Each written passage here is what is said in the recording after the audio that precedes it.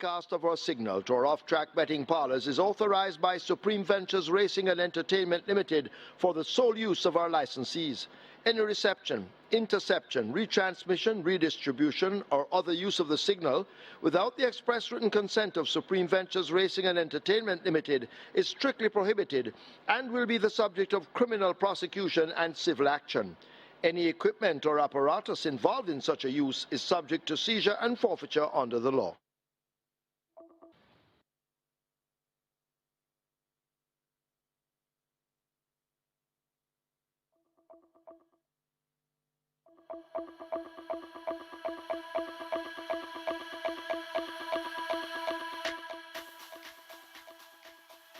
Big Daddy, Fly Blue Jet come off quickly. Natural Dancer just a half a length in behind them. These three almost abreast.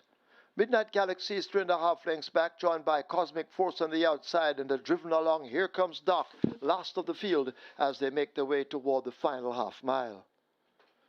The leaders continue the duel up front. Fly Blue Jet just by the flare of a nostril, now opening up over a length. Natural Dancer left back in second. The breakup some 3.5 to Big Daddy now being pushed along. Cosmic Force has to go. Beginning to make some progress on the inside rail. That's Here Comes Doc, and Midnight Galaxy left last as they leave the 5/16th behind them and make their way into the top of the lane. Fly Blue Jet out in front and controlling the tempo. Being chased all the while by Natural Dancer in the white cap. Here comes Doc now wound up on the rail. Big Daddy is in the center. Cosmic Force is out wide, but they drive toward the final furlong, and it is Fly Blue Jet and Radish Roman, the champion jockey, who continue to hold a good-looking lead. Natural Dancer giving way now as Midnight Galaxy snatches the second. Here comes Doc, has moved down into third, but they drive to the line. No stopping. Fly Blue Jet flying in to win by maybe 5. Midnight Galaxy second. Here comes Doc is third. Natural Dancer is fourth.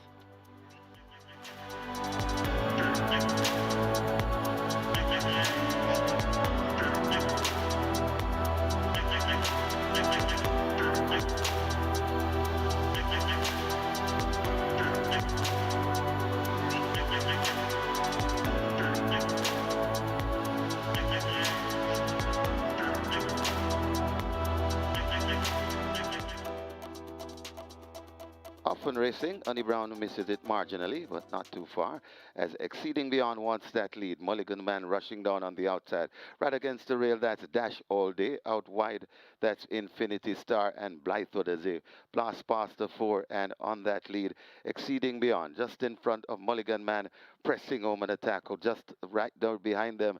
That's Blythewood coming in the mix. Just behind them, that is Dash All Day, then comes Infinity Star, Community Race, and Honey Brown racing at the back. The three spread right across the track, and it is Mulligan Man pointing on that lead, but fighting back against in the middle. That is Exceeding Beyond, right against the rail. Dash All Day, a good-looking race coming to the furlong pole, and it is now Dash All Day pointing on that lead. Exceeding Beyond trying to fight back. It's Dash All Day still out there. That's Mulligan Man. Dash All Day in front. Exceeding Beyond coming back for more. Dash All Day hanging on, and Dash All Day goes on to beat Exceeding Beyond by half a length. Then comes Mulligan Man. Community Race runs on to be fourth.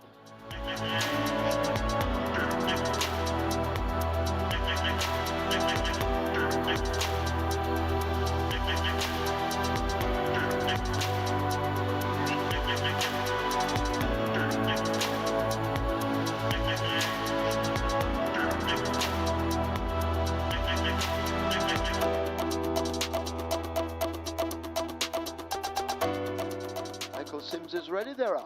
Brilliant Boy staggers out at the back. Mopai took off jet-like. My friend Mickey in the black racing close to them, along with Bigger Boss on the outside. But they make their way toward the 6, and Mopai settles down to set the fractions, leading by almost 2 lengths. Chased up by Bigger Boss, a half a length in front of my friend Mickey. A gap of maybe 5 lengths opens up to London Spirit, and Brilliant Boy kept at the back by Shane Ellis. They race past the 5 and make their way now toward the final half of a mile, and Mopai out in front, but not so far. Bigger Boss taking chunks out of that lead, only a length down as they slip past the half mile. My friend Mickey is some 2.5 lengths back and racing in third. A gap back to London Spirit, urged to get closer and left out of it totally. That's a Brilliant Boy. They arrive at the final 3. Mopai continues to stride out strongly with that lead, just about 3 lengths in front. being ridden along. That's Bigger Boss now asked to close the gap at the 5/16th. My friend Mickey is further back. Just in behind those London Spirit, Forget Brilliant Boy Needing a Miracle as Mopai turns into the lane. Here is Bigger Boss now churning up against the rail. It is Mopai drifting off a true line. Bigger Boss now looks to snatch the lead and Bigger Boss goes on. Inside the final furlong, it is a Bigger Boss and a terrific Tevin Foster who chart the course. Mopai continues to fight on the outside. London Spirit making very late gains, but Bigger Boss has a 2.5 length lead and will hold most of it to the wire. Bigger Boss wins. London Spirit second, Mopai third. My friend Mickey is fourth.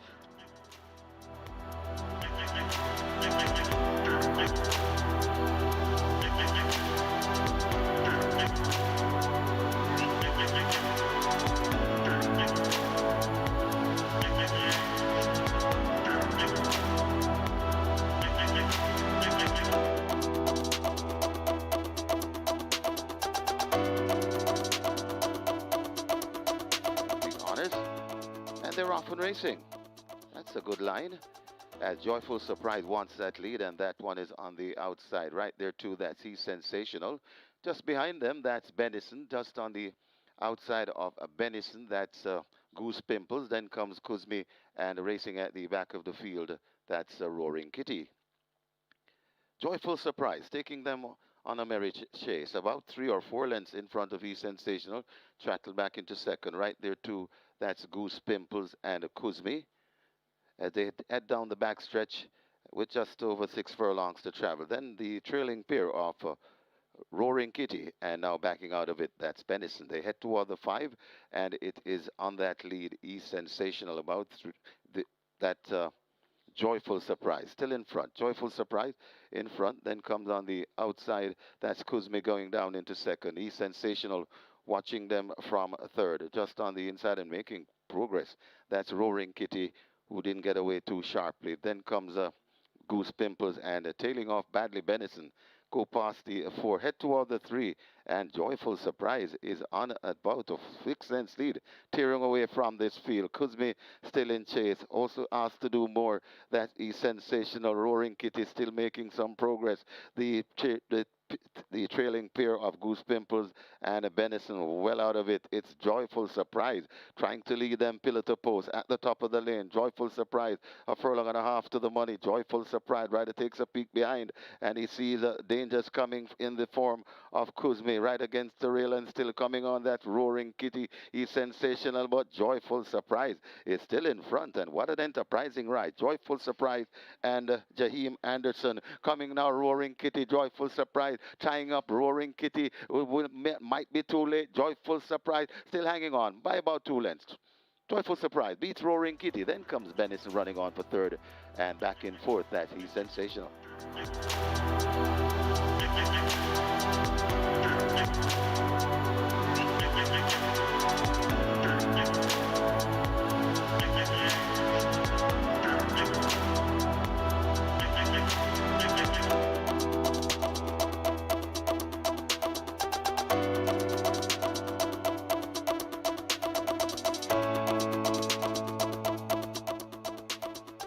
And they're out. Musquetoon gets a good start in the yellow cap, coming across toward this near side. Cruising again races on the near side. Okoye Warrior just in behind that one. Urchigal is showing flashes of speed in the center. Also beginning to travel powerfully at this stage, that's Small Boss beginning to tack across a bit. But they're spread right across the course. Cruising again is under the stands. Toward the inside of that one, that's Okoye Warrior. Small Boss is racing in the center. Toots also asked to make some ground along with Traditional Boy, but it's Cruising again, getting the right-hand stick. Okoye Warrior pulling alongside, and Okoye Warrior now looks to pick it up from Cruising again. Toots is just in behind the front rank. Basilicus showing speed, but it's Okoye Warrior now asked to shake them off. Okoye Warrior under the stand fence. Basilicus just toward the center and drifting across. Okoye Warrior being collared now by Basilicus. These two eye to eye as they drive toward the line. Okoye Warrior finding extra in the end. Okoye Warrior beats Basilicus, then Toots Cruising again. Password is fifth.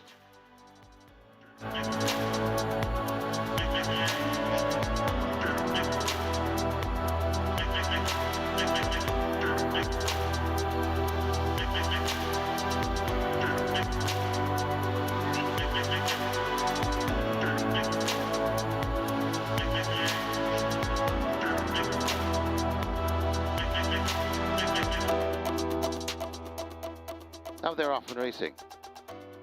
Undeclared War gets a nice start in the middle. Closest to us, that's Coalition.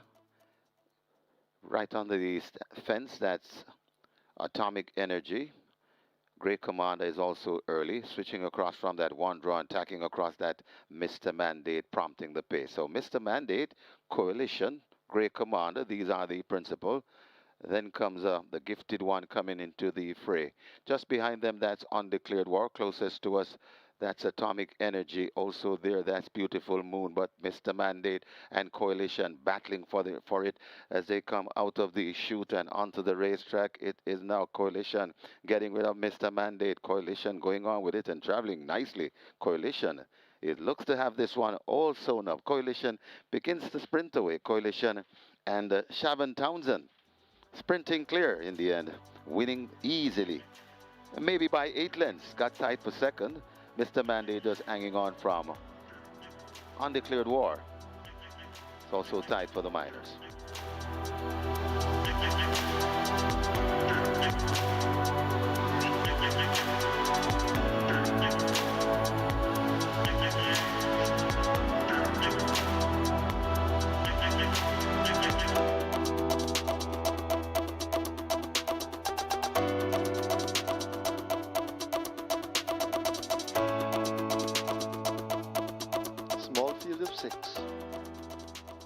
They're off. Tornado Steel brakes running on the far side. Lucy on the go, also showing speed. Radam the Grey in the center. Ballistic Missile is the one nearest to the fence. Pope's Lady just in behind. Gelroy in proximity as they make themselves now coming up toward the final 3. Lucy on the go. Right up with the front end. Ballistic Missile also showing speed. May just have that overall lead.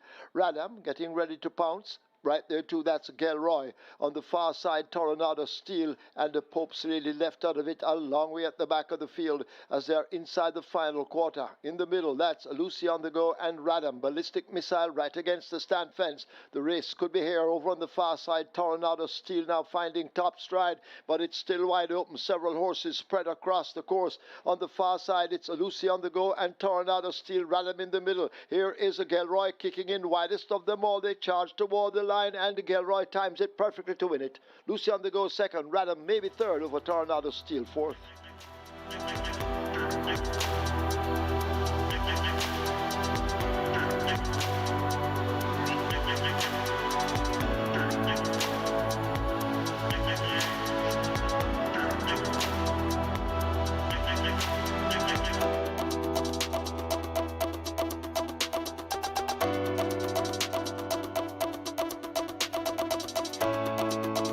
Now we're ready for race number 8. They're off and racing, and Newbridge gets rid of the rider, so that one is out of the race. As Bay gets a flyer in the middle. Over on the far side, that's Informal Gladiator. Eddie's right there on the premises, along with Skillet Arms right under the fence. That's Black Ringo, but it is Bay who looks to have the lead as they come out of the chute. Right there too, that Skillet Arms and Black Ringo. Bay looks to have the lead, coming with just over a furlong and a half to travel. Bay in front of Skillet Arms, still trying to get to Bay. It's still Bay coming with just over a furlong to travel. Bay in front. Skillet Arms now coming with a challenge. Bay in front and tying up Skillet Arms, trying to get to Bay. This is where the race lie. Bay on the inside, Skillet Arms on the outside. Skillet Arms getting the better of Bay, and Skillet Arms goes on to beat Bay by a length. Then comes Black Ringo, Hoofy D, and back in fifth, that's Vulnerable.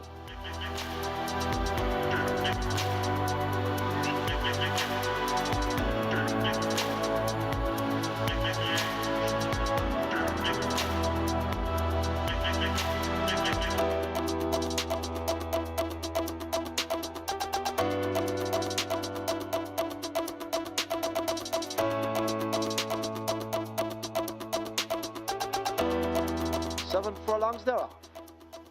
StarQuest just a bit tardy at the start with 1,000 Treasures as they sort themselves out in the earlies and run toward the 6th. Lockdown on the outside, the favourite American Aviator just a neck down on the rail as they pass the 6. Prince Royce 3 lengths back, joined by Boss Man. StarQuest races near the rail. Pretty Brown Ting is running fast too in between horses as they make their way down the back stretch, and 1,000 Treasures now asked to make ground. They head toward the final half of a mile. They're almost there. An American Aviator has now taken charge up front and slips away by some 2 lengths. Lockdown and Bossman in pursuit. Thousand Treasures begins to make gains. Right there, too, just in behind them, that's Prince Roy in the red cap. A break back to Pretty Brown Ting and Star Quest. They share last. They've left the 3/8 and make their way toward the 5/16. Can they catch American Aviator? Striding out powerfully with a 4-length or 5-length advantage. It's held over Bossman, now the closest of them, but American Aviator turns for home under Tevin Foster. Tevin Foster has a peep in his mirrors, and American Aviator continues to stride out under the hand ride. Foster looking behind him all the time. Bossman is left back in the distance in second. Lockdown is even further back in third and put to the stick, but it's American Aviator cruising inside the final 16th. It's all over. American Aviator will ramp the 9th event and win by maybe 6. A Bossman is second. Prince Roy third. Lockdown in a photo with Star Quest.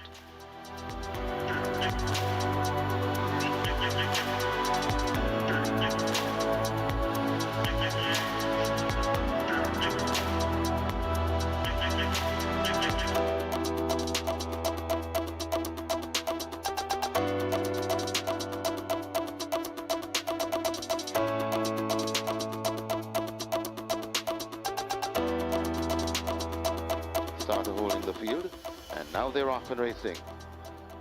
Perfect Balance misses it along with Prince Zayden. Smoking Tom wants that lead, and just on the outside, Runaway Bay rushing around and trying to clear them and come over. Runaway Bay passing the 6 in front of Smoking Tom against the rail. Then comes One Code just behind them. That's Great Magnum. Baby Gray follows that one. On the inside, we have Laurie in between horses. That's Life is Light as they pass the 5. Then comes Prince Zayden racing back there behind Prince Zayden. That's Dreamer, Merkel Selection, and racing at the back of the field. That's Chief in Command. They go past D4, and Runaway Bay skips away about 3 lengths from Smoking Tom, tracking intently. Another 5 before we come to Laurie racing back there in third. Coming on the outside, that is One Code right there too.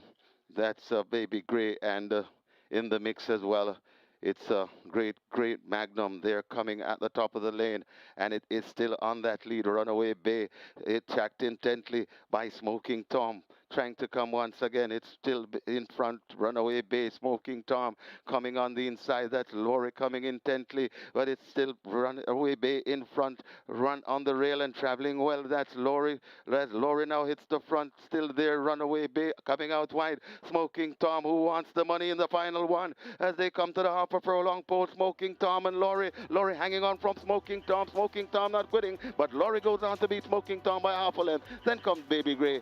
It's got tied for fourth. Either Great Magnum or Runaway Bay.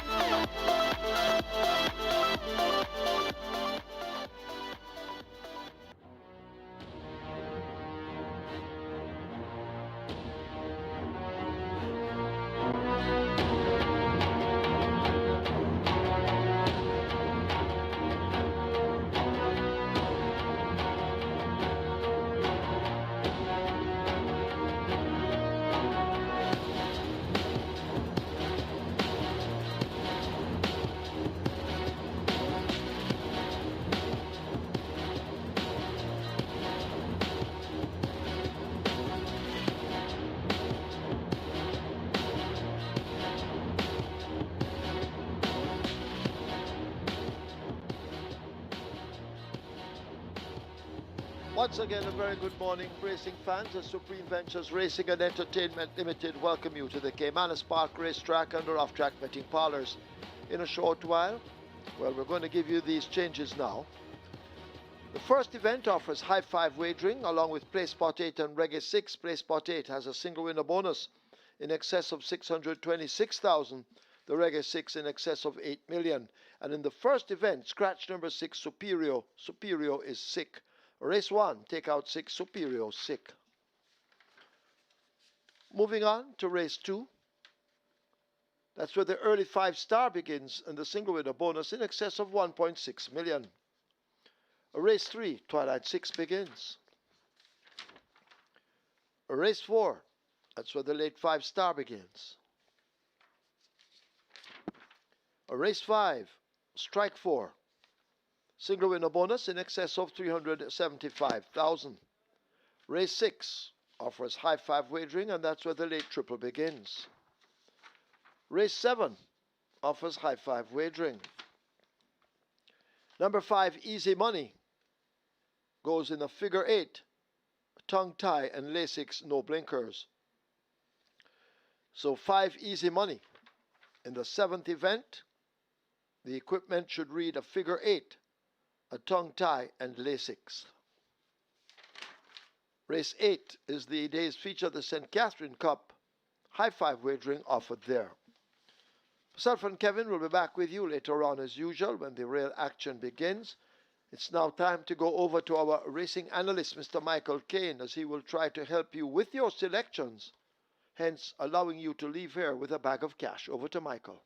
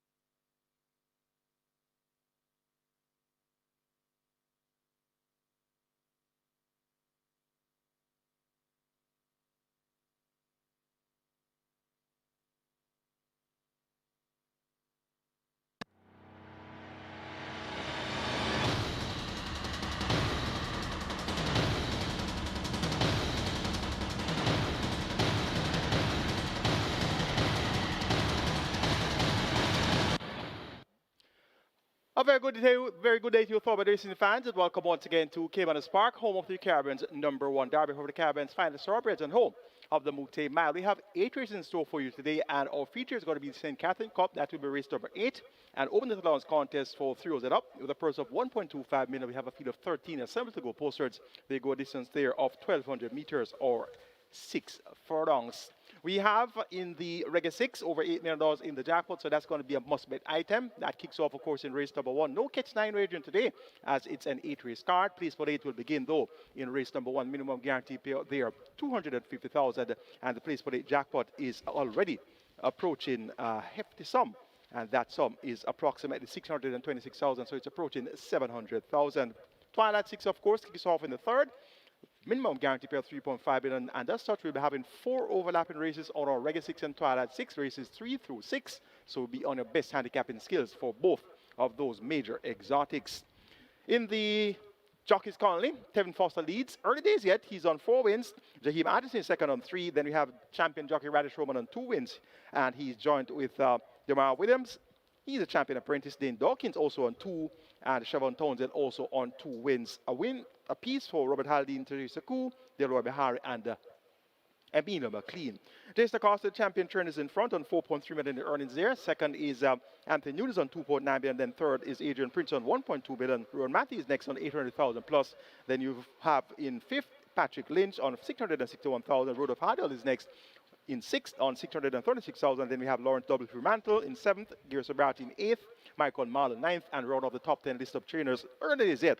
Trainer Norman Smith in 10th. Champion owner Carlton Watson, he has kicked off to a fast start. He's on $2.595 million in purse earnings there. Owning races in second with 1.268 million. Then you have in third Oak Ridge Farms at 867,000. New Limited is fourth, followed by in fifth ACK Stables. Then Stefan Ransing in sixth, Patrick Lynch seventh, Bombay Stud Farm eighth, Ian Lodge ninth, and in the top 10 we have White, Watson, and Acosta for the top 10 list of owners. Scar Prasad, she's in front on the breeder side of things, 1.897 million in the stakes earnings there. Bertrand Jones is next, 1.55 million. Then we have Nubility third. Lakeham's Farm is fourth, followed by YS95 1955 Limited. HW Jagai ODJP is sixth. Michael Beecham seventh, followed by in eighth. 2,500 determined stud. Dr. Aston Mark ninth, and Donald Webby is in 10th, the top 10 list of breeders. Early days yet for 2026. We're at the 17th of January. The first event, of course, kicks off the Reggae 6, and that has a minimum guaranteed payout of 3.5 million, and already we're at $4 million in new money wagered, and the jackpot, of course, worth your wager, going after 8 million plus in that jackpot. The first event is for the 350 claimant level. We have a maximum field of 16 declared to go poster. This is on run of number 6 superior down to a field of 15. And your early wagering shows the favorite at 75, number 15, Lionel McCarthy. He's banging form. He's going for his 5th consecutive win. Then we have 72 second charge, number 16, Old right. And then you drift out to 92 for number 2, Money Must, followed by 5-1 for number 9. Nadas Bushman, 7-1 for number 8, Password, 9-1 for number 10. Spraga, and those are your market leaders for race number 1. My idea of the top 4 includes numbers 8, Password, 9, Bushman, 15, McCarthy, and 16. Always right, 8, 9, 15, and 16. Clearly, the horse to beat is going to be Vacati. He has taken out a new lease on life. This Vacati, formerly trained by Jason Acosta, went in the claiming ranks sometime in 2024, but he has turned around the form in no uncertain manner, has won 4 consecutive races. His last win came in the Mackay Security Trophy over 7 furlongs on New Year's Day. And prior to that, he had 3 wins, one by a short head, beating K-Boy. That was at 6.5 furlongs, 124.4, and then 3 started back on the 4th of October, won by 9.5 lengths, beating Niles Bushman, and last dance, that was at 7.5 furlongs in 137.2, and 4 starts back, won by 4.25, beating Heroin and Casual Peach. That was at a trip of 8 furlongs, won in 1:45 and 3/5 of a second. And he also had a win in April, on the 6th of April, one going a mile, ridden by Ray Lewis, beating last dance, and did it in 1:47 flat. So 5 of his last 6 visits to the races were wins, and he's 4 consecutive wins coming into this today. So he's looking for his 5th consecutive victory. Ray Lewis knows him well. He has been aboard to victory on 4 of those last 5 wins. So he is well tuned to get Vacati back to the winner's enclosure. Now trained by Orlando Chin, now owned by Hewitt Miller. And this is going to be maybe the only glimmer of hope for the other horses in the lineup. The change of barn. I always tell you about this very important variable that contributes quite significantly to the outcome of claiming races, and that's a change of barn. Some horses can be push-button horses, and I can tell you about that as a trader. Sometimes you get a horse, and that horse may have quite a few issues, and you have to straighten out those issues in order to get that horse to perform as good as the previous connection did, or even better. And some horses are what you call press-button horses. They don't have much problems. They just come in your barn, and you take a couple of weeks, and you can get them on the right nutrition plan and get them where they want to be, and then they'll win again. But others are not that straightforward. So is Lion of a Catley that much of a straightforward type of horse, where he's won 4 races, and those 4 races have come for not 4 different trainers. So different trainer now, different owner. Let's see if Lion of a Catley will really respond to the new conditioners treatment here. He's your 75 favorite and clearly the horse to beat on paper, but by no means something that we're going to go head over heels for. In the other horses in the field, number 16 is Always Right, and this one is going to be one that we can recommend as Michael Marlowe maintains the trainer. He's the trainer of this one, and he has always been the trainer of this one as far as I can remember for the last 10 outings at least. So this one hasn't changed Barnes. Jerome Innes picks at the mount, and this Always Right usually ran at the non-3 level and did so as a 5-year-old last season. So now 6 years old, eligible to run at as a non-3, going up against 350 claimers. So runs among 350 claimers cannot be claimed. So Always Right should be very comfortable among these. And looking at other regular 350 horses, this Always Right could very well be able to get the job done. But she's up against a very mean-looking line of Bacatti. So Always Right is going to be my second choice here behind the favorite line of Bacatti. Of the others, Password should be thereabouts as well. Also Races Without Attack being eligible to do so as a 6-year-old done of 3. Last time out race over 5 furlongs to 8, fifth by 6 cents, OK Warrior and Basilicus now gets 2.5 furlongs longer. The travel for departure picks at the mount for Trinidad Donovan Plummer. You can expect a decent enough effort here from Password. And Niles Bushman, this one is a late running sword, requires a strong pace ahead of him to be at his best in deep stretch. And if they go too fast too early and they falter in deep stretch, Niles Bushman should be the one and that will be able to pick up the pieces there. Javelin Patterson riding for trainer Anthony Dixon, more popularly known as Bolo, and owner. He's also the owner, Anthony Dixon. Blinkers off, figured on. Cheating equipment here for Niles Bushman. This is an 11-year-old, getting on in years, but has retained much of his ability. Going for the favorite in race number 1, Line of Vicati. To get the job done over number 16, and that's Always Right. So it's 15, 16, 8, and 9. Line of Vicati over Always Right, then Password, and Niles Bushman. Reggae 6 kicks off in the first. Let's now take a look at my Reggae 6 ticket for the Saturday card. Kicking off in race number 1 with the aforementioned quartet of interest, 8, 9, 15, and 16. Password, Niles Bushman, Land Vicati, and Always Right. And once again, please note that number 6, Superior, is the non-runner. Race number 2, I'm banking number 1, Giving Thanks. Race number 2, single number 1, Giving Thanks. Race number 3, make it 1, 5, and 7. Battle Angel, Brompton Addicts, and Blood Moon. Race number 4, make it 2, 3, 6, and 8. Bangarang, Secret Sensation, Roman Lady, and Nebuchadnezzar. Race number 5, make it 3 and 5, a match race here, Last Possession versus Life is Light. And race number 6, the cash out leg of the Reggae 6, going wide on the cash out leg, 3, 4, 5, 8, 9, 10, and 13. Sweet Victory, Successful Man, Maya, Solo Black, Monster Vigorous, Happy Force, and Papa Gray. 3, 4, 5, 8, 9, 10, and 13. 6,720 will get you my Reggae 6 ticket, best of luck wagering, or Reggae 6. And remember, the jackpot is over 8 million. Minimum guarantee per 3.5 million, so that is going to be worth your wager. Place 1-8 also kicks off in race number 1. And remember, it's a minimum guarantee per of $250,000. Place 1-8 jackpot over 626,000. On to race number 2, which starts the early 5-star. We have a jackpot over 1.683 million, minimum guarantee bet 300,000. The second event is for native bred 3-year-old fillies only. They go 1,200 meters or 6 furlongs. The purse $150,000. We have a field of 6 fillies assembled to go postwards. My best 4 includes 1 Giving Thanks, 4 Miss Prosecutor, 5 Another Quality, and 6 Another War. 1, 4, 5, 6. That's where we're going in the second event.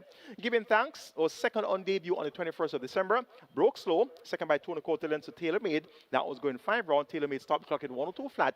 And this Giving Thanks really broke in a tangle, lost several lengths at the beginning, but coupled up nicely after the first furlong and was able to go in chase of the long-time leader, Tailor Made. That race was on the 21st of December, and we have a replay of race number 7 of the 21st of December, which shows Tailor Made winning over Giving Thanks, but we're going to pay a lot of attention to Giving Thanks coming out of the starting gate and her performance throughout the 5-round dash. Let's take a look at the replay of the 7th event of the 21st of December. Now he is. They're off for the Sunnyside Stakes. Giving Thanks gives it away at the start. Gulfstream Cat is now left last as they make their way toward the final half of a mile in the Sunnyside Stakes. Tailor Made has gone about her business. She's leading up by some 5 or 6 lengths. My friend Mickey is there, giving thanks, has recovered quickly and rushing down on the outside. Lexi Lou just in behind them, racing in fourth. A gap opens up to one Ianza Lynx. Gulfstream Cat making some mild progress. And last of all, it's a Delta Gamma as they come flashing past the 5/16th, and it's Abigail Abel and a Tailor Made first into the top of the lane. Tailor Made the grey out in front and are running strong under a gentle hand ride at the moment. 3/16 to catch a Tailor Made. Giving thanks now asked to come out on the outside. My friend Mickey in the pink cap left back in third. Lexi Lou in fourth. But it is a Tailor Made cantering up toward the final 16th. Giving thanks now beginning to nibble at the lead. But Tailor Made looks to have slipped the field. Tailor Made and Abigail Abel will win the Sunnyside Stakes by 2 and a bit. Giving thanks is second. One Yanza Lynx rushing up to take third. Possibly my friend Mickey is fourth over stablemate Lexi Lou. So giving thanks, we saw this one coming out of the starting gate and broken a tangle. We're going to have a look at the head-on replay now of the start, and it will show that number 7 broke swerving all over the place. And here she now from post position 7. You can see her coming out the gate. She swerves to the right quite sharply, and Tevin Foster did well to keep in the saddle there.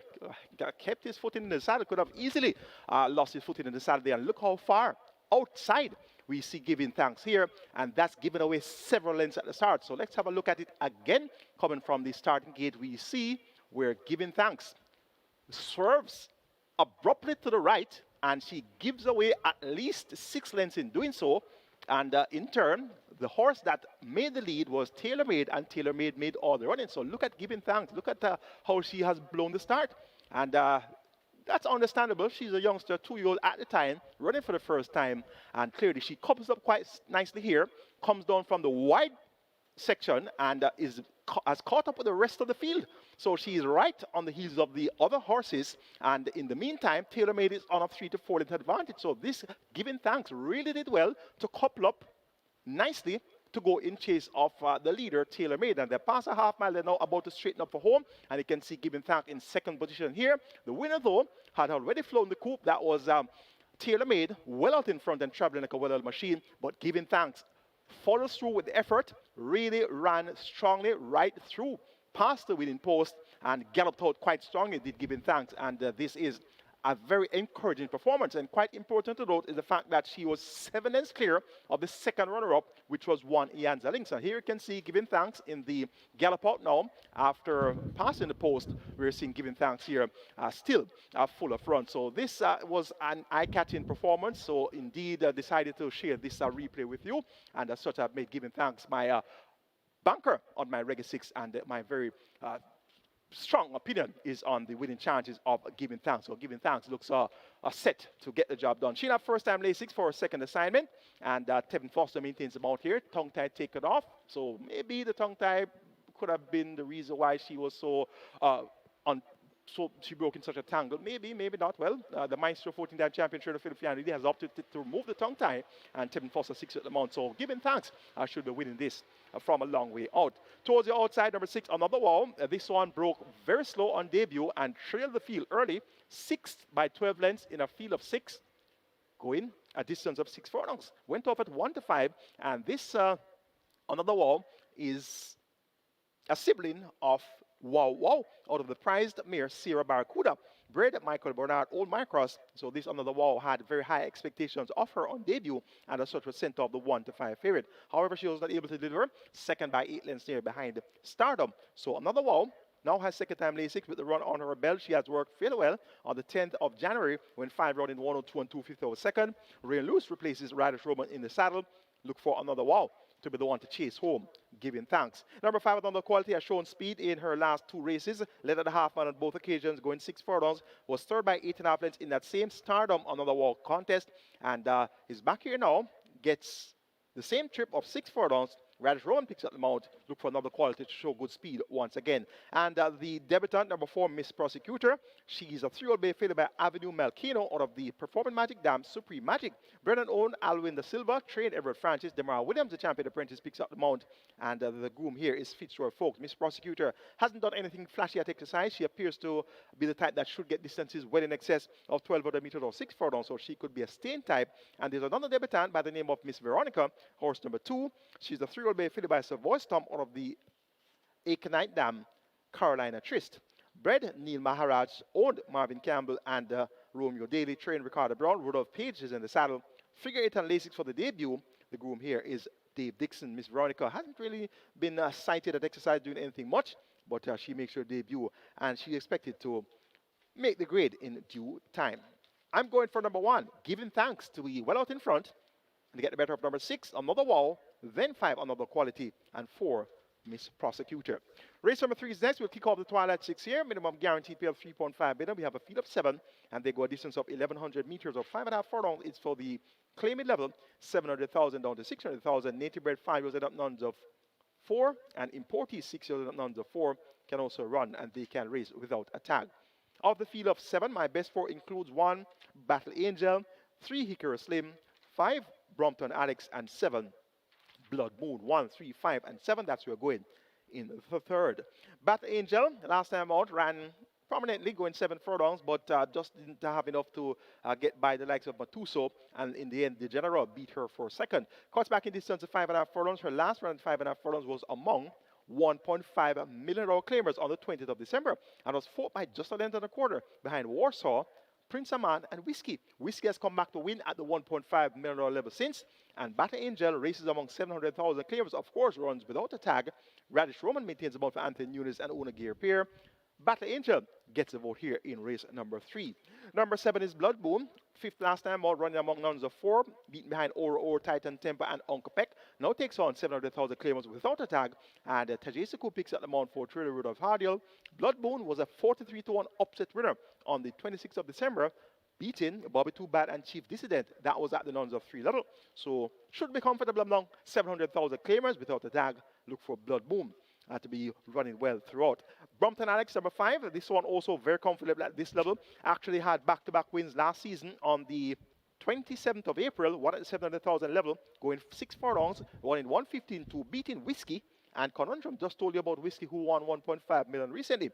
And on the 10th of May, 2025, Brompton Alex stepped up in class and won, beating Prince Aman and Randy Bangala. That was at the $1.5 million claiming level. So those back-to-back wins, if he can come anywhere near that type of effort among these, Brompton Alex can definitely get back to winning ways. Richie Shakes picks up the mount. He was aboard the victory in those back-to-back races last season, and he rides here for Turner Philip Lee. Visor now returned. Tongue tie returned last outing. The customary visor and tongue tie were removed. So the equipment is back, and Brompton Alex could very well be back as well. Number 3 is Hickory Slim. This one should go well among 700,000 claimers, but he'll have 57 kilos, allowing weight all round. The trip now reduced to 5.5 furlongs. He'll have his work cut out to get the better of this field, but you can expect a decent enough effort here from Hickory Slim. Make it 1, 7, 5, and 3 in race number 3 to kick off the Twilight 6. Battle Angel to get the better of Blood Moon, Brompton Alex, and Hickory Slim. Twilight 6, with that minimum guarantee period of 3.5 billion, kicks off in the third. We have 4 overlapping races for our Regular 6 and Twilight 6, races 3, 4, 5, and 6. So ensure that you're on your best handicapping skills to be traveling sweetly on both the Regular 6 and Twilight 6 at the same time. Let's so take a look at my Twilight 6 ticket for the St. Catherine Cup card. Starting off in race number 3 with 1, 5, and 7, Battle Angel, Brompton Alex, and Blood Moon. Race number 4, make it 2, 3, 6, and 8, Bangarang, Secret Sensation, Roman Lady, and Nebuchadnezzar. Race number 5, taking 3 and 5 as a match race, Last Possession versus Life is Light. And race number 6, this naughty looking 6th event, going wide, 3, 4, 5, 8, 9, 10, and 13, Sweet Victory, Successful Man, Maya, Solo Black, Monster Vigorous, Happy Force, and Papa Gray. Race number 7, the penultimate, make it 2, 3, 4, and 7, Ralph's Treasure, Margarita, Miss Grove, and Brahma Bull. And race number 8, the cash out leg, of the Twilight Six, the St. Catherine Cup, our feature is today, banking on number 3, Nautical Star. 6,720, the identical cost of my regular 6 ticket, will get you my Twilight 6 ticket as well. Best of luck wagering on Twilight 6, and remember, the minimum guaranteed payout is 3.5 billion. Regular 6 wagering approaching 5 billion, it's at 4.5 billion. Place valid pool is at 400,000. You have 23 minutes on the board. On to race number 4, which kicks off the late 5-star. Minimum guaranteed payout is 300,000. We have a field of 8. They go 1,000 meters straight. It's a restricted allowance 5 for native bred folios and up nuns of 2, and imported folios and up maidens with a purse of 750,000. My best 4, my quoted of interest for race number 4, includes 2 Bangarang, 3 Secret Sensation, 6 Roman Lady, and 8 Nebuchadnezzar. 2, 3, 6, and 8. That's where we're going in race number 4. Number 6 is Roman Lady. She makes her much anticipated debut. She's a 4-year-old bay filly by Lord Nelson out of the Roman Rudam Romantic Storm. Bred in the USA by Kathy Maybe, owned Houston Stables, trained champion trainer Jason Acosta, and he's been ridden by Abigail Abel. She'll chip off 3 kilos of the allotted 56 kilo weight, so it's going to be 53 kilos here for Roman Lady. And Roman Lady is groomed by Kirkland Samuels. Roman Lady has worked well for some time now. On the 13th of December, when 4 straight in 46.4 by 101 flat. On the 27th of December, when 4 straight in 48 and the 5th of a second by 101.4. And on the 3rd of January, 4 straight in 47 flat by 101 flat. And on the 10th of January, when 4 straight in 47.2, stopping the clock in a minute and 3/5 of 5 straight. So the Railbirds are saying that this one should be a winner right away. So Roman Lady, the Railbirds are high on this one. Heard them chirping earlier this week. The Railbirds have been singing this week about Roman Lady. So Roman Lady is going to be my top selection for race number 4. Number 2 is Bangarang. Radish Roman rides for Peter Dunbassard, and this Bangarang, third by Tony Cortez last time out to Ascend and Native Flower. Native Flower, second part of the post, was disqualified and placed behind Bangarang for causing interference to Bangarang inside the final furlong. So Bangarang goes well over the straight course, won on debut on the 27th of April, 2025. Written by Richie Shakes for trainer Lincoln Long. So this one has shown a liking for the straight course. So Bangarang, of the ones we have seen already, this one could be just about improving at the right time to be able to fight out the finish. Secret Sensation finally got it right among 3-year-old maidens and did so on his final opportunity of the season last year. So the proverbial bite of the cherry, and that cherry is $1,050,000 for 3-year-old maidens. If you don't win as a 3-year-old maiden, there is a significant difference in the purse of 3-year-old maidens versus 4-year-old maidens. So owner, trainer, breeder Carl Anderson must have been smiling when Secret Sensation got it right on the 27th of December, the final chance to do so as a 3-year-old. Won by 6 1/4 lengths in 102.3, beating Abe and Prince Zayden. Back here now, running as a 4-year-old for the first time, still at 5 furlongs straight. Tevin Foster maintains the mount. Secret Sensation showed good early promise, and he could be at that stage of rapid improvement where he should be able to do very well. First attempt at non-winners of 2. And number 8 is a Nebuchadnezzar. This Nebuchadnezzar has Tajay Sekou riding for Anthony Nunes, was a convincing enough winner, going 5 furlongs straight on the 13th of December. Also won through a maiden event, one beating Runaway Bay and Secret Sensation. Had Secret Sensation from 6 3/4 lengths in arrears that day. And indeed, they're in a rematch. So let's see, Nebuchadnezzar, could he have that measure of Secret Sensation, or is Secret Sensation that much improved to turn the tables on Nebuchadnezzar? That's going to be an interesting matchup. Going here for number 6, the newcomer, Roman Lady. Taking the better of number 2, Bangarang with Radish Roman. So Radish Roman is aboard Bangarang, and you have Abigail Abel aboard Roman Lady. If you're looking for a rake, that could be the rake of the day. The Roman Lady, Bangarang, Exacta, Quinella in the 4th. For 3rd, make it number 3. Secret Sensation for 4th, make it number 8. Nebuchadnezzar 6-2-3-8 to kick off the lead 5-star. Race number 5 is next. We'll start the strike 4 here. Minimum guarantee payout of $500,000. We have $375,000 plus in the jackpot. It's a field of 8. It's a maiden condition race for native bred 4-year-olds and up fillies and mares only. The purse here is $730,000. Of the field of 8 for this 5.5 furlong dash, my best 4 includes 3 last position, 5 Life is Light, 6 Shanshan, and 7 Friends Connection. 3, 5, 6, and 7. That's where we're going in race number 5. Last position, second by 6.5 lengths. Last time out, beaten behind You're My Sweetie.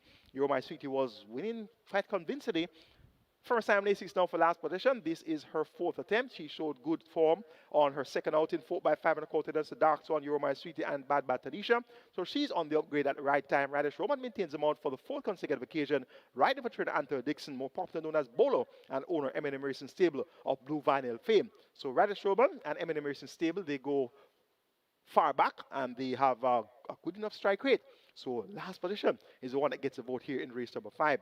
Number 5 is Life is Light. Appears to be the best of the others. Has been third on a couple of occasions. Third 2 of the last 3. And this one has shown good enough form. So if there's going to be a horse to chase from last position, on paper, it appears to be Life is Light.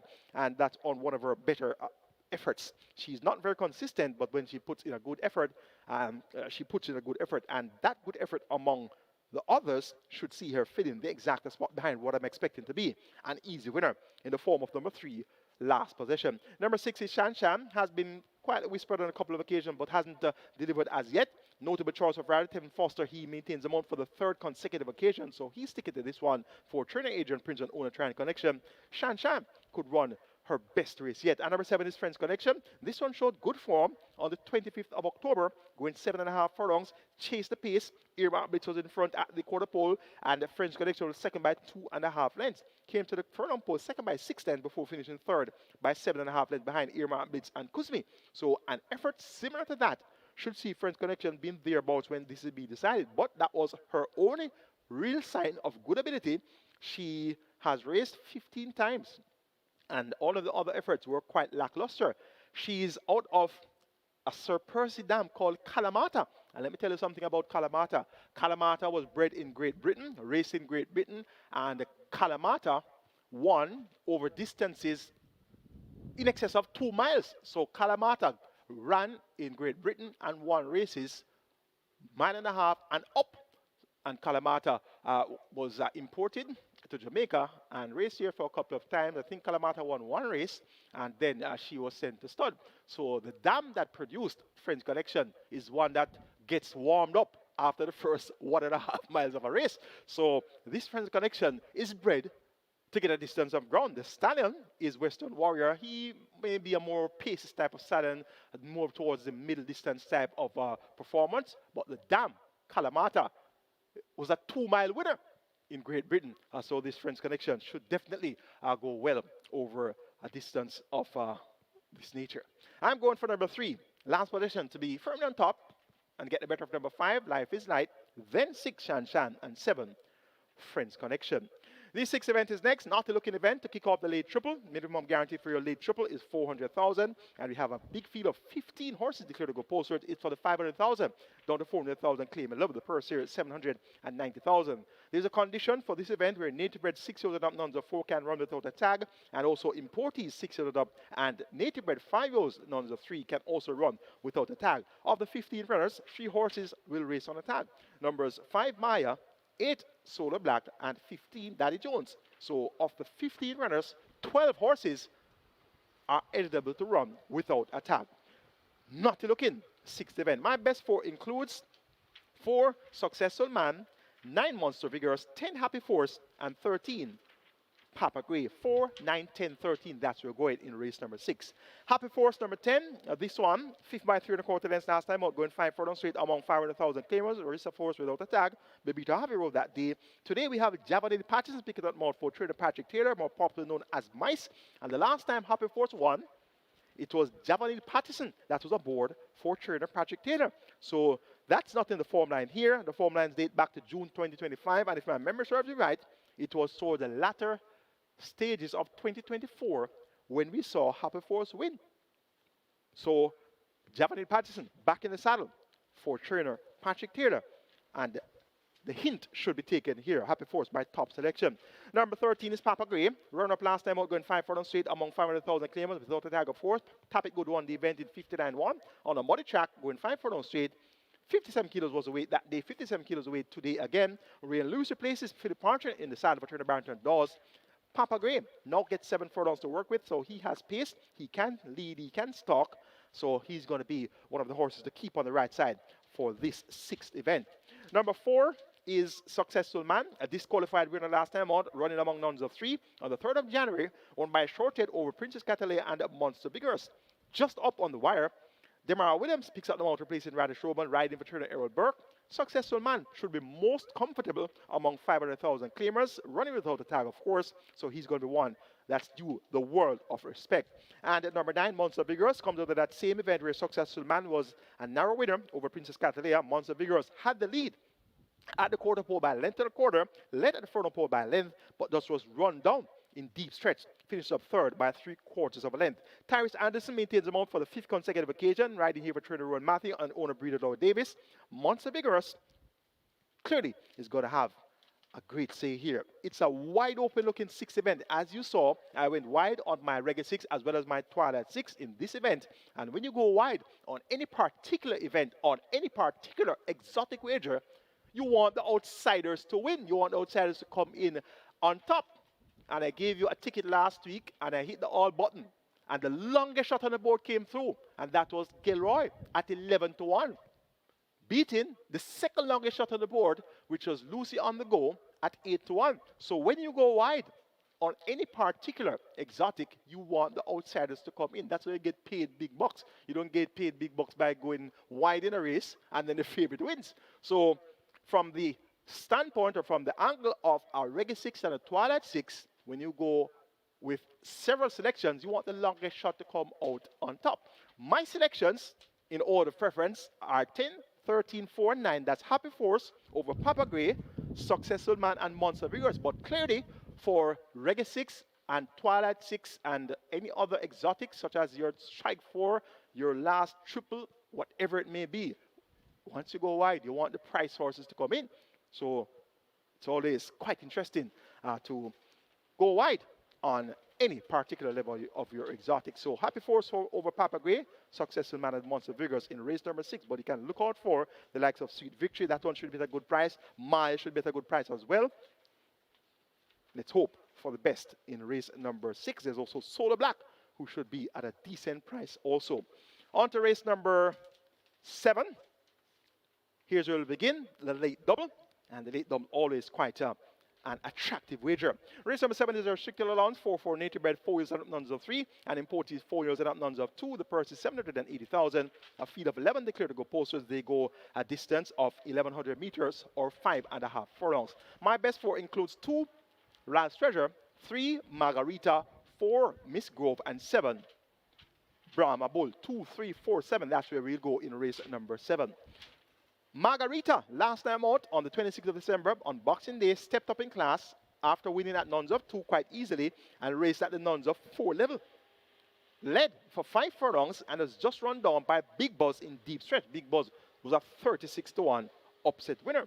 So Margarita clearly shows that she has a pace of nuns of 3, and she raced as a 3-year-old last season at the nuns of 4 level. So now she makes her 4-year-old debut, and she's actually getting a class relief here from running among nuns of 4. She's now among straight non-winners of 3. So we're going to have a look at the replay of the 26th of December. That was Boxing Day 2025, race number 8. And this was a 6-furlong contest, and we saw a lot of speed shown by Margarita. And Margarita was drawn post position 7. So let's take a look at the replay of the 26th of December, race number 8.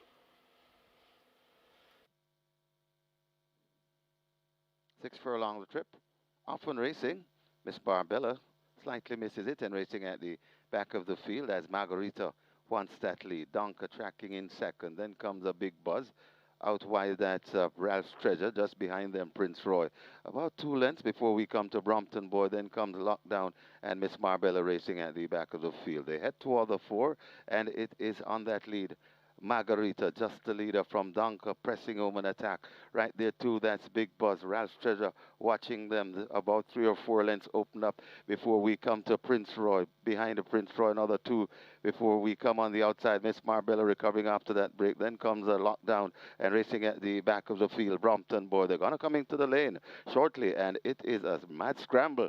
Now on the outside, that is a Ralph's Treasure right there, too. Margarita still gritty, and on that that lead. Ralph Treasure trying to come once again, but kicking that Margarita. That's something in reserve coming to the furlong pole. Margarita, watch lockdown closing on the rail, stoutly coming out wide. That's Big Buzz, but it's still Margarita. Big Buzz coming. Margarita hanging on from Big Buzz, and now Big Buzz grabbed the lead from Margarita. Big Buzz beats Margarita. Then comes a lockdown, and maybe Ralph Treasure hanging on for fourth. So very good speed show there by Margarita up in class, running among number 4 at the 3-year-old and up level. And Margarita just run out of it inside the final 25 yards. And you can see there on the outside, Big Buzz, upset winner at odds of 36-1. Getting the job done in deep stretch. So Margarita, this is going to be her 4-year-old debut. She now races among nuns of 3. So she gets somewhat of a class relief, not nuns of 4. And the speed that she showed here, leading quite comfortably. As you can see, Dane Dawkins had a lot in hand, passing the half-mile marker, was looking to his left, and quite comfortably in front over Danka. And there's also a Big Buzz on the premises as well as stablemate Ralph Shredder. And Ralph Shredder made a move coming into the lane, but Ralph Shredder really didn't have the pace to keep up with stablemate Margarita. They're both in the event today. Margarita is drawn post 3, Ralph Shredder is drawn post 2. And it's going to be an interesting matchup here. 56 kilos for Ralph Treasure. Make that given 2.5 kilos to Margarita, who's on 53.5. But you can see here in the lane, Dane Dawkins really are traveling well with this Margarita, just asking her a little bit more inside the final furlong. And surprisingly, she really didn't quicken sufficiently to hold on from Big Buzz. Big Buzz was right there throughout, left flat-footed midway the contest, left flat-footed a furlong and a half from home. But Big Buzz found extra in deep stretch, and Margarita shortened in strides just a bit, and a second by less than a length. So she's here now, and she cuts back by half a furlong. So she's cutting back from 6 furlongs to 5.5 furlongs, and you can see there Dane Dawkins gesticulated someone, not sure what the concern was there. And the rider on the winner, Big Buzz, also had something to say as well. So cutting back in distance now from 6 furlongs to 5.5 furlongs. That should be what the doctor ordered for Margarita, and I'm taking Margarita to make all the running here. Of the others, Brahma Bull looks to be on the upgrade at the right time. He made all the running to win in 6 furlongs in 1:16 flat when last out on the 24th of December. He could be at that stage of rapid improvement, and as such, I'm going to keep him on the right side. Tajiseku picks up the mount for trainer Anthony Nunes, and he should chip off 3 kilos of the allotted 53 kilo weight. So Brahma Bull should be at 50 kilos here. Number 2, Ralph Treasure, just saw the replay where Margarita had him off his legs for most of the way, so he's going to have his work cut out to turn the tables on stablemate Margarita. This Ralph Treasure owned by the Success Farm, Margarita owned by Oakridge Farms. We'll keep both of the Gears Sobriety runners on the right side. And Miss Grove, number 4, she's a late running sword at this type of distance of 5.5 furlongs. She should get a strong pace to run onto. That's what she requires to be at her best. Radish Roman, the champion jockey rider, Anthony Nunes. So Anthony Nunes has multiple entries here at race number 7. He has Brahma Bull number 7. He also has number 9, Brompton Boy. And he also has number 4, Miss Grove. So 3 horses from the Anthony Nunes barn. We'll keep Miss Grove on the right side as well as Brahma Bull. Make it 3, 7, 2, and 4. My order of preference for race number 7, the 7th time penultimate to kick off the late double.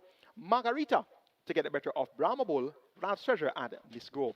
The 8th and final is our feature race today. It's a St. Catherine Cup. We have a field of 13. This is an overnight allowance contest of 3 years and up with a purse of 1.25 million up for grabs. They go a distance of 1,200 meters or 6 furlongs. Of the field of 13, we see Nautical Star back in action. And my, this one was touted so hard going into the Mute Mile that he was sent out the favorite. Can you believe that? Nautical Star had never raced locally, hadn't won a race since 2023, but based on his exercise reports, based on how the railbirds are going, heard some works about 34 for 3 furlongs. I heard 111 for 6 furlongs. I heard 124 for 7 furlongs, pulling up in 138.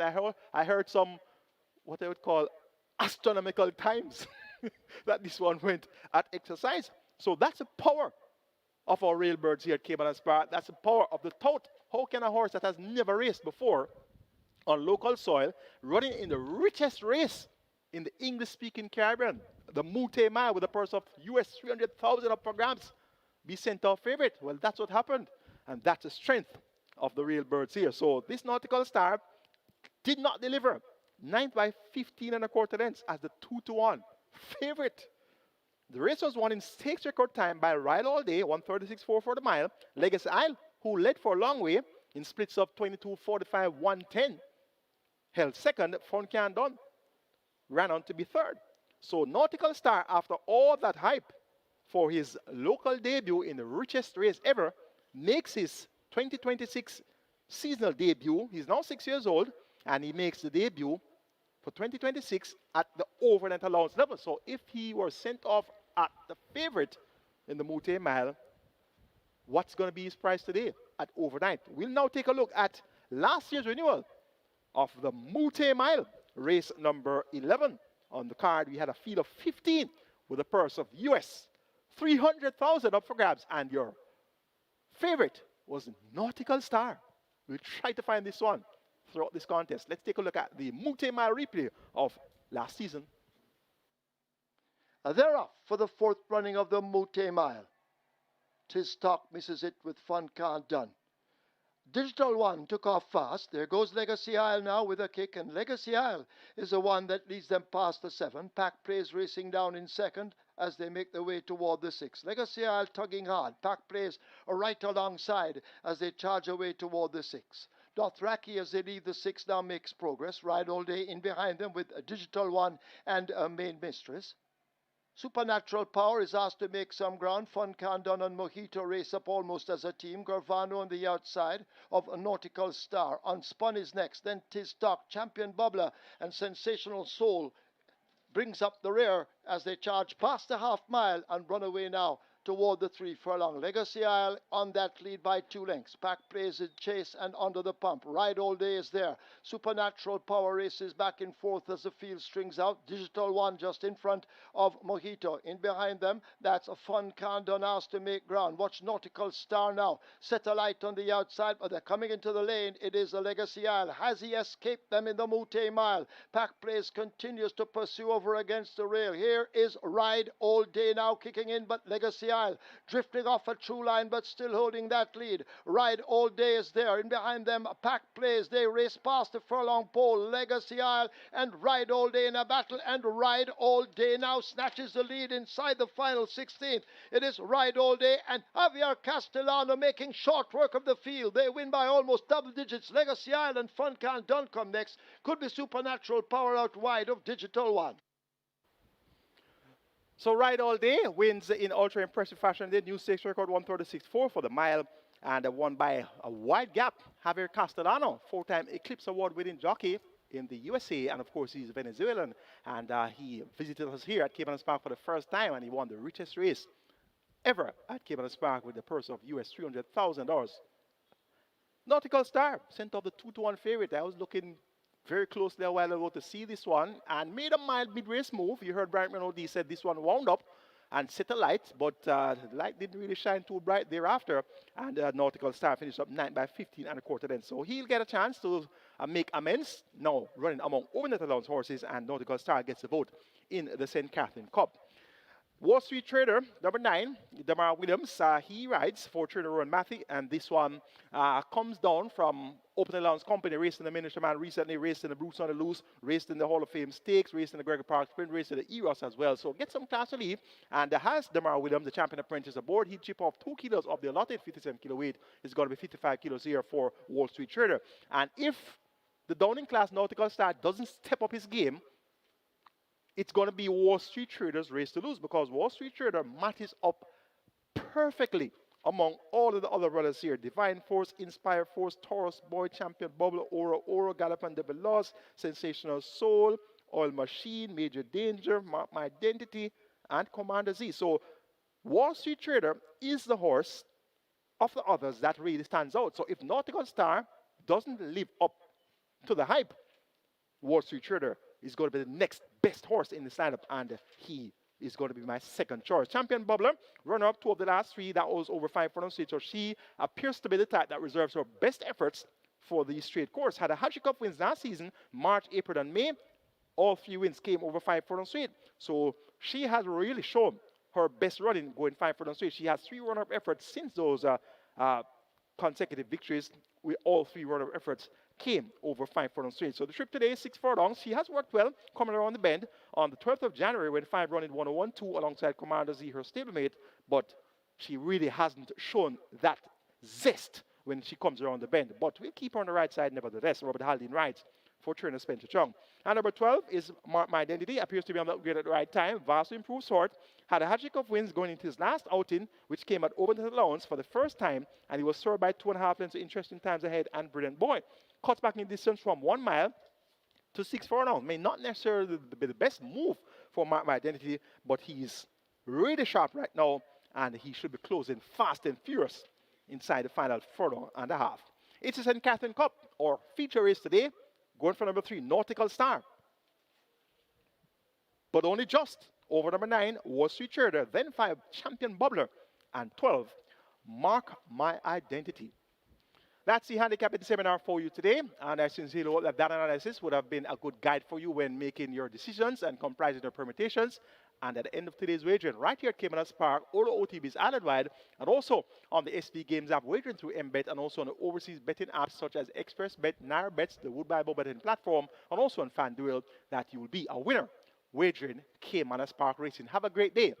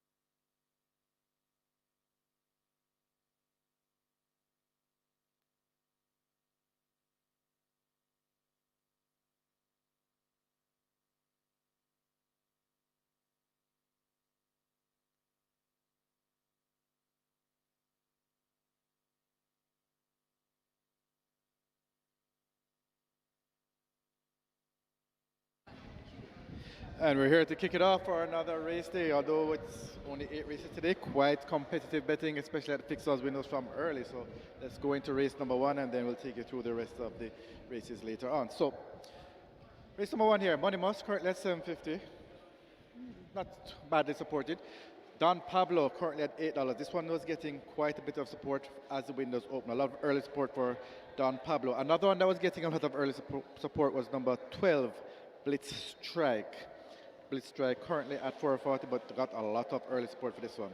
And of course, you're going to have good support for the favorite here, Lion of Ecati, currently at 215, and the outside horse number 16, always right. That one 4-1 in the total, and $5 here at the fixed windows. Decent support for that one as well. So the betting is quite spread out, but the notable ones that took some a lot of early money were Don Pablo and 12 Blitz Strike. Moving on to race number two. Race number two, Giving Thanks, is actually the best back runner of the day. This one opened at $2 and was absolutely hammered down to $1.26. That's the best back runner of the day at the fixed odds winners. That's Giving Thanks in race two. In race three, Hickory Slim, good support there, 440 into $4. In race four, Roman Lady, another one that's get quite a bit of support, opened at 280. Very well back down to $1.80. In race 5, Last Possession is the one that's getting the support, $1.80 into $1.55.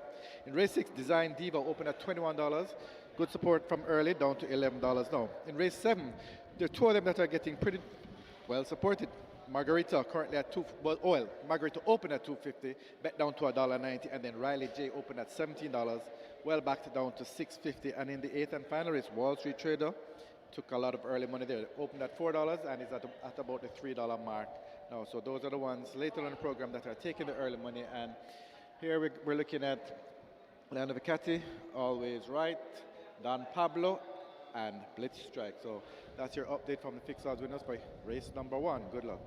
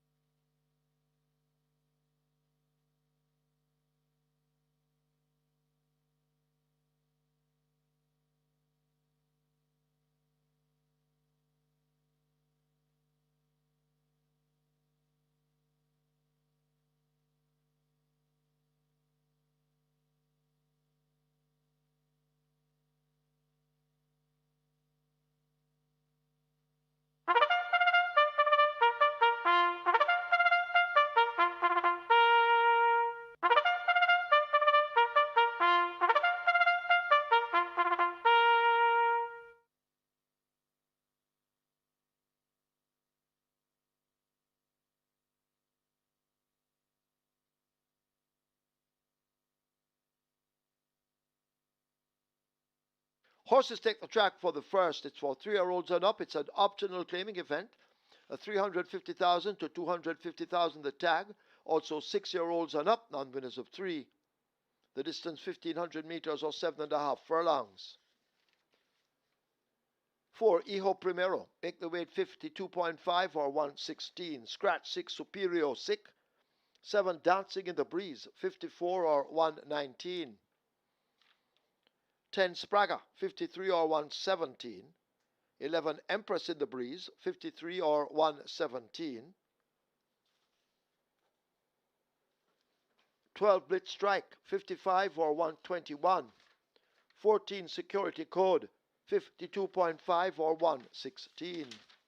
Wagering on double event exacta, Quinella Trifecta, Superfecta High 5, Rolling Triple, Play Spot 8 and Reggae 6, both begin here. Play Spot 8 has a single winner bonus in excess of 626,000. Reggae 6 in excess of 8 million.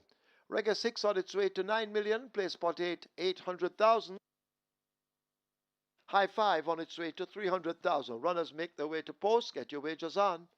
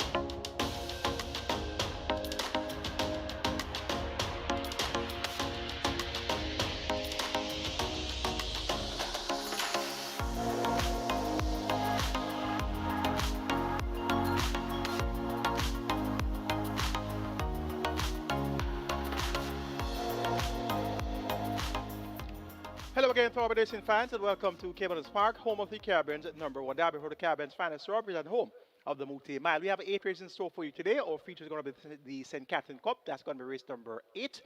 Over the 12 horses, first 1.25 million, and the 13-horse field assembled to go 1,200 meters or 6 furlongs.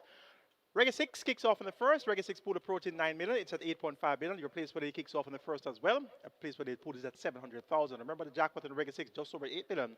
And the jackpot in the place spot 8 just over 626,000. Big field of 15 on the way to the starting gate. It's for these 315 on 250,000 claimers. And they go 7.5 furlongs or 1,500 meters. Top selection is number 15, Lion of a Cat, the favorite at 4 to 5. Banging form, has won his last 4, has won 5 of his last 6. He's going for his 5th consecutive victory. Ray and Lewis knows him well. He has been reported victory 4 of those last 5 wins. And Lion of a Cat reports first time on the claim, now trained by Orlando Chin, now owned by Hewart Miller. And he looks ready to win again. Your 4 to 5 favorite. Number 16, All Is Right, gets 4 to 1. Durham Innis riding for Michael Marlowe. Has caught the pace off numbers of 3 for some time, but hadn't gotten a win at the level. Now takes on the 350 claimers without a tag of horse, and he should be able to run well enough here to chase home the big favorite, Lion of the Catty. Number 8 is Password. Gets 2.5 furlong longer to work with. Philip Partridge ride, 57 kilos of weight, riding here for Trinidad Donovan Plummer. And this one gets odds of 11 to 1. One for your exotics, such as your exactas, quintetas, trifectas, superfectas, and high fives.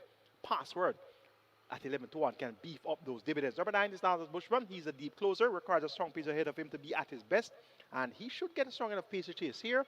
So once he's close enough at the top of the lane, he should be good enough to earn his keep. And if they falter in deep stretch, Niles Bushman will be a serious threat. Make it 15, 16, 8, and 9. My order of preference are race number 1. Lion of Vicati to get the better of All Is Right, Password, and Nalas Bushman. Reggae 6 pool now hits the $9 million mark. Your place with it is at 800,000. You have limited wagering time remaining. Get your bets on now and best of fortune.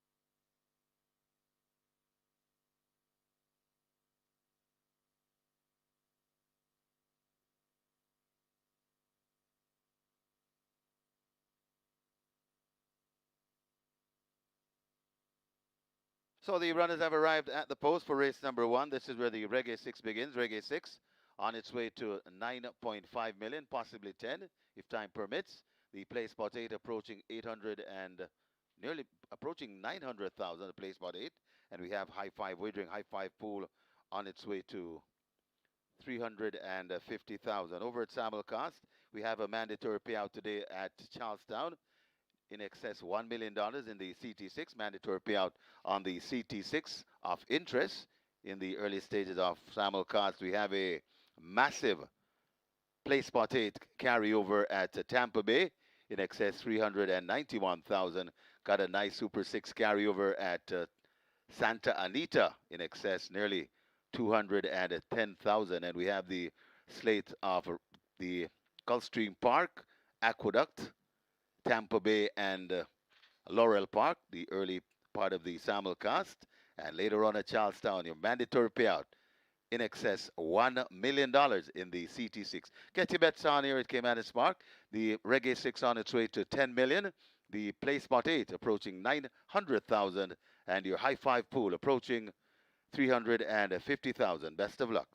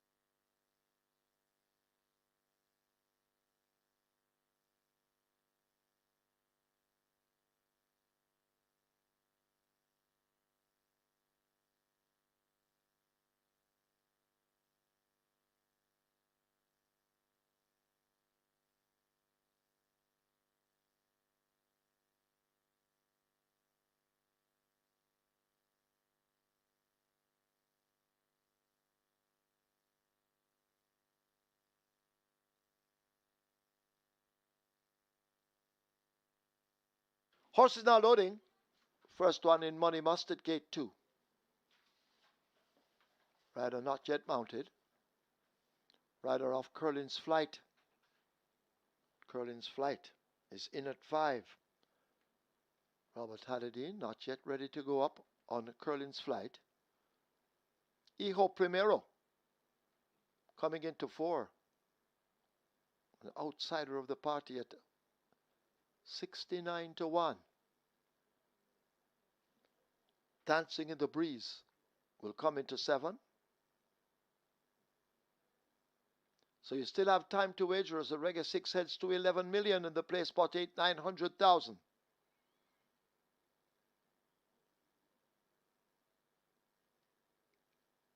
Password loads at 8. Philip Parchment aboard.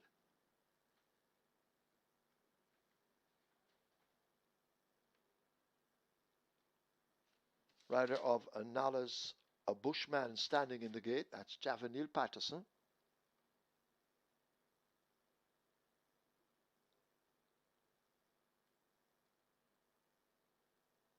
Nala's Bushman is in. Patterson has a seat. Empress in the Breeze will come into 11.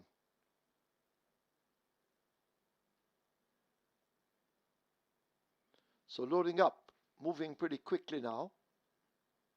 You need to hurry and get your wagers on.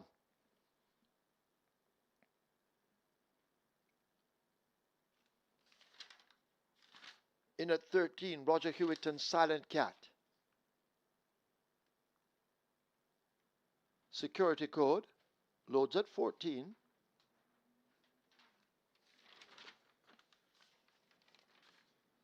Always Right. They try with at 16.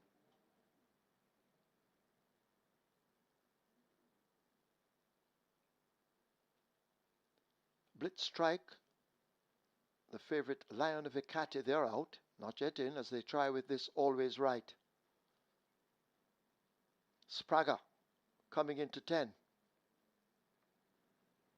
So Sprague is in.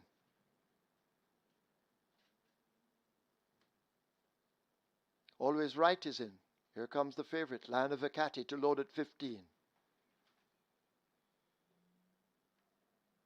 Lion of Acati is in. We wait on Blitz Strike at 12 with Damar Williams. Toots is in. Field in line. This is the first of 8. 7.5 furlongs. Large field of 15 take part. Starter ready. They're off for the first. Money Must steps out at the back, along with Eho Primera, both being ridden to recover. Curlin's Flight took off quickly just toward the rails. Sprague racing on the outside. Toots is running close to them against the fence as they make their way toward the 6. Curlin's Flight a narrow leader.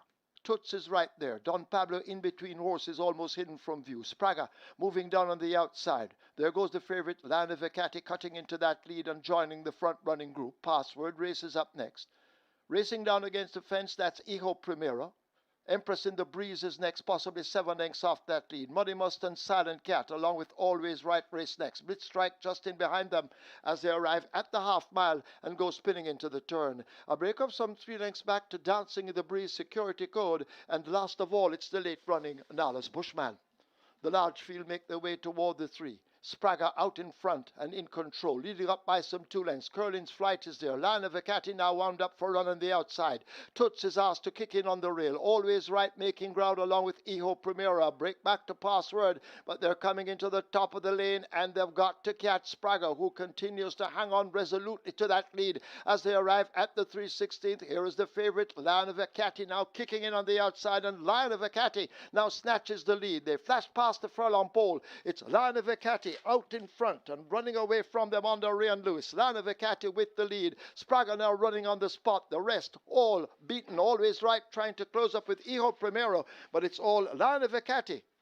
Ray and Lewis, they win by maybe 6 over Sprague. Always Right is next, then Eho Primera. Nala's Bushman running from the back is 5th.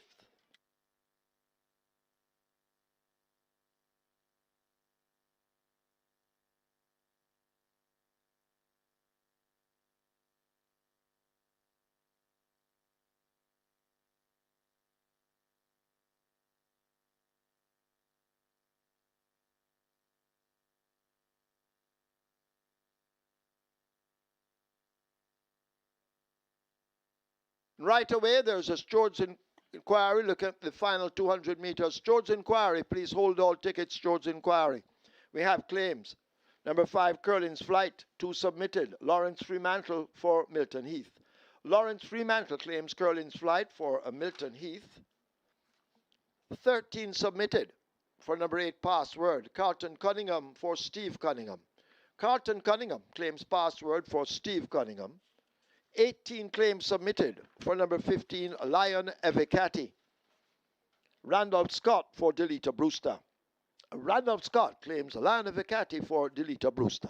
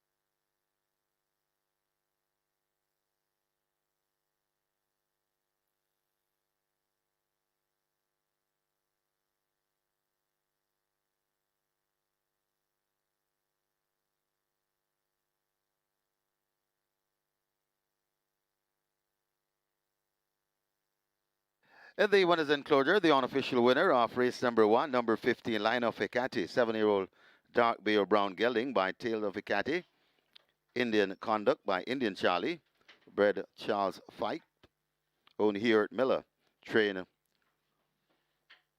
Ornaldo Chin, winning rider, and he can do no wrong on this one. Action Pack Ray Lewis, the groom Kashif Kelly, second, number 10 Spraga, third, number 16 Always Right, fourth, number 4 Io Primero, and fifth, number 9 Nalas Bushman. Final time for 7.5 furlong, 138 flat.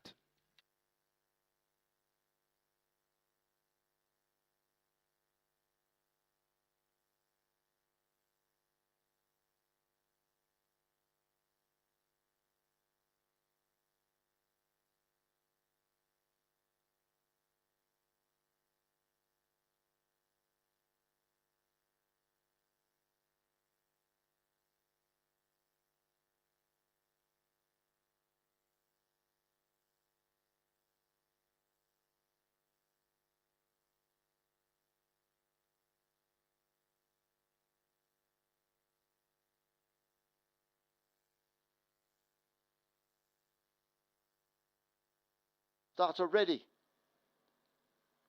They're off for the first. Money Must steps out at the back, along with Iho Primera, both being ridden to recover. Curlin's Flight took off quickly just toward the rails. Spraga racing on the outside. Toots is running close to them against the fence as they make their way toward the 6. Curlin's Flight a narrow leader. Toots is right there. Don Pablo in between horses, almost hidden from view. Spraga moving down on the outside. There goes the favorite, Land of Hecate, cutting into that lead and joining the front-running group. Password races up next. Racing down against the fence, that's Iho Primera. Empress in the Breeze is next, possibly 7 lengths off that lead. Muddy Must and Silent Cat, along with Always Right, race next. Blitz Strike just in behind them as they arrive at the half mile and go spinning into the turn. A break of some 3 lengths back to Dancing in the Breeze, Security Code, and last of all, it's the late running Nalas Bushman. The large field make their way toward the 3. Spraga out in front and in control, leading up by some 2 lengths. Curlin's Flight is there. Line of Hecate now wound up for run on the outside. Toots is asked to kick in on the rail. Always Right making ground along with Iho Primera. Break back to Password, but they're coming into the top of the lane and they've got to catch Spraga, who continues to hang on resolutely to that lead as they arrive at the 3/16th. Here is the favorite, Line of Hecate, now kicking in on the outside, and Line of Hecate now snatches the lead. They flash past the furlong pole. It's Line of Hecate out in front and running away from them under Ray and Lewis. Line of Hecate with the lead. Spraga now running on the spot. The rest all beaten. Always Right trying to close up with Iho Primero, but it's all Line of Hecate. Ray and Lewis, they win by maybe 6 over Spraga. Always Right is next, then Iho Primera. Nalas Bushman running from the back is 5th.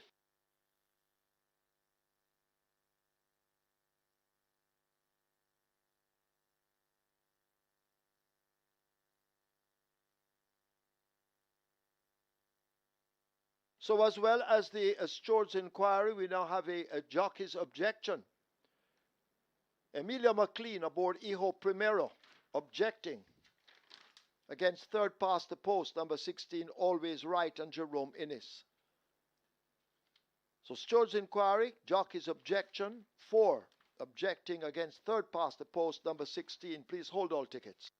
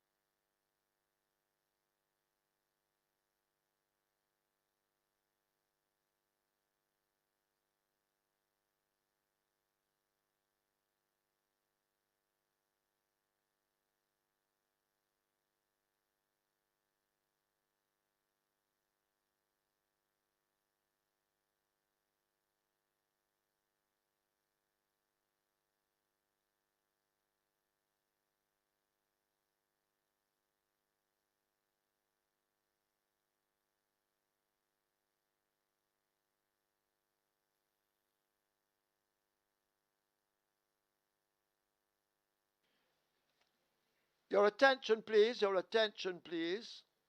The Caymanas Park Racehorse Trainers Association have a meeting on Tuesday the 20th of January. It's in the trainers' room. It begins at 3 p.m. That's the Caymanas Park Racehorse Trainers Association. Have a meeting on Tuesday the 20th of January in the trainers' room beginning at 3 p.m. It is imperative that all traders attend. So please make a note of it. Once again, it is imperative that all trainers attend. Thank you.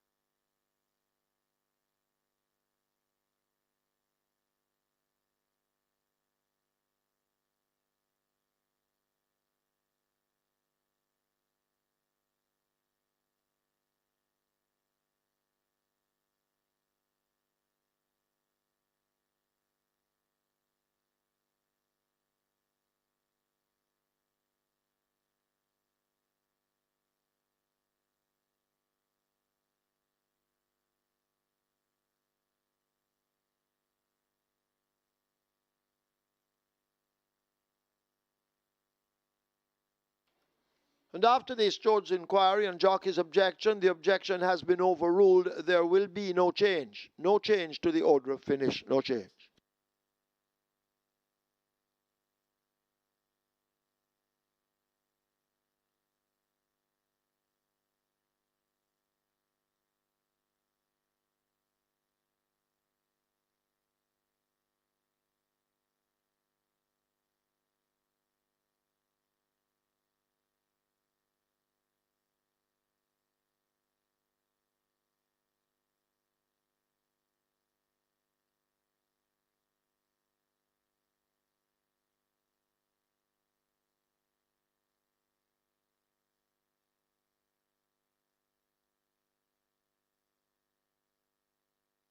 Result of the first. Now official. Horses to the testing barn 4. Hijo Primero. 15 Lion of Vecati. 4 and 15. Both go to be tested. Split 25, 49, 116, 1. They raced 7.5 furlongs in 138 flat. The margin 6 3/4 by 2 3/4.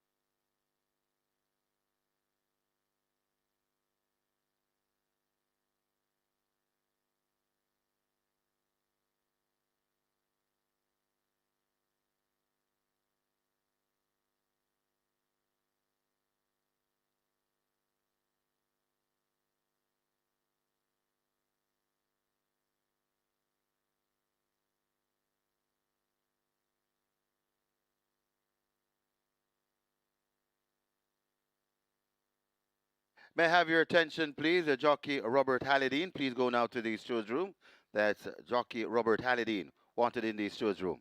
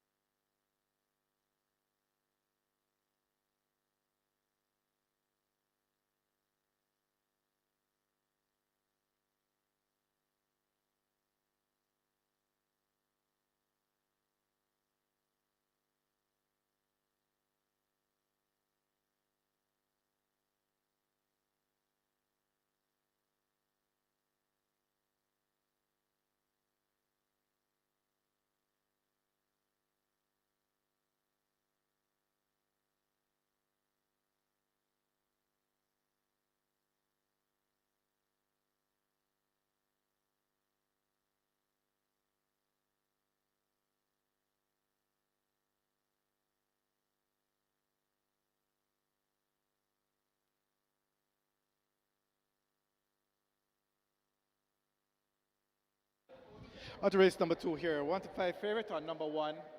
That's in the tote giving thanks. This one open at $2 at fixers windows. Absolutely well backed. Probably open $2 into $1.26, and there's no other horse really taking any money at the fixers windows. It's all one-way traffic on number 1, giving thanks. Good luck for race number 2.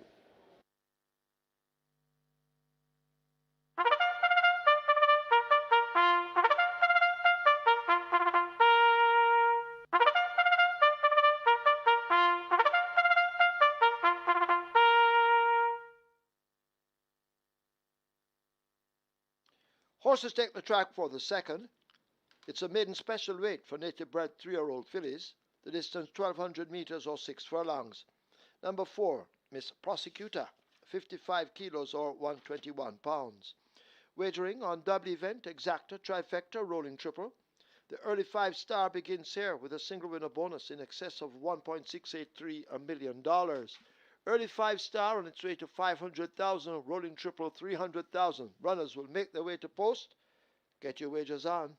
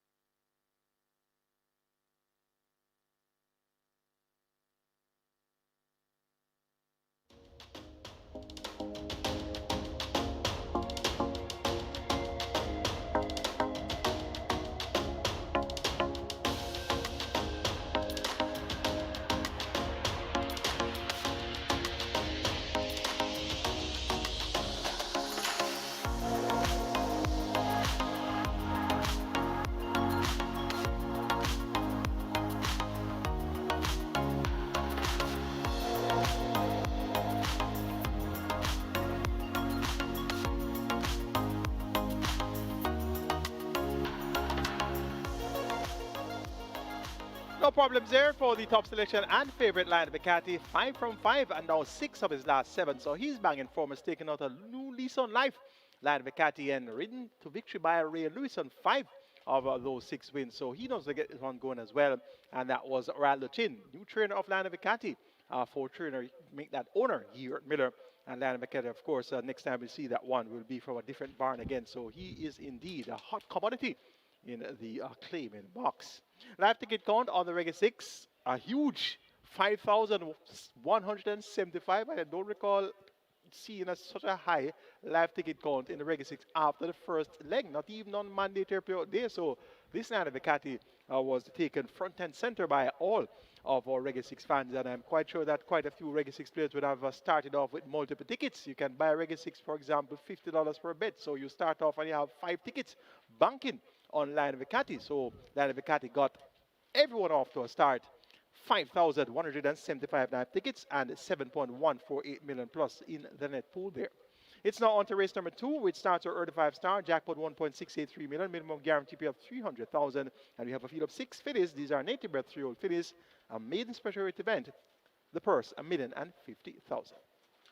Top choice goes to number 1, Giving Thanks. This one broken a tangle on debut and chased home tailor-made, going 5 round in 102 flat. Now gets a further along with the travel. Has first time lay 6. Tevin Foster maintains the bound for Hall of Fame trainer Philip Fiano D. He's a 14-time champion trainer, and this Giving Thanks owned and bred by Lakeland Farm Limited. She should be able to make the lead here, and from this inside post, once she gets away from the start and get in good order, she should be able to show these the way home. Number 6 is Another Wow, all the way on debut at 1 to 5, being of course a sibling of Wow Wow out of the prized dam Sierra Barracuda. Now at second time lay 6, ran loose for the early double. He rides Anthony Nunes and owner Micross.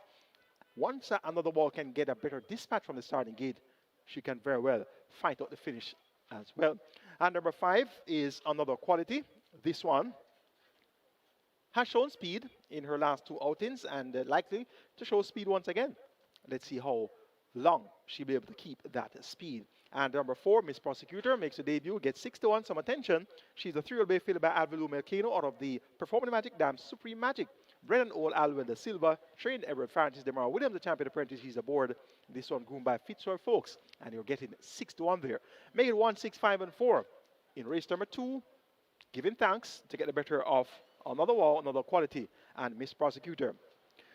Your attention, please. Trainer Ricardo Brown. You're needed now in the steward's room. That's trainer Ricardo Brown. Kindly go now to the steward's room. And number 1 takes a track late. So number 1 comes out a little bit late. And that's Giving Thanks. My selection, the 3 to 5 favorite. So you have more wagering time. Compliments of Giving Thanks. Early 5-star pool approaches $500,000. Your triple is at $250,000. Get those bets on now. And best of fortune.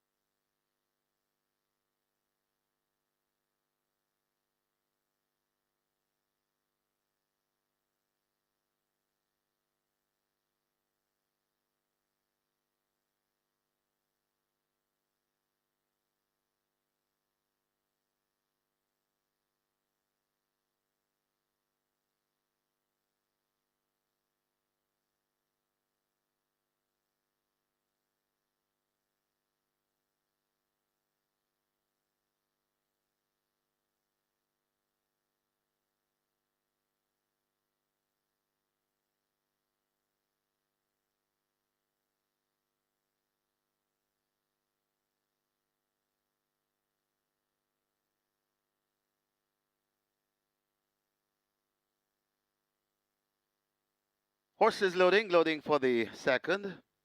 First one in, Miss Veronica. Lexilu into 3. Miss Prosecutor lining up for 4.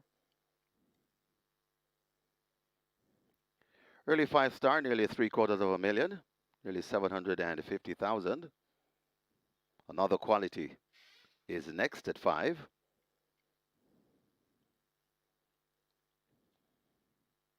Giving thanks, the 2 to 5 favorite, and another wow to complete the line.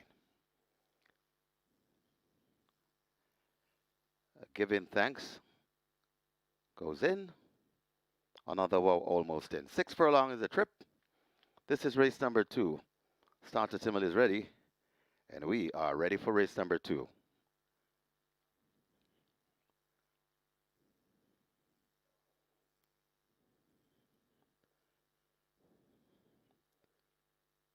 Starter holding them. And now he's ready. They're off and racing. Miss Veronica misses it and is left at the back of the field. Giving thanks, and Lexi Lou wants that lead. And Lexi Lou now goes through from giving thanks just against the rail, just on their outside. That's another quality. Hustled up and asked for more. That's another, well, about 3 lengths before we come to Miss Prosecutor. Another 2 to Miss Veronica racing at the back of the field. They head toward the 4, and now on another wow goes on for that lead. Watching in second, that is Lexi Lou right there too.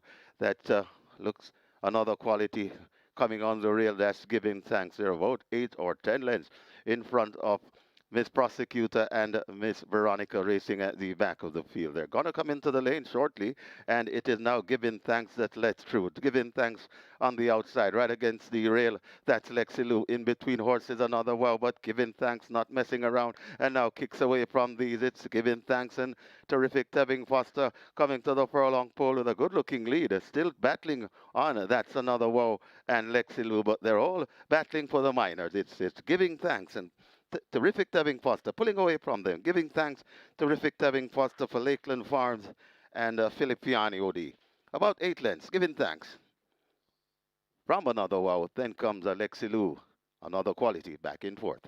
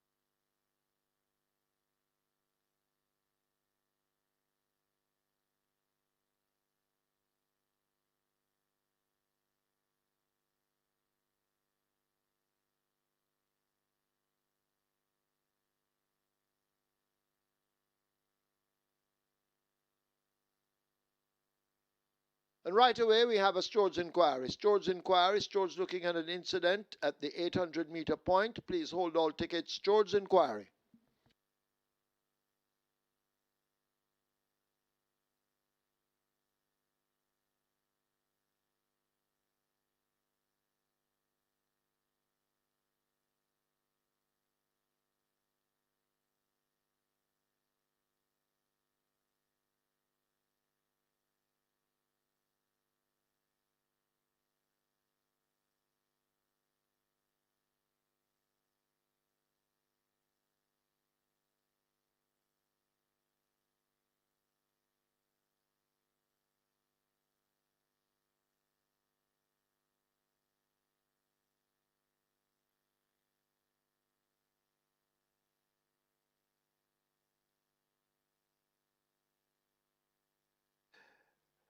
In the winners' enclosure, the unofficial winner of race number 2, number 1, Giving Thanks, the 2-year-old Bay filly by Burn Identity, Lightning Lily by Stormcraft, bred and owned Lakeland Farms Limited, trained Philippiani OD, the winning rider, terrific, Tevin Foster. And of course, he's sponsored by True Shake Nutrition Shake, the groom Byron Murray second, number 6, Another Wow, third, number 3, Lexi Lou, and fourth, number 5, Another Quality. Final time for 6 furlongs, 1:15.2. Please note, Stu's inquiry. So they're looking at an incident at the 800-meter point. Hold all tickets, please.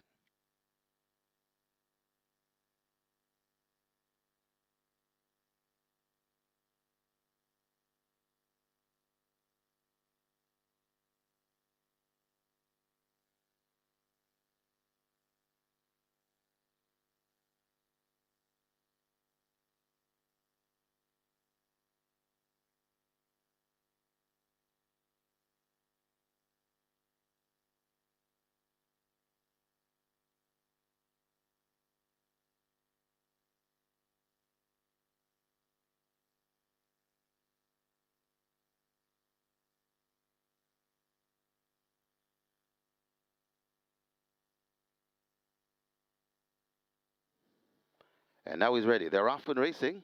Miss Veronica misses it and is left at the back of the field, giving thanks, and Lexi Lou wants that lead. And Lexi Lou now goes through from giving thanks just against the rail, just on their outside. That's Another Quality.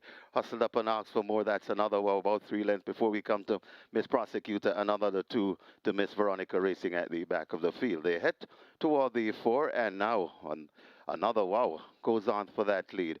Watching in second, that is Lexi Lou right there too. That looks Another Quality coming on the rail. That's giving thanks. They're about 8 or 10 lengths in front of Miss Prosecutor and Miss Veronica racing at the back of the field. They're going to come into the lane shortly, and it is now giving thanks that lets through. Giving thanks on the outside, right against the rail. That's Lexi Lou. In between horses, Another Wow, but giving thanks, not messing around, and now kicks away from these. It's giving thanks and terrific Tevin Foster coming to the furlong pole with a good-looking lead. Still battling on. That's Another Wow and Lexi Lou, but they're all battling for the minors. It's giving thanks and terrific Tevin Foster, pulling away from them, giving thanks, terrific Tevin Foster for Lakeland Farms and Philippiani OD. About 8 lengths, giving thanks. From Another Wow, then comes Alexi Lou, Another Quality, back in fourth. Your attention, please. Radish Roman asked to go now to the steward's room. Jockey Radish Roman wanted in the steward's room.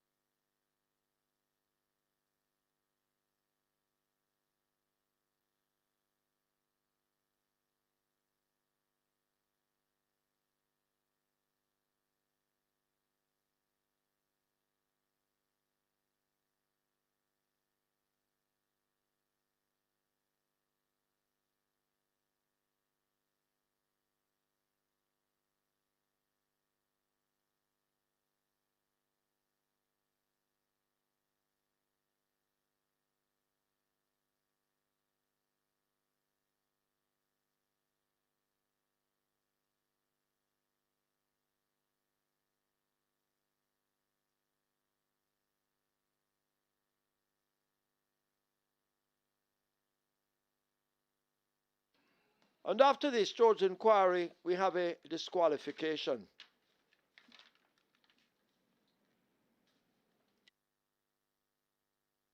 Second past the post, number 6, Another Wow, disqualified and placed behind horse number 5, Another Quality, for intimidation and interference at the 800-meter point. New placings, first one, Giving Thanks, the second 3, Alexi Lou, third 5, Another Quality, fourth 6, Another Wow. Have a look at your monitors for a replay of the incident.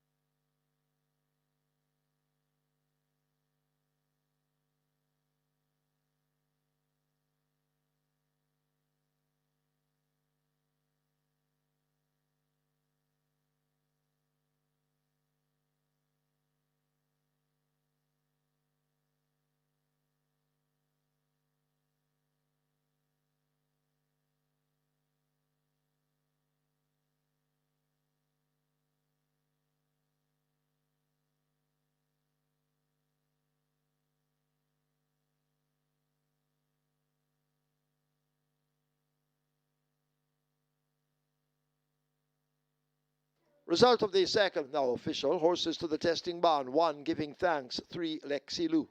1 and 3 go to be tested. The splits were 24 by 48.3. They raced 6 furlongs. In 1:15.2, the margin's 12 by 2.5.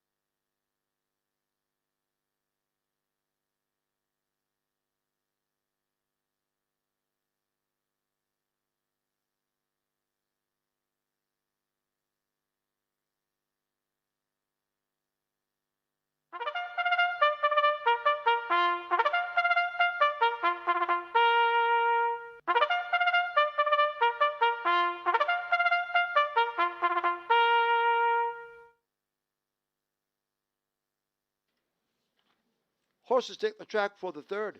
It's a 3-year-old and up optional claiming event, 700,000 to 600,000 the tag. Also native bred 5-year-olds and up, imported 6-year-olds and up, non-winners of 4. The distance 1100 meters or 5.5 furlongs. Number 5 Brompton Alex make the weight 52.5 or 116. 6 Brinks 52 or 115. 7 Blood Moon 54 or 119. Wagering on double event, exacta trifecta, rolling triple. This is where the Twilight Six begins. And the Twilight Six is heading for 6 million. Get your wagers on.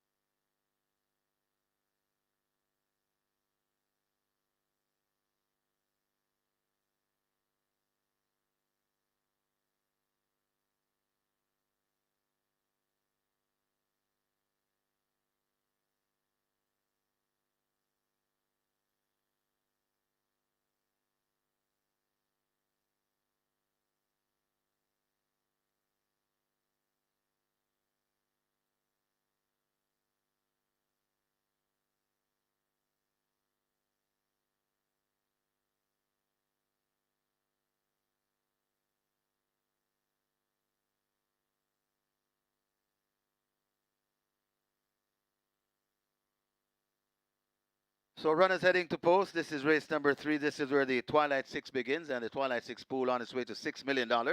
Twilight Six on its way to $6 million. Don't forget we have a mandatory payout this evening at Charlestown. Mandatory payout. Jackpot bonus carryover in excess of $1 million. Tomorrow, the Gulfstream Park GP6, a mandatory payout there on Wednesday, the 21st of January. It's Parks the PX6, and on Thursday, the 22nd, it's a Charlestown Pick 4. So we have mandatory payout starting from today, this evening at Samuel Cost, and we have a Gulfstream tomorrow. When next Wednesday coming, that's Parks and Charlestown once again on Thursday. The Pick 4 mandatory payouts coming your way.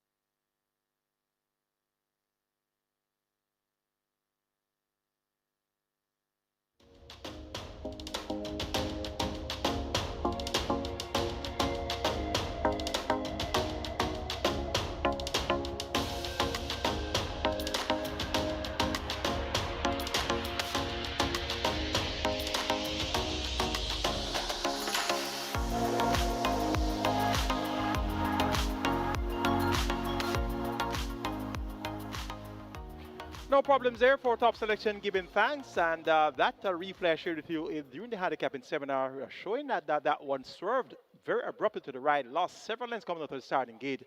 And this time around, she gets a good break. Very comfortable in fourth pass and a half mile, made a bid at the quarter pole and wins quite easily. Tevin Foster on the side there for 14-time champion of Philipiano D and Lakelands Farms. Giving thanks justifies the favoritism in race number 2. Live ticket count on the Reg 6 now 4,796 with over 7.148 million in that net pool. It's time to shift your focus to the Twilight 6. Minimum guarantee period also 3.5 million, already wagered 5.7 million, and we have a triple pool that's brewing. It's at 500,000 as well. It's a field of 7 for the 700,000 claiming level. They go a distance here of 1,100 meters or 5.5 furlongs. Top choice goes to number 1, Battle Angel. Radish Roman rides for Anthony Nunes. This one is fourth, well into the quarter at the $1.5 million level, going 5.5 furlongs behind Warsaw, Prince Amman, and Whiskey. So anything near that type of effort, we'll see Battle Angel being hard to deny. She's your 4 to 5 favorite. Number 7 is Blood Moon. This one gets 5 to 1. 43 to 1 upset winner at nuns of 3 level 2 starter back. Race at nuns of 4 last time out. Prompted the issue going 7 furlongs for a long way before finishing 5th by 13 lengths. Cuts back in distance. Now takes on claimers at the 700,000 level without a tag. 5 to 1 the price for Tajay Sekou riding for Rudolph Hardiel. This one has just as good a chance as any. At number 5 is Brompton Alex at 5 to 2. Had back-to-back wins last season at the 700,000 and $1.5 million claiming level. So he's quite capable at 700,000. Richie Shakes was aboard to victory on those back-to-back wins last season. He's back aboard now for trainer Philip Lee. Visor on, tongue tie on, the customer equipment returned. 5 to 2 the price for Brompton Alex, and Brompton Alex can definitely return to competitive ways. At number 3, Hickory Slim gets 7 to 2. The top weighted lineup at 5.5 furlongs. Not necessarily the best scenario for him, but he's a full brother to none other than Mahogany out of the traditional Dam Meteorite. Hickory Slim should at least earn his keep here. Make it 1, 7, 5, and 3. My order of preference for race number 3 to kick off the Twilight 6. Battle Angel to get the better of Blood Moon, Brompton Alex, and Hickory Slim. Twilight 6 pool approaches 6 million. It's at 5.7 million. Your triple is at 500,000. You have limited wagering time remaining. Best of luck.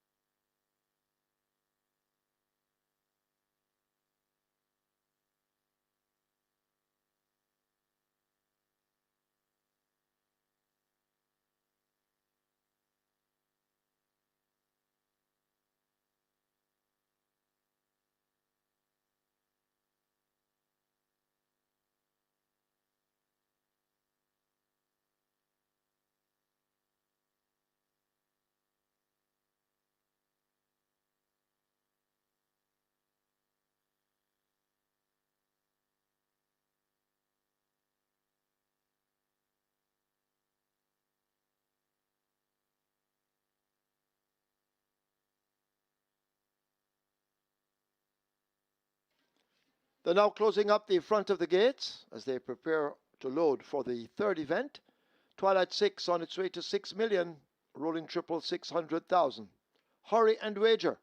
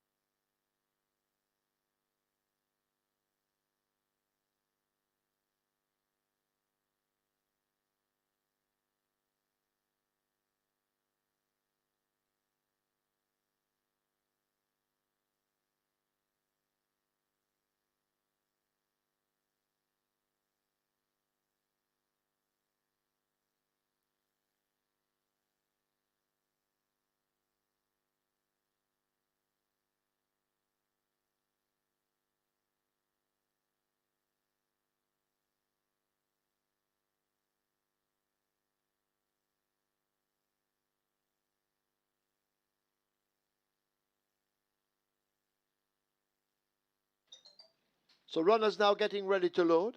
For this, the third event, as the Twilight 6 heads for 7 million and the Rolling Triple 700,000. Any moment now, they will begin to load. Hurry, get your bets on.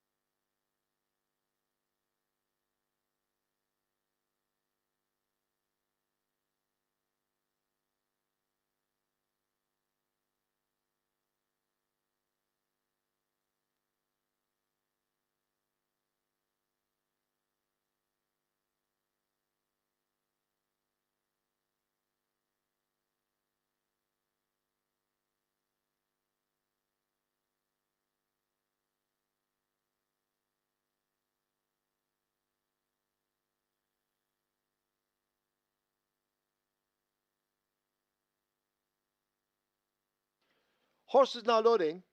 Sipping on sunshine. First one in. 8-1 in the betting. Conrad Ellis riding. Big Daddy being loaded at 4.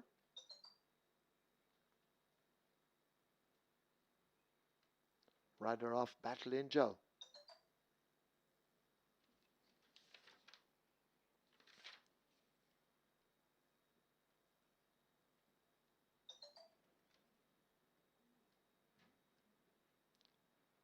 So they try with the 5 horse. That's Brompton Alex. Brompton Alex is in. Waiting on Richie Shakes to mount, which he does so now. Brinks coming into 6. 24-1 Brinks.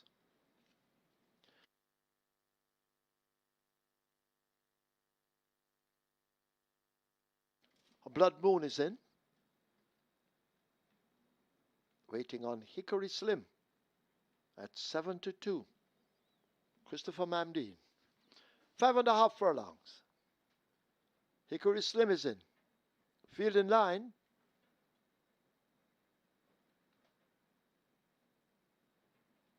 They're off. Almost perfect start. Battle Angel gets away quickest on the rail. Sipping on Sunshine, launching an early charge on the outside, now going a nose in front of Battle Angel.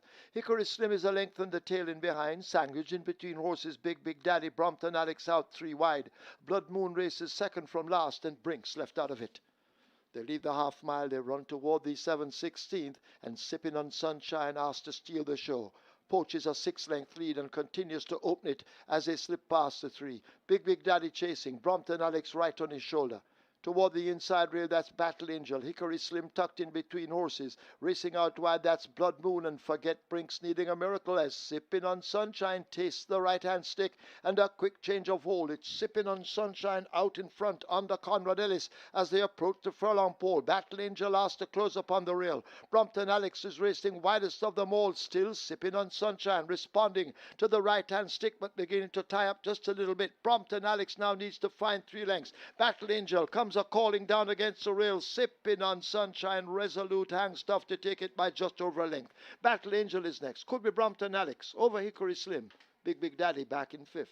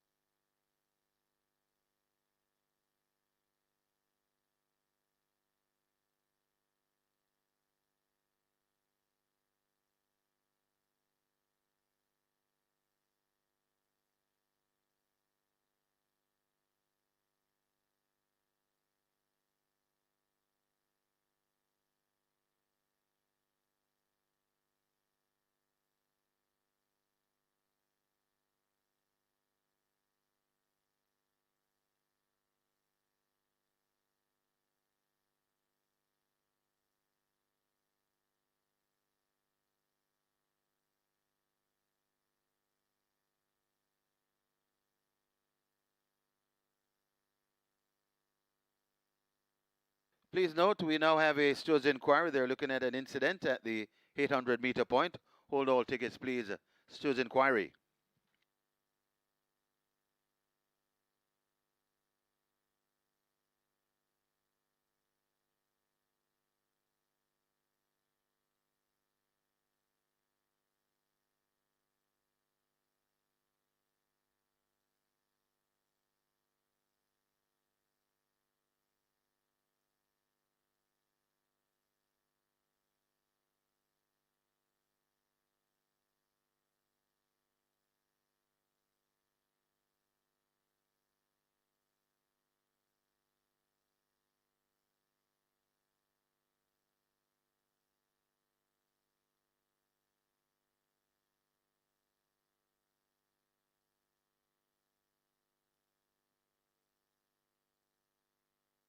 We have a claim. Number 5, Brompton Alex, 3 submitted. Dale Murphy for Winston Davis.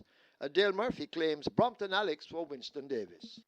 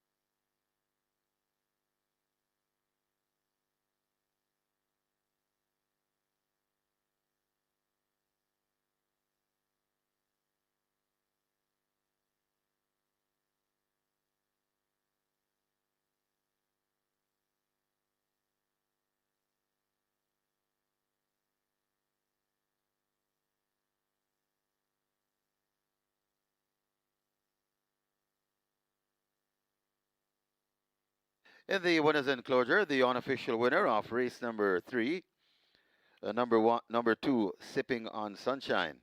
5-year-old Bay Mare by Sunshine and Shadow. Casual Drink by Casual Trick. Bred Donald Webby. Own Oak Ridge Farms. Train Winston Morris, the winning rider. Conrad Ellis, the groom Michael Campbell. Second, number 1, Battle Angel. Third, number 5, Brompton Alex. Fourth, number 3, Hickory Slim. Final time for 5.5 furlongs, 109 and 1.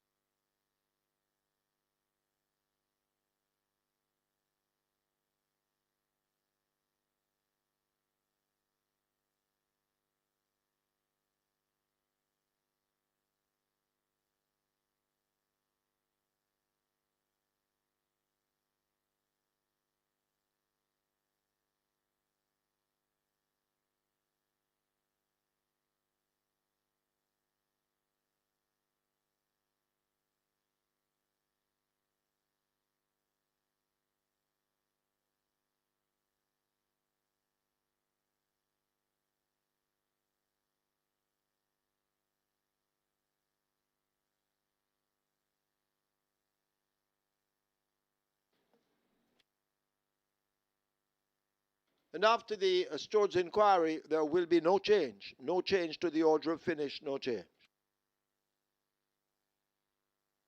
They're off. Almost perfect start. Battle Angel gets away quickest on the rail. Sipping on Sunshine, launching an early charge on the outside, now going a nose in front of Battle Angel. Hickory Slim is a length on the tail in behind. Sandwich in between horses. Big Daddy, Brompton Alex out 3 wide. Blood Moon races second from last, and Brinks left out of it. They leave the half mile, they run toward the 7/16th, and Sipping on Sunshine asks to steal the show. Poaches a 6-length lead and continues to open it as they slip past the 3. Big Daddy chasing, Brompton Alex right on his shoulder.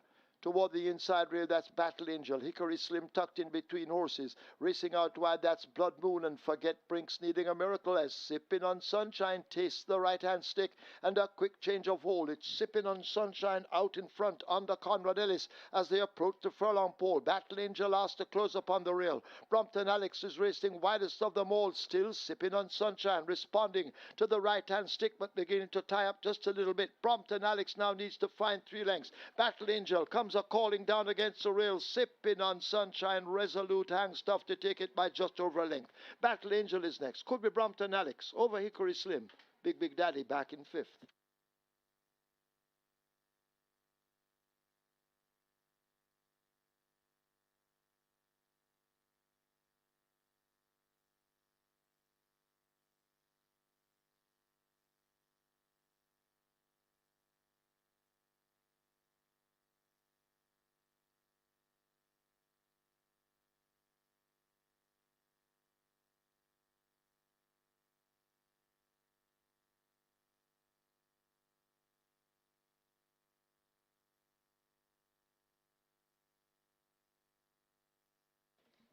Result of the third now official. Horses to the testing barn. 2, Sipping on Sunshine. 4, Big Daddy. 2 and 4 go to be tested. The splits were 24 by 47.4. 5.5 furlongs raced in 109.1. The margin's 1.5 by 1.25.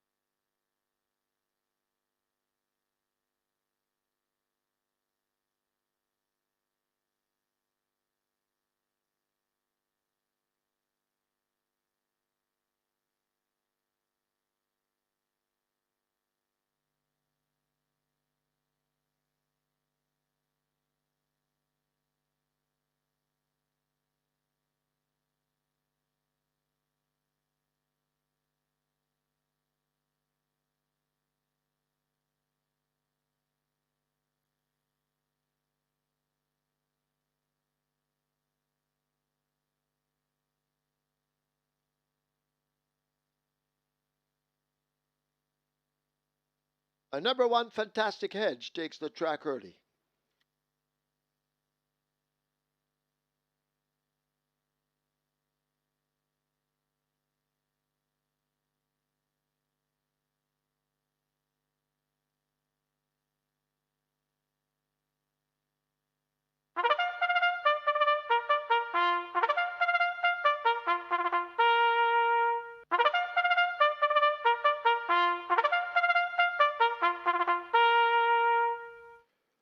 Horses take the track for the fourth. It's a restricted allowance 5 for native bred 4-year-olds and up, downwinners of 2, and imported 4-year-olds and up maidens the distance 1,000 meters or 5 furlongs straight.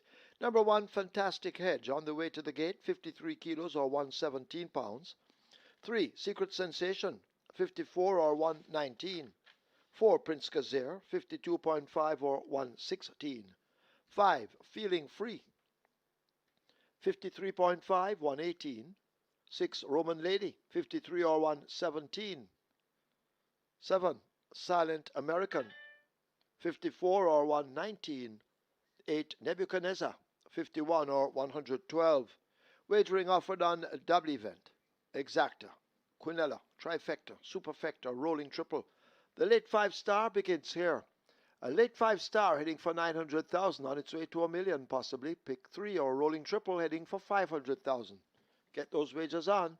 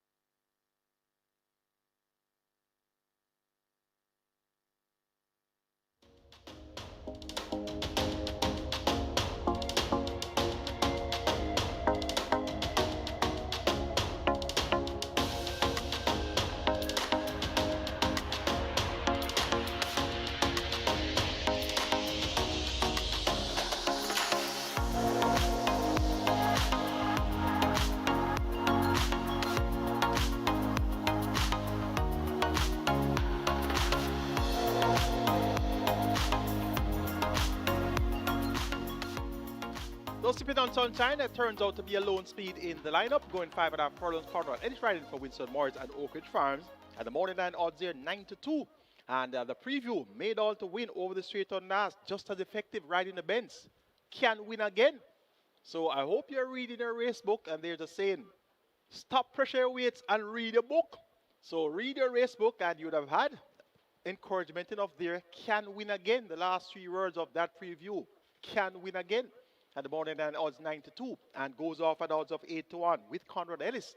2 mounts for the season and he's now 2 from 2. So he's at 100% right now. Conrad Ellis doesn't get a lot of rides, but he has made use of his 2 rides so far this season. So he's at 100% strike rate right now.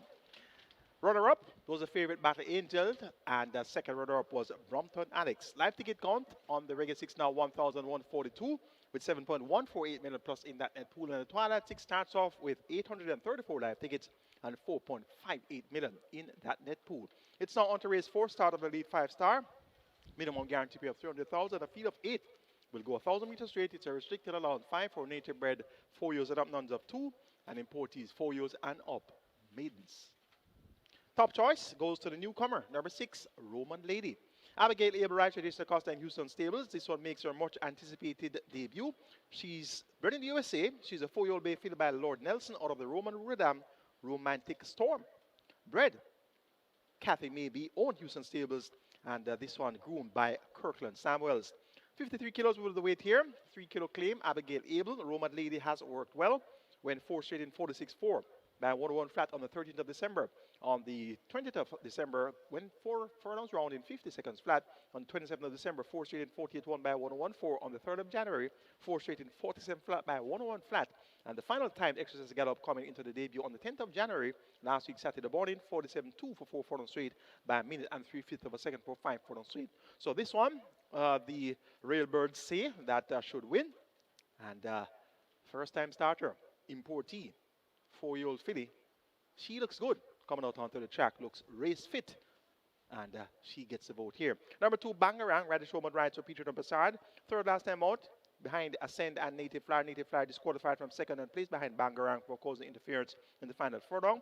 Bangarang won on debut going 4 straight on the 27th of April last year, beaten alive, and that one indeed came back to win. So Bangarang appears to be heading in the right direction at this time, and now is at 95. Your strong second favorite behind the 1-2 firm favorite Roman Lady. Number 3 is Secret Sensation. This one gets 7-1. Finally got it right on the 21st attempt and won the last chance to get a 3-year-old purse on the 27th of December. So back here for his seasonal debut. Tevin Foster maintains the mount for Carl Addison, owner, trainer, breeder. Look for Secret Sensation to run creditably. And number 8 is Nebuchadnezzar. This one won over the straight course as well on the 13th of December.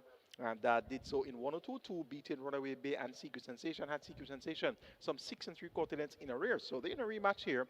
You're getting 8-1 Secret Sensation, and you're getting 9-1 for Nebuchadnezzar. Tajay Saku picks up the mount for trainer Anthony Nunes and owner Distinguished Thoroughbreds. Going here for the first time starter, Roman Lady. Number 6 to get the better of Radish Roman on Bangarang. So this could be the exact you're looking for. 6 from 2, 3, and 8. Roman Lady over Bangarang, Secret Sensation, and Nebuchadnezzar. Late 5-star pool, 1.4 million and climbing. Your triple is at 550,000. It's now post time for the 4th. Best of luck.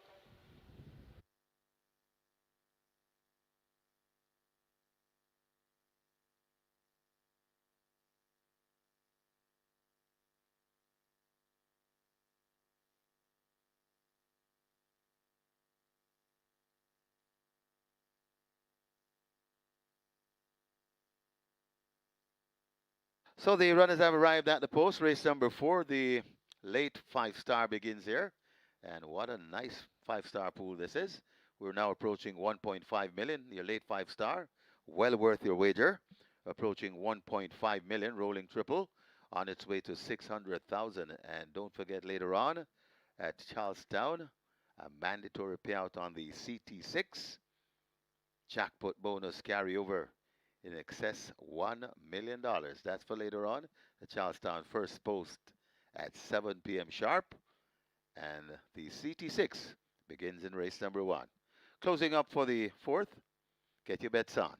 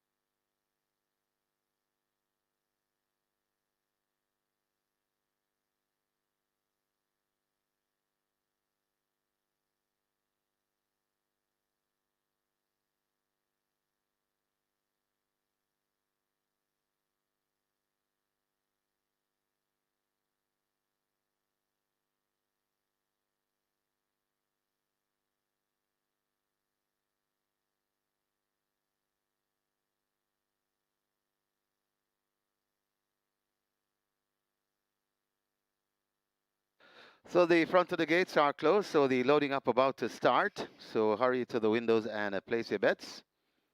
Very attractive late 5-star pool this, nearly 1.5 million. Loading up. Just moments away from beginning. Got a 3 to 5 favorite, Roman Lady. The amount of a double A, Abigail Abel. From Houston Stable, conditioned by champion trainer Jason DaCosta.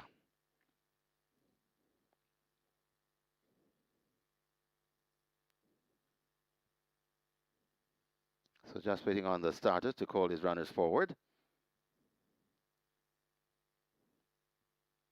In the meantime, limited wagering time still remains. Get your bets on.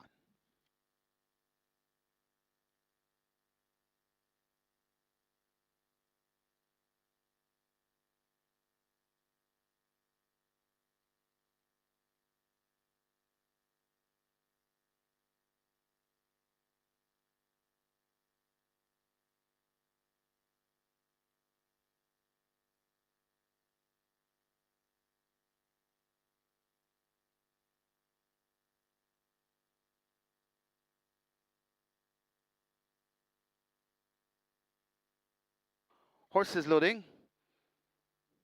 First one in. Fantastic Hedge. Gate number 1. So horses loading. Loading for the 4th. Late 5-star now approaching 1.7 million. Secret Sensation lows at 3.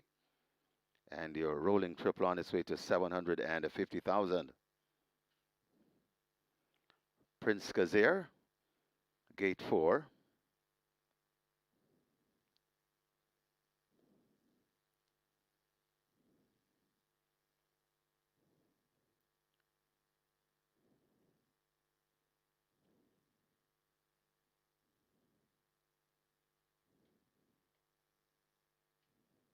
Nebuchadnezzar comes to gate number 8, goes in.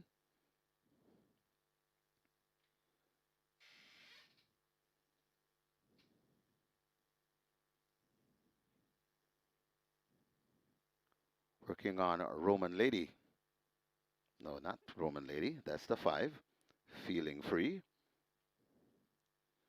Rather's off. That's Drew Stewart. Feeling Free looks to be in. Well, not quite. Part of the way in. Feeling Free. Silent American. In at 7.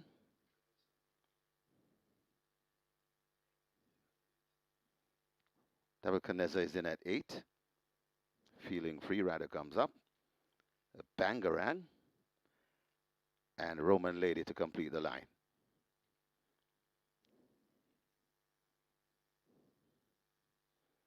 Bangarang. Firm a second choice at 2 to 1 with the champion Jock the Sneaky Fox. And now Roman Lady completes the line.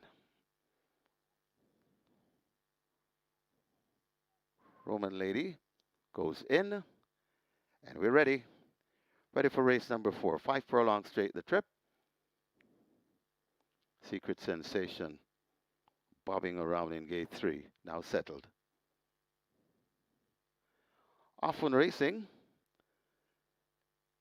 Roman Lady gets away a flyer to the near side, closest to us. That's Nebuchadnezzar right in the middle. Bangarang tacking across. Also tacking across. That's a Fantastic Hedge. So Fantastic Hedge, Bangarang, and Roman Lady. These are the principal. Just behind them on, right under the fence, that Nebuchadnezzar. Just also behind them and coming on, that's a Silent American as they make their way. Coming out of the chute, Roman Lady and a Bangarang mixing it up on the front end. Right there too, that's Fantastic Edge and Nebuchadnezzar. Roman Lady just the leader from Bangarang, and Bangarang looks to be doing the better from Roman Lady. It's Bangarang under the fence from Roman Lady, chased on the all the while by Nebuchadnezzar. Also coming on Prince Kazir. It's Bangarang in front of Nebuchadnezzar coming down, and Prince Kazir flying on the far side, and Prince Kazir's got them. Prince Kazir beats Nebuchadnezzar. Then comes Bangarang and back in fourth. That's Silent American.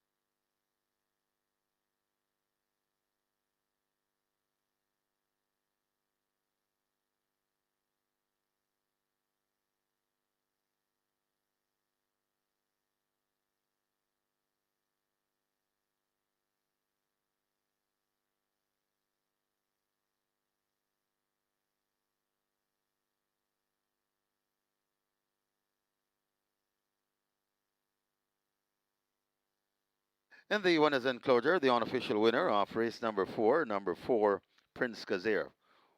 4-year-old Dark Bear Brown Colt by Sensational Slam. Maggie's Way by Forest Danger. Bred Marvin Fisher, own Fisher's Place. Trained Ray Phillips, the winning rider. Shavon Townsend, the groom. Ricardo Brett. Second, number 8, Nebuchadnezzar. Third, number 2, Bangarang. And fourth, number 5, Feeling Free. Final time for 5 furlongs straight, 1 minute and 4/5.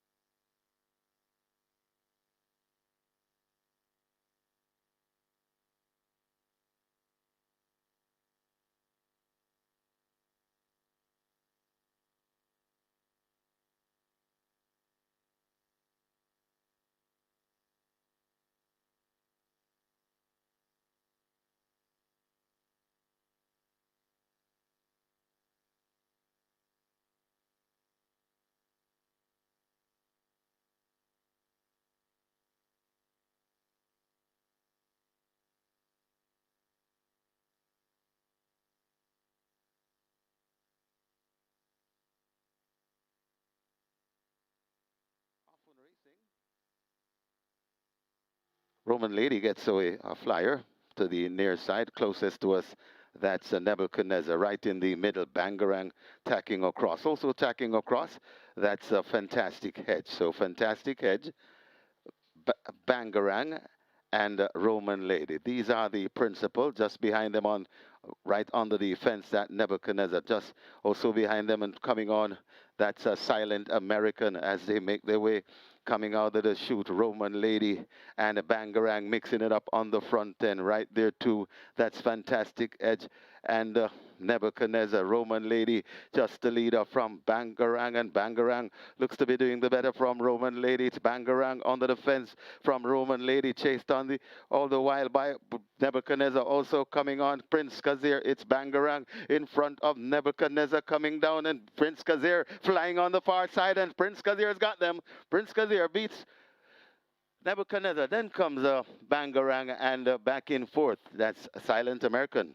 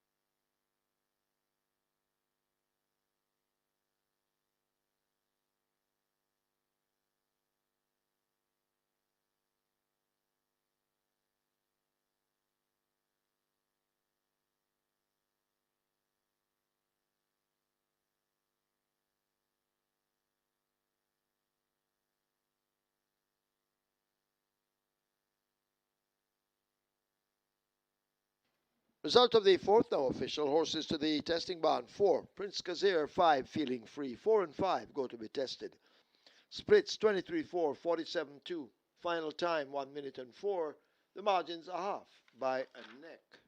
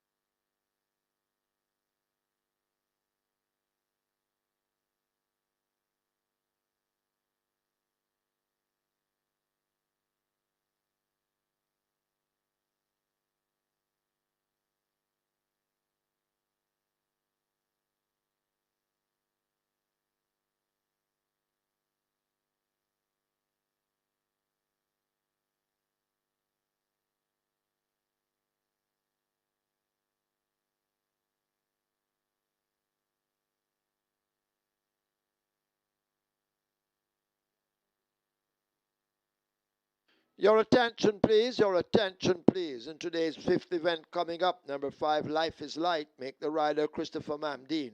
Christopher Mamdine rides 5, Life is Light in the fifth event.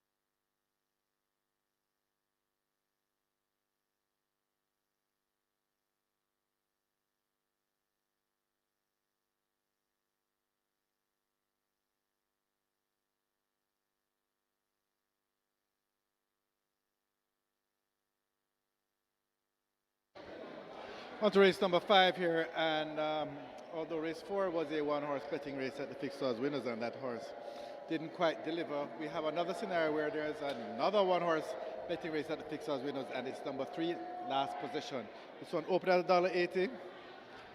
They've been taking no other horse other than the number 3 last position. Now down to $1.45. That's by far, and pretty much the only back runner here at the fixed odds winners. So last position, $1.45. Good luck. Race number 5.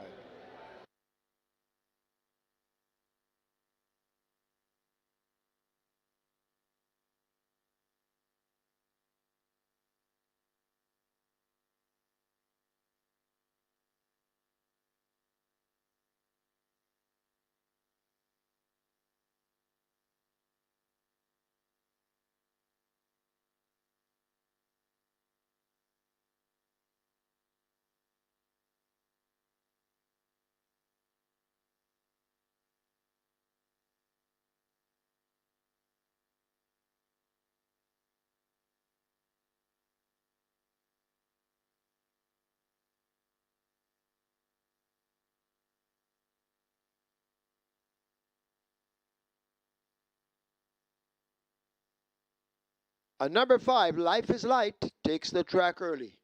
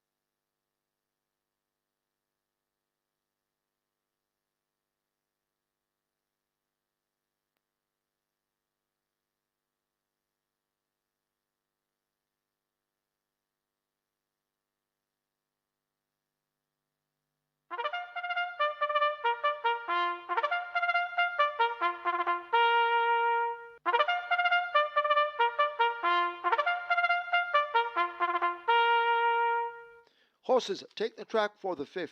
It's a maiden condition race for native bred 4-year-olds and up, fillies and mares only. The distance 1100 meters or 5.5 furlongs. Number 2, Too Easy, 52 kilos or 115 pounds. 5, Life is Light, 54 or 119, make the rider Christopher Mamdeen. 6, Shan Shan, 54 or 119. Wagering on a double event, exacta, Quidella trifecta, superfecta, rolling triple. The strike 4 begins here. Single winner bonus in excess of $375,000. Strike 4 almost at $1 million. Get your wagers on.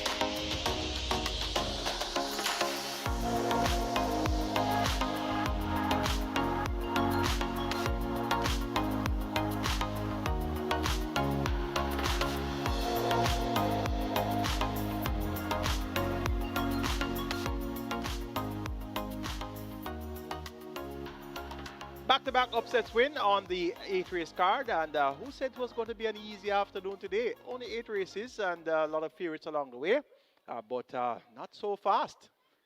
8-1, Sipping on Sunshine in race number 3, and then you get 11-1, Prince Kazir in race number 4.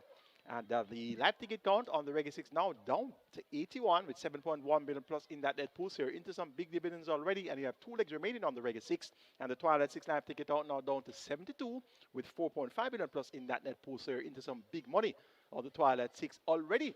And you have all of 4 races remaining on the Twilight 6. It's now on to race number 5, start of the strike 4, minimum guarantee paid $500,000, 375,000 plus is in that net pool, rather in that single winner bonus. And we see the net pool after wagering is complete. Of course, it's now at 1.2 million. That's the new money wagered is at 1.2 million. A field of 8 maidens, fillies and mares at 5.5 furlongs. The purse here, 730,000. Top choice goes to the favorite number 3, last position, Radish Roman Rides to Anthony Dixon and Una Eminem Racing Stable of Blue Vinyl fame. And this last position appears to be the one that's improving at the right time. Second by 6.5 lengths last time out behind You're My Sweetie. 2 started back 4 by 5 quarter lengths the Dark Swan, You're My Sweetie, and Bad Bad Tanisha. Appears to be in the softest spot that she has been so far hasn't raised much though, only 3 starts, so a really easiest assignment yet, and he should win with utmost ease. Number 5 is Life is Light, made the rider Christopher Mandine, replacing Anthony Allen. This one has finished third 3 of the last 6 or 7 races, so she's the type that should be able to acquit herself well here. She's at 6-1, and I'm taking her as my exact horse. Number 6, Shan Shan, gets 5-1. Tevin Foster, notable choice of rider. He has been aboard the last 2 races, so he's on board for the 3rd consecutive outing. Shan Shan looked well, and she appears to be in a spot where she should be able to run her best race yet.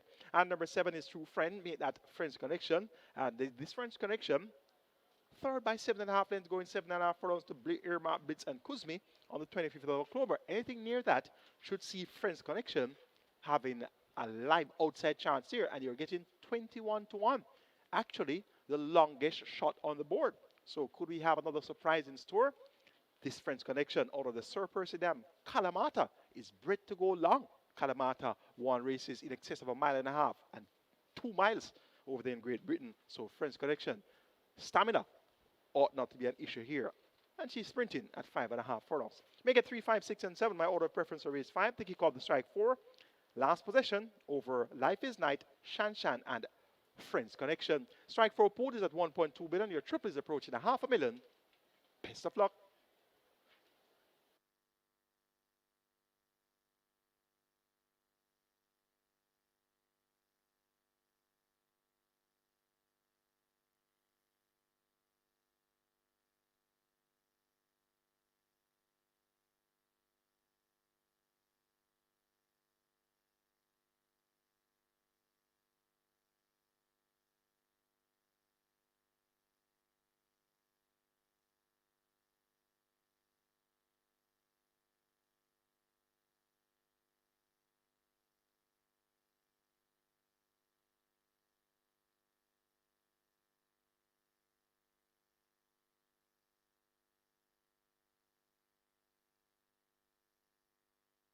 They're closing up the front of the gates for this, the 5th event. Rolling triple on its way to a 500,000 on the strike 4, heading for 1.6. Gates being closed. Hurry, get your wagers on.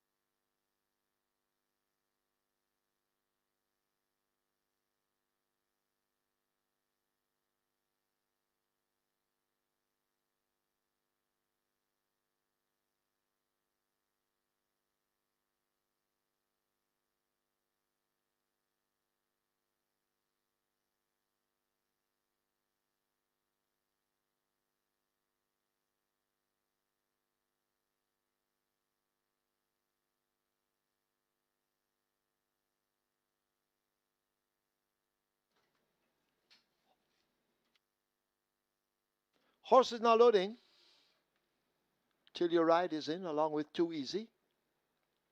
Gate 3 now filled. Last possession. The favorite is in. Shan Shan joins at 6. Friends Connection moving into 7.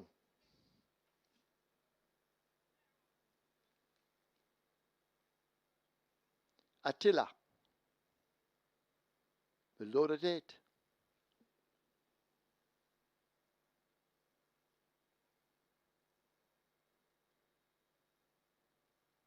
Attila not working with the attendants at the moment.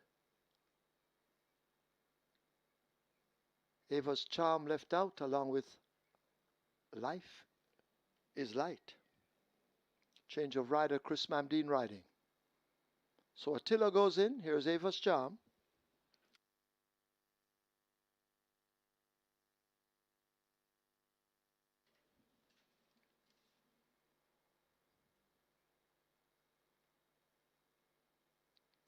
Ava's Charm in at 4. Waiting on Life is Light.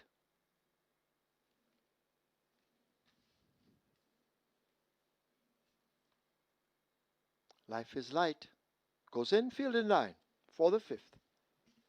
5.5 furlongs over to Michael Sims.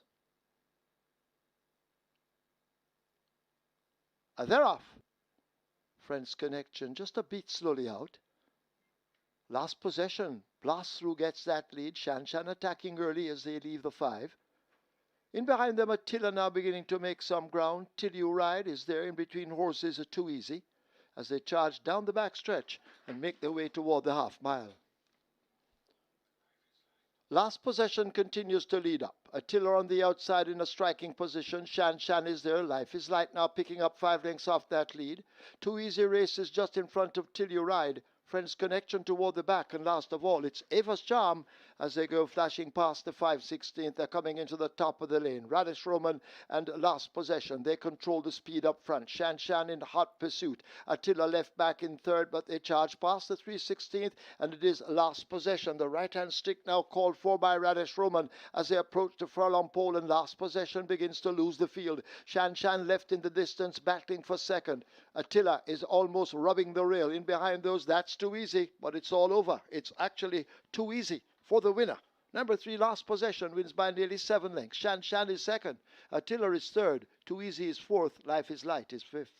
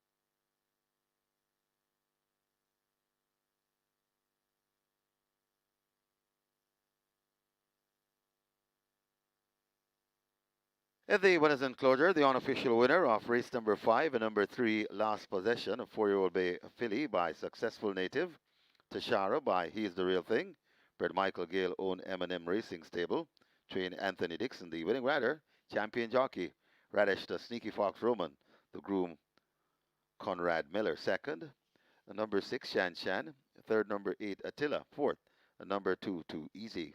Final time for 5.5 furlongs, 109 and 4.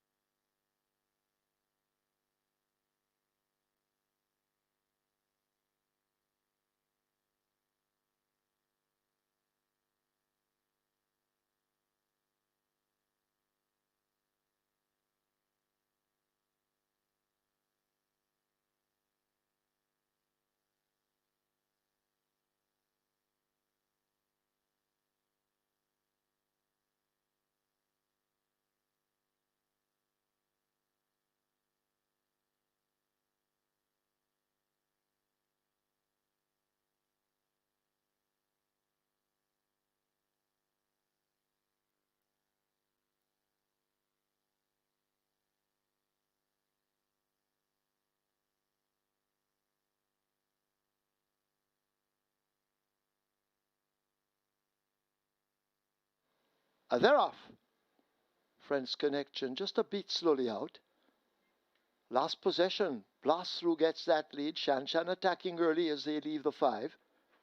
In behind them, Attila now beginning to make some ground. Till You Ride is there in between horses at Too Easy as they charge down the back stretch and make their way toward the half mile.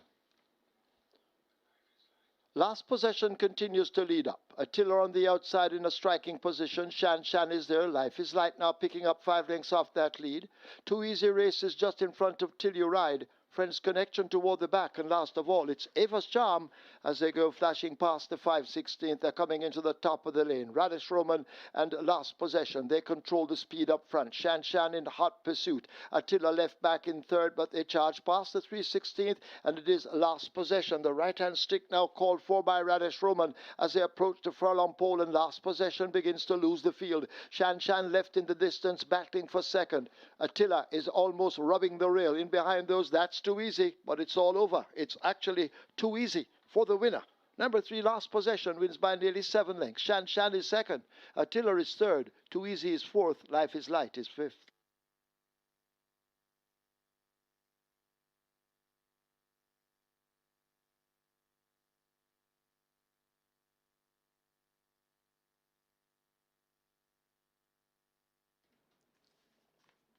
Result of the 5th now official. Horses to the barn. 3, Last Possession. 6, Shan Shan.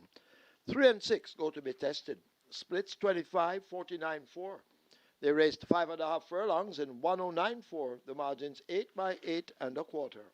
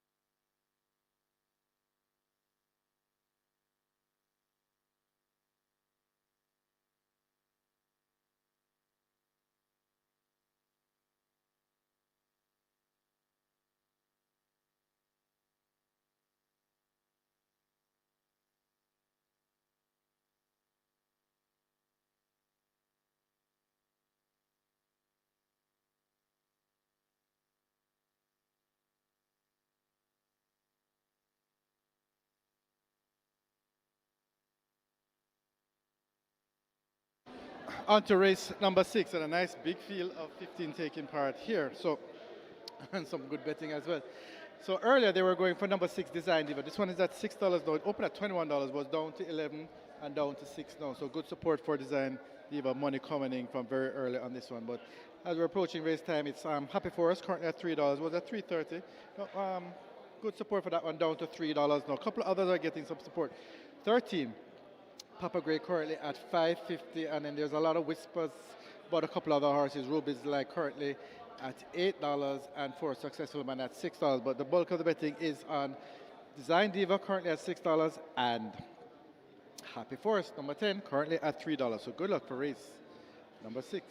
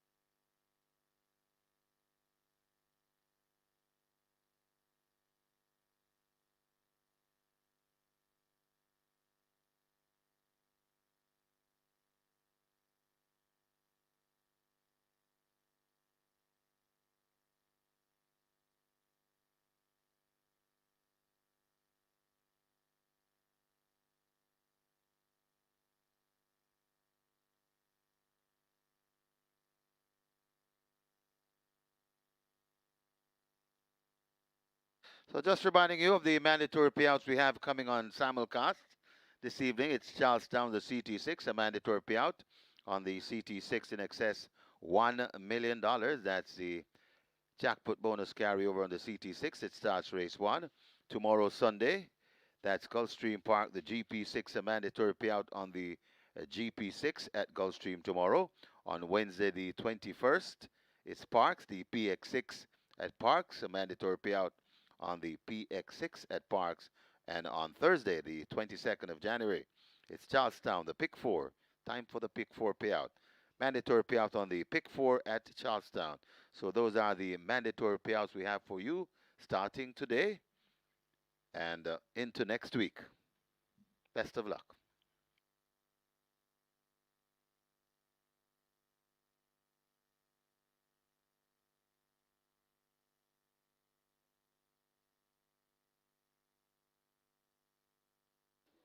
Your attention, please. Your attention, please. Once again, the Caymanas Racehorse Trainers Association will have a meeting on Tuesday, the 20th of January, in the trainers' room beginning at 3 p.m.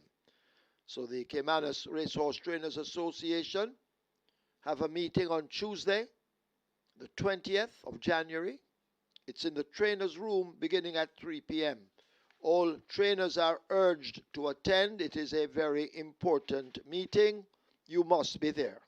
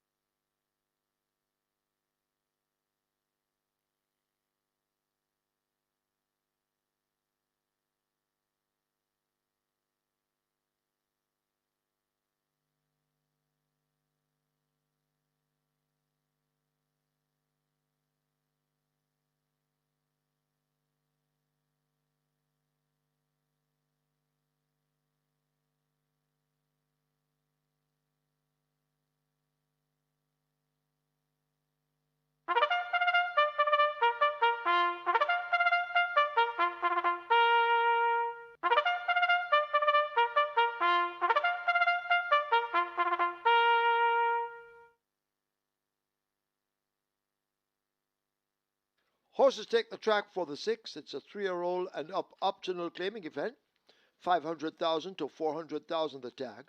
Also native bred 6-year-olds and up, non-winners of 4, and imported 6-year-olds and up, and native bred 5-year-olds, non-winners of 3. The distance 1,400 meters or 7 furlongs. Number 4, Successful Man. Make the weight 52.5 or 116. 5, Maya, 52 or 115. 6, Design Diva, 49 or 108. 7, Ruby's Light, 50 or 110. 9, Monster Vigorous, 51.5 or 114. 12, Sticky Don, 54 or 119. 14, Exotic Light, 55 or 121. 15, Daddy Jones, 52 or 115. Wagering on double event exacta. Quinella trifecta, superfecta, high 5. This is where the late triple begins. And the late triple is at 800,000 and climbing. Get your wagers on.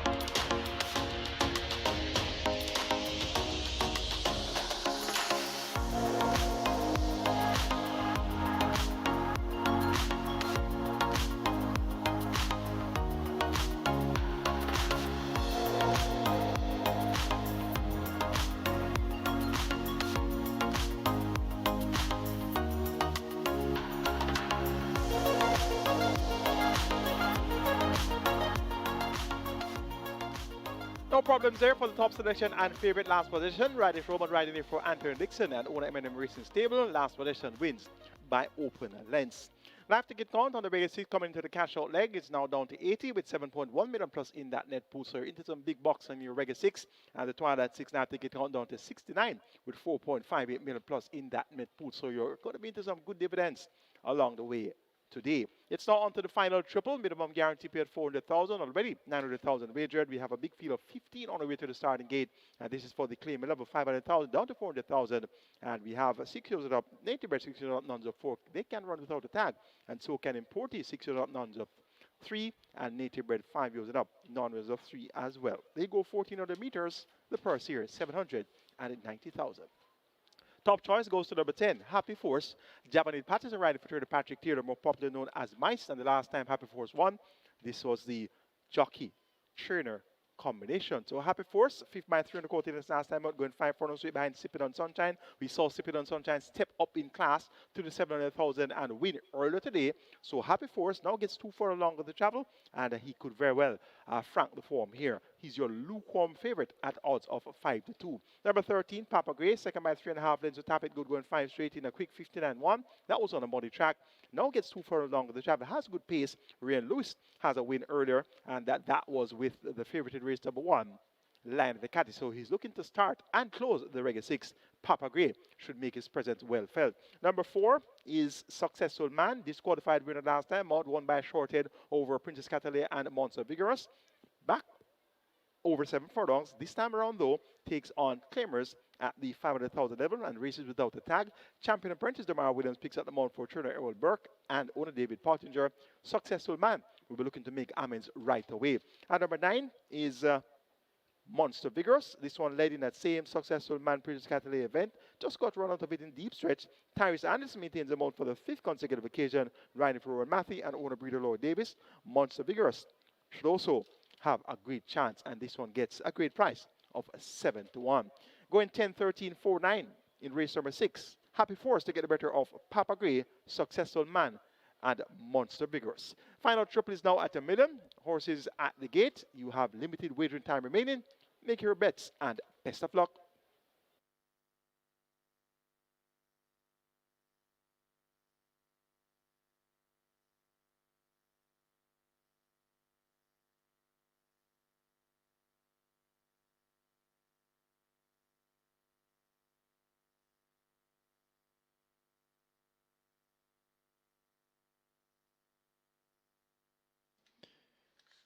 Your attention, please, in the 7th event. Number 6, Global Pursuit, now the mount of Tevin Foster. Tevin Foster rides 6, Global Pursuit, race 7.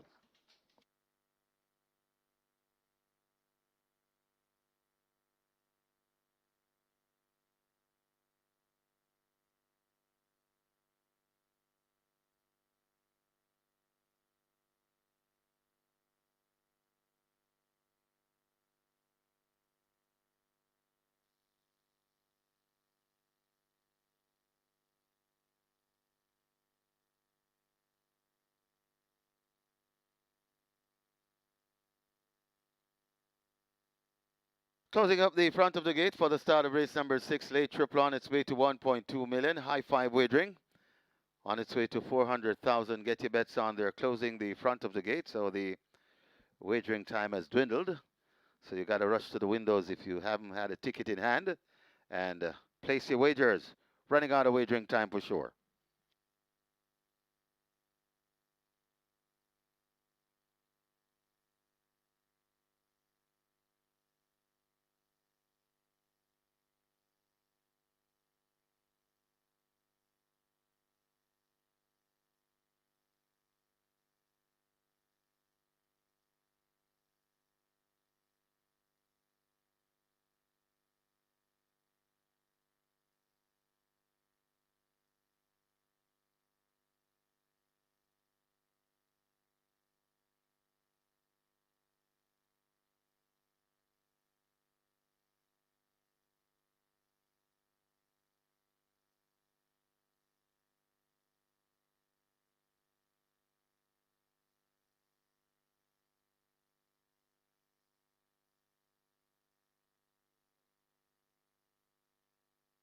Horses loading for the sixth. First one in, Have a Joy.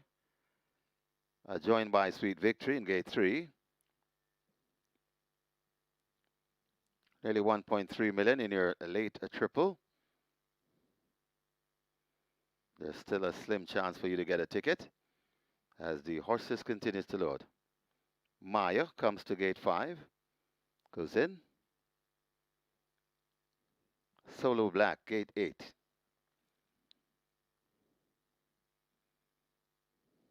Monster Vigorous, gate 9.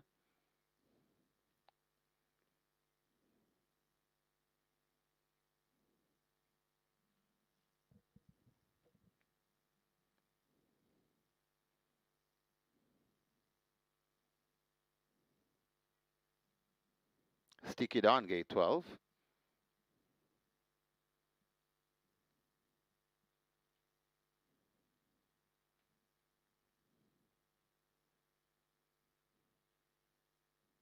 Papa Greg, gate 13.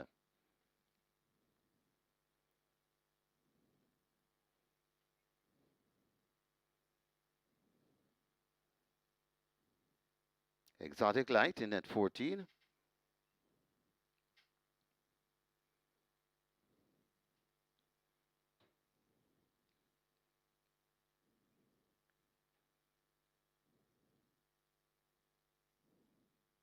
Lots of value in the win pool. The favorite, joint favorites, are 10 and 13, a 3-1 apiece. That's number 10, Happy Force, and number 13, Papa Grace. So a lot of value in the win pool. Daddy Jones in at 15.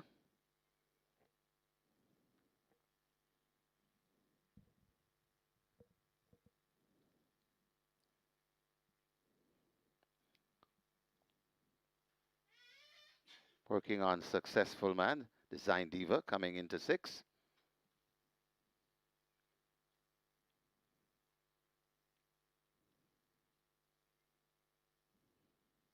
Working on Successful Man, gate 4. Design Diva waited with.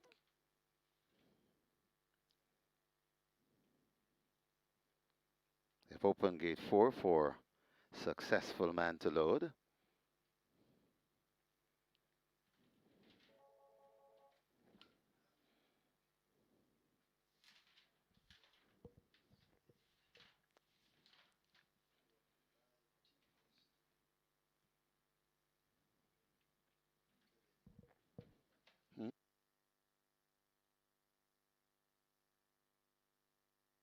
Another jockey change to announce. Race 8, number 5, Champion Bubbler, make the rider terrific Tevin Foster. He rides number 5, Champion Bubbler in race 8.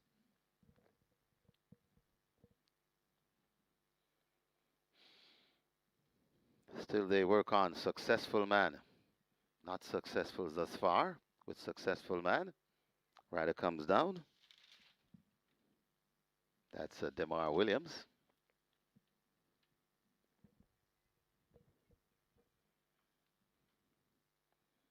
Successful Man finally in. Design Diva is next at 6. Happy Force to gate 10. So 2 to load. A Charming Sound and Ruby's Light.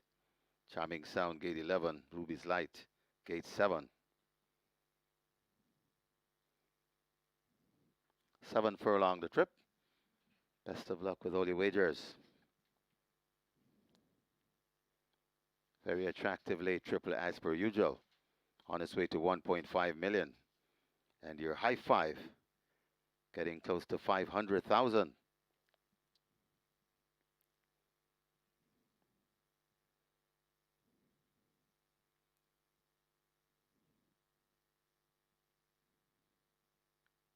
So they're working on the 1. That one is also out. A Linstead Market.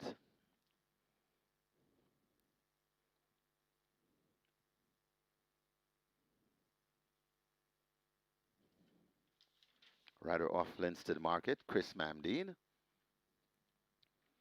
Linstead Market looks to be in at 1. So wait on the final 2. Charming Sound coming into 11. And Ruby's Light, the final 1.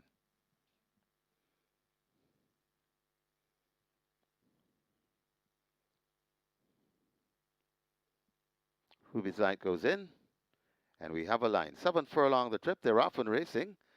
Marginally missing it. That's a successful man. Wanting that lead. That's Design Diva. Just about 6 furlongs to travel. Sticky Don running down on in the middle. Coming on the inside. That's Linstead Market. So Linstead Market in front of Sticky Don and Design Diva. Tracked all the while in the fourth by Papa Gray. Then comes the 3 or 4 lengths before we come to Charming Sound right against the rail and making progress. That's Happy Force. Then comes Ruby's Light behind them. That's a Monster Vigorous. Just out wide, Daddy Jones. And right on the inside, that's Have a Joy. They've got just about 3 furlongs to travel. And on that lead, a Linstead Market. Linstead Market tracked intently on the outside by Design Diva and Linstead Market sparring, just about to come into the lane. Then comes Happy Force making progress there at the top of the lane. It's Linstead Market, Design Diva pointing from Linstead Market, not going away. Coming on, that's Happy Force and a Papa Gray. It's Design Diva in front of Linstead Market. Design Diva begins to go away from Linstead Market, who has no answers. Coming with just over half a furlong to travel. Design Diva in front, Happy Force trying to get to Design Diva, but not today. Design Diva running away from them in the 6th. Design Diva and Jaheim Anderson, the hot apprentice. Second, Happy Force. Then comes Ruby's Light, got tied for 4th.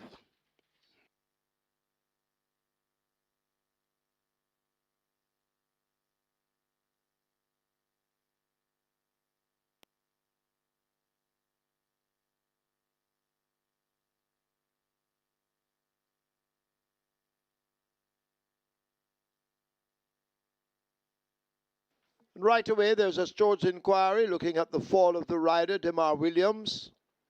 He rode Successful Man in front of us. George Inquiry looking at the fall of the rider. Please hold all tickets.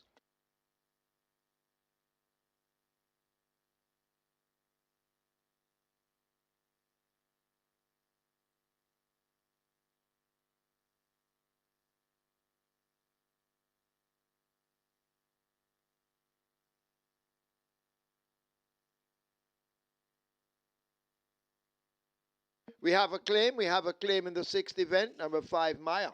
4 submitted, 1 void. Michael Marlowe for himself. Michael Marlowe claims Maya in the 6th.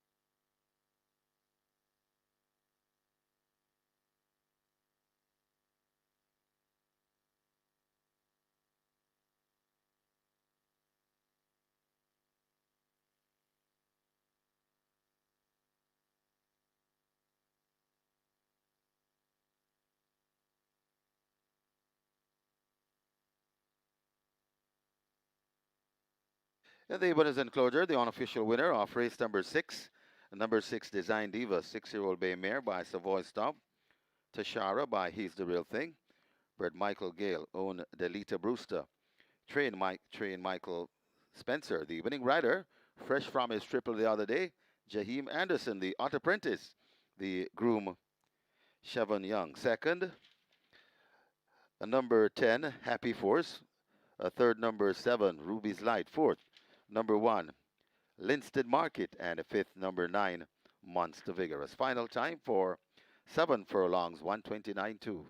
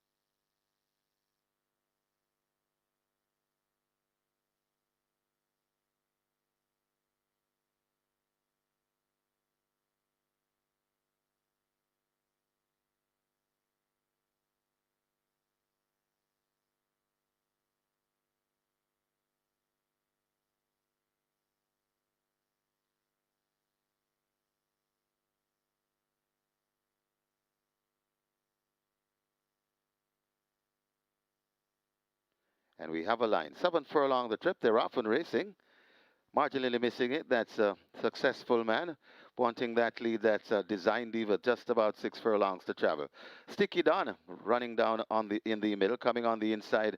That's Linstead Market. So Linstead Market in front of Sticky Don and Design Diva. Tracked all the while in the fourth by Papa Gray. Then comes the 3 or 4 lengths before we come to Charming Sound right against the rail and making progress. That's Happy Force. Then comes Ruby's Light behind them. That's a Monster Vigorous. Just out wide, Daddy Jones. And right on the inside, that's Have a Joy. They've got just about 3 furlongs to travel. And on that lead, a Linstead Market. Linstead Market tracked intently on the outside by Design Diva and Linstead Market sparring, just about to come into the lane. Then comes Happy Force making progress. They're at the top of the lane. It's Linstead Market, Design Diva pointing from Linstead Market, not going away. Coming on, that's Happy Force and a Papa Gray. It's Design Diva in front of Linstead Market. Design Diva begins to go away from Linstead Market, who has no answers. Coming with just over half a furlong to travel. Design Diva in front, Happy Force trying to get to Design Diva, but not today. Design Diva running away from them in the sixth. Design Diva and Jaheim Anderson, the hot apprentice. Second, Happy Force. Then comes Ruby's Light, got tied for fourth.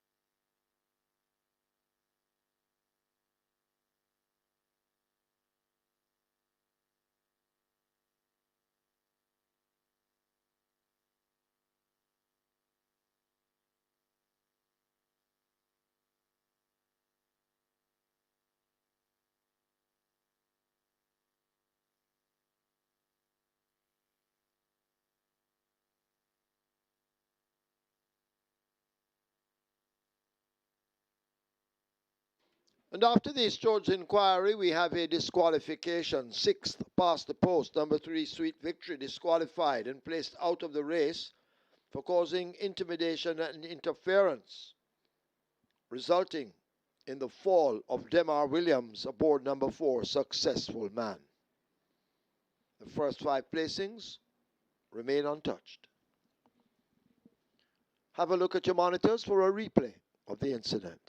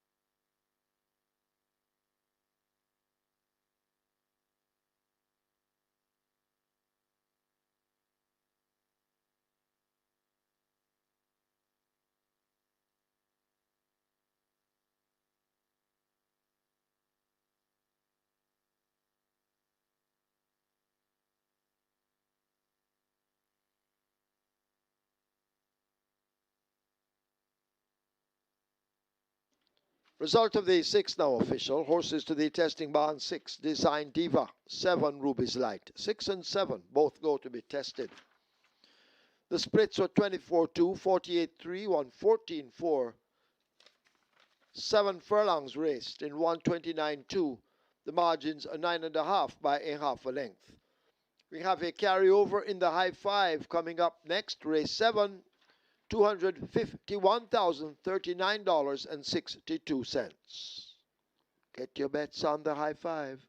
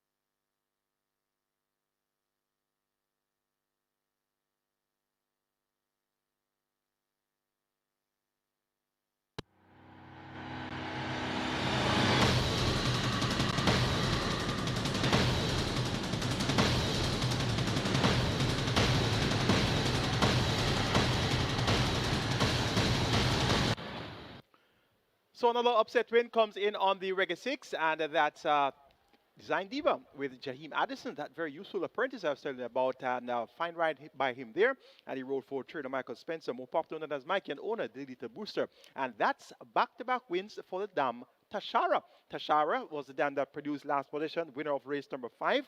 And Tashara also the dam that produced Design Diva, winner of race number 6. They both bred by Michael Theophilus Gale. So congrats here to breeder Michael Theophilus Gale on back-to-back wins with last possession and Design Diva. Congrats as well to our Reggae 6 players, 259,690 for the Reggae 6 dividend there. Not bad for a card that was said to be easy. $10.2 million plus is in the jackpot. That will be up for grabs next Saturday, the 24th of January. Let's now take a look at the closing stages of our Reggae 6 races. As they arrive at the 316th, here is the favorite, Lion of Acati, now kicking in on the outside, and Lion of Acati now snatches the lead. They flash past the furlong pole. It's Lion of Acati out in front and running away from them under Ryan Lewis. Lion of Acati with the lead. Sprague now running on the spot. The rest all beaten, always right, trying to close up with Hijo Primero, but it's all Lion of Acati. Ryan Lewis, they win by maybe 6 over Sprague. Always right is next, then Hijo Primero. Nalas Bushman running from the back is 5th. It's giving thanks, and terrific Tevin Foster coming to the furlong pole with a good-looking lead. Still battling on. That's another wow and Lexi Lou, but they're all battling for the minors. It's giving thanks, and terrific Tevin Foster pulling away from them. Giving thanks, terrific Tevin Foster for Lakeland Farms and Philippiani OD. About 8 lengths, giving thanks. From another wow, then comes Lexi Lou. Another quality back and forth. Sipping on Sunshine out in front under Conrad Ellis as they approach the furlong pole. Battle Angel asked to close upon the rail. Brompton Alex is racing widest of them all, still Sipping on Sunshine, responding to the right-hand stick but beginning to tie up just a little bit. Brompton Alex now needs to find 3 lengths. Battle Angel comes calling down against the rail. Sipping on Sunshine, resolute, hangs tough to take it by just over a length. Battle Angel is next. Could be Brompton Alex. Over Hickory Slim. Big Daddy back in 5th. Bangarang under the fence from Roman Lady, chased on all the while by Nebuchadnezzar, also coming on Prince Kazir. It's Bangarang in front of Nebuchadnezzar coming down, and Prince Kazir flying on the far side, and Prince Kazir's got them. Prince Kazir beats Nebuchadnezzar. Then comes Bangarang and back in 4th. That's Silent American. But they charge past the 316th, and it is last possession. The right-hand stick now called for by Radesh Roman as they approach the furlong pole, and last possession begins to lose the field. Shan Shan left in the distance, battling for second. Attila is almost rubbing the rail. In behind those, that's too easy, but it's all over. It's actually too easy for the winner. Number 3, last possession, wins by nearly 7 lengths. Shan Shan is second. Attila is third. Too easy is 4th. Life is Light is 5th. It's Design Diva in front of Linstead Market. Design Diva begins to go away from Linstead Market, who has no answers, coming with just over half a furlong to travel. Design Diva in front, Happy Force trying to get to Design Diva, but not today. Design Diva running away from them in the 6th. Design Diva and Jaheim Anderson, the hot apprentice. Second, Happy Force. Then comes Ruby's Light, got tied for 4th.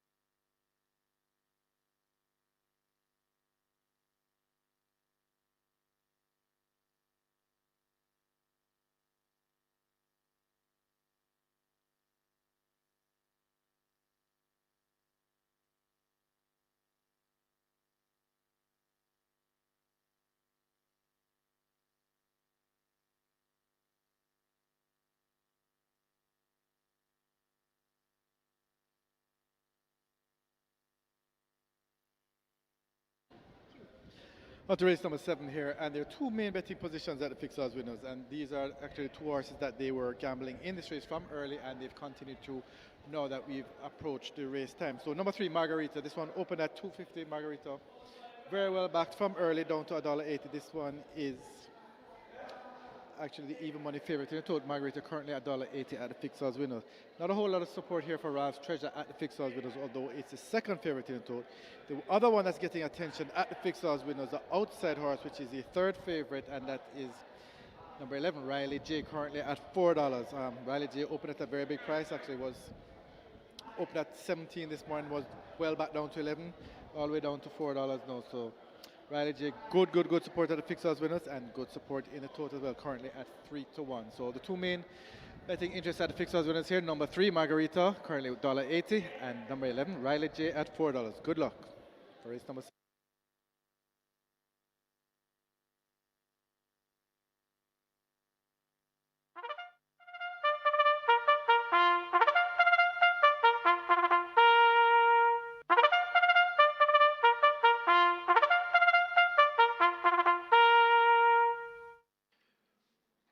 Horses take the track for the 7th. It's a restricted allowance 4 for native bred 4-year-olds and up, non-winners of 3, and imported 4-year-olds and up, non-winners of 2. The distance 1100 meters or 5.5 furlongs. Number 1, Miss Brayton, 52.5 or 116. 5, Easy Money. Going in a figure 8, tongue tie, lay 6, 51.5 or 114. 6, Global Pursuit, Tevin Foster rides. Number 7, Brahma Bull, 50 or 110. 8, She Is My Dream, 50.5 or 111. 9, Brompton Boy, 55 or 121. 11, Riley J, 52.5 or 116. Wagering on double event exacta, Quinella trifecta, superfecta, high 5 with a carryover in excess of 251,000, and of course this is the late double. Hurry, get your wagers on.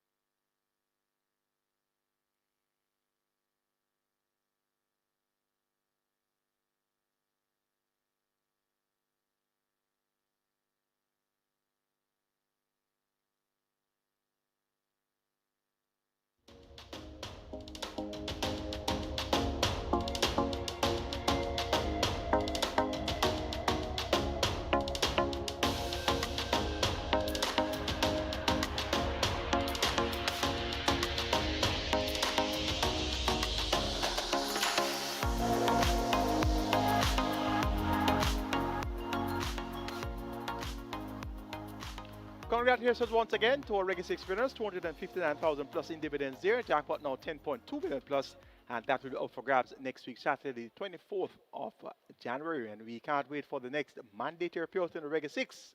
You know that when it's mandatory payout in the Reggae 6, it's mandatory mania. No other exotic wager really carries the hype that the mandatory payout Reggae 6 will carry. Live ticket count on the Twilight 6, 14 with 4.58 million plus in the net pool there. So you're into some big dividends already with the Twilight 6.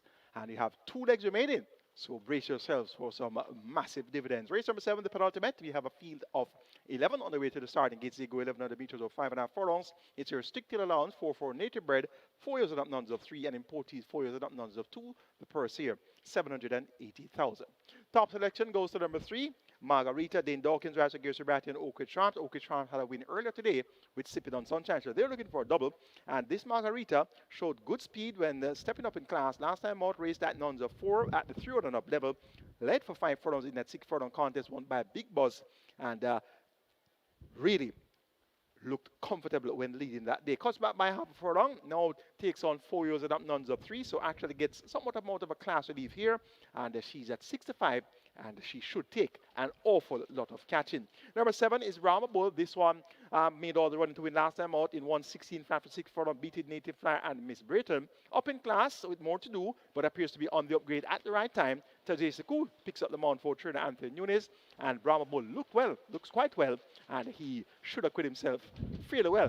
First attempt at the level. Number 2 is Ralph Shredder, stablemate of the favorite Margarita, and this Ralph Shredder, owned by the Success Farm, was chasing Margarita for a long way in that 6 furlong contest of the 26th of December. Went up at 2-1 and gets a good support once again. He's at 5-2.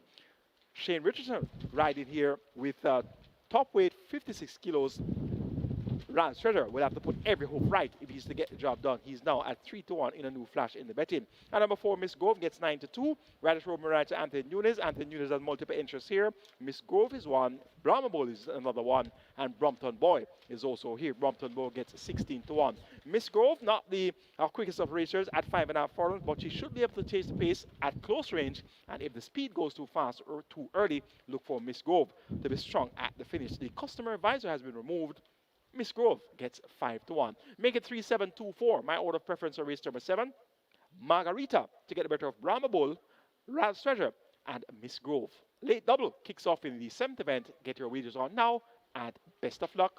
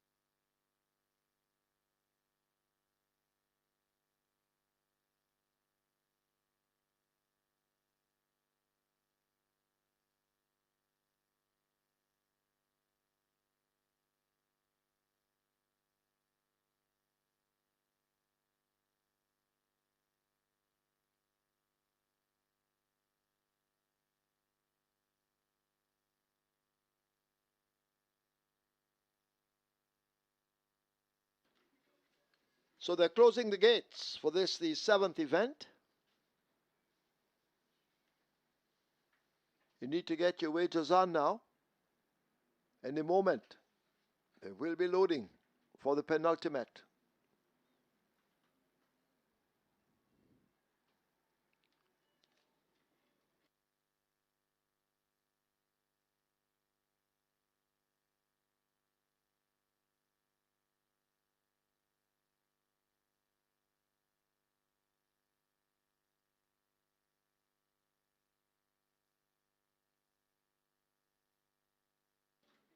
Horse is now loading. High five on its way to 500,000. Rabbit's Treasure is in. Easy Money in at 5. Global Pursuit lining up for 6. So horse is loading. Get those wagers in quickly. Brahma Bull being led to 7.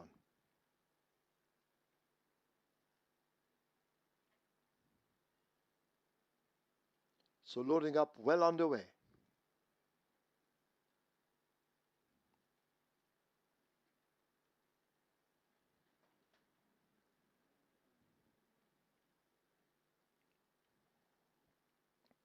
So they've opened gate 7 to accept Brahma Bull. It works and Brahma Bull is in. Up goes Tajay Suku.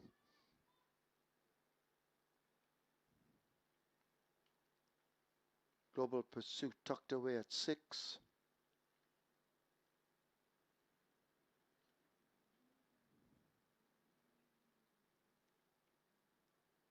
Seem to be loading the outside horses as they try with Brompton Boy at 9.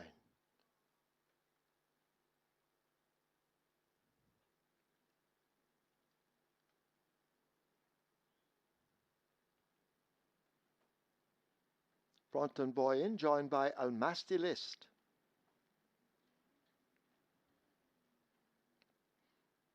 O'Reilly J should be next at 11. Circling around Riley J.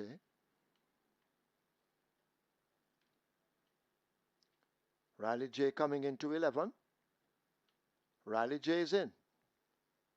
Miss Brayton walking to 1.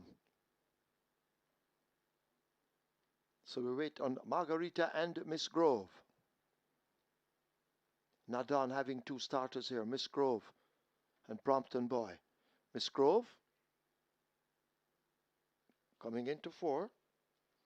The champion jockey aboard, Radish Roman, has 1 already on the card. They're in, and we wait on the final runner, Margarita, the 4-5 favorite.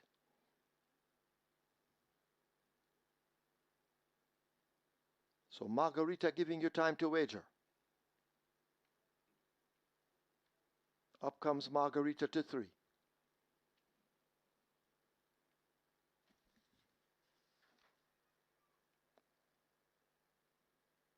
It's giving the attendants a bit of a problem to load. And they'll now try to force her in. Margarita pushed into 3. Field in line, 5.5 furlongs. Michael Sims is ready.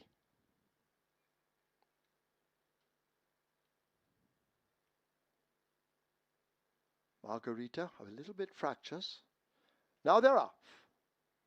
Fair start, easy money left toward the back in the early exchanges. Global Pursuit. Margarita, they match strides early. Rabbit's Treasure right in behind them. There goes She's My Dream rushing down on the outside. Brahma Bull follows up next. Riley J kicking in on the outside.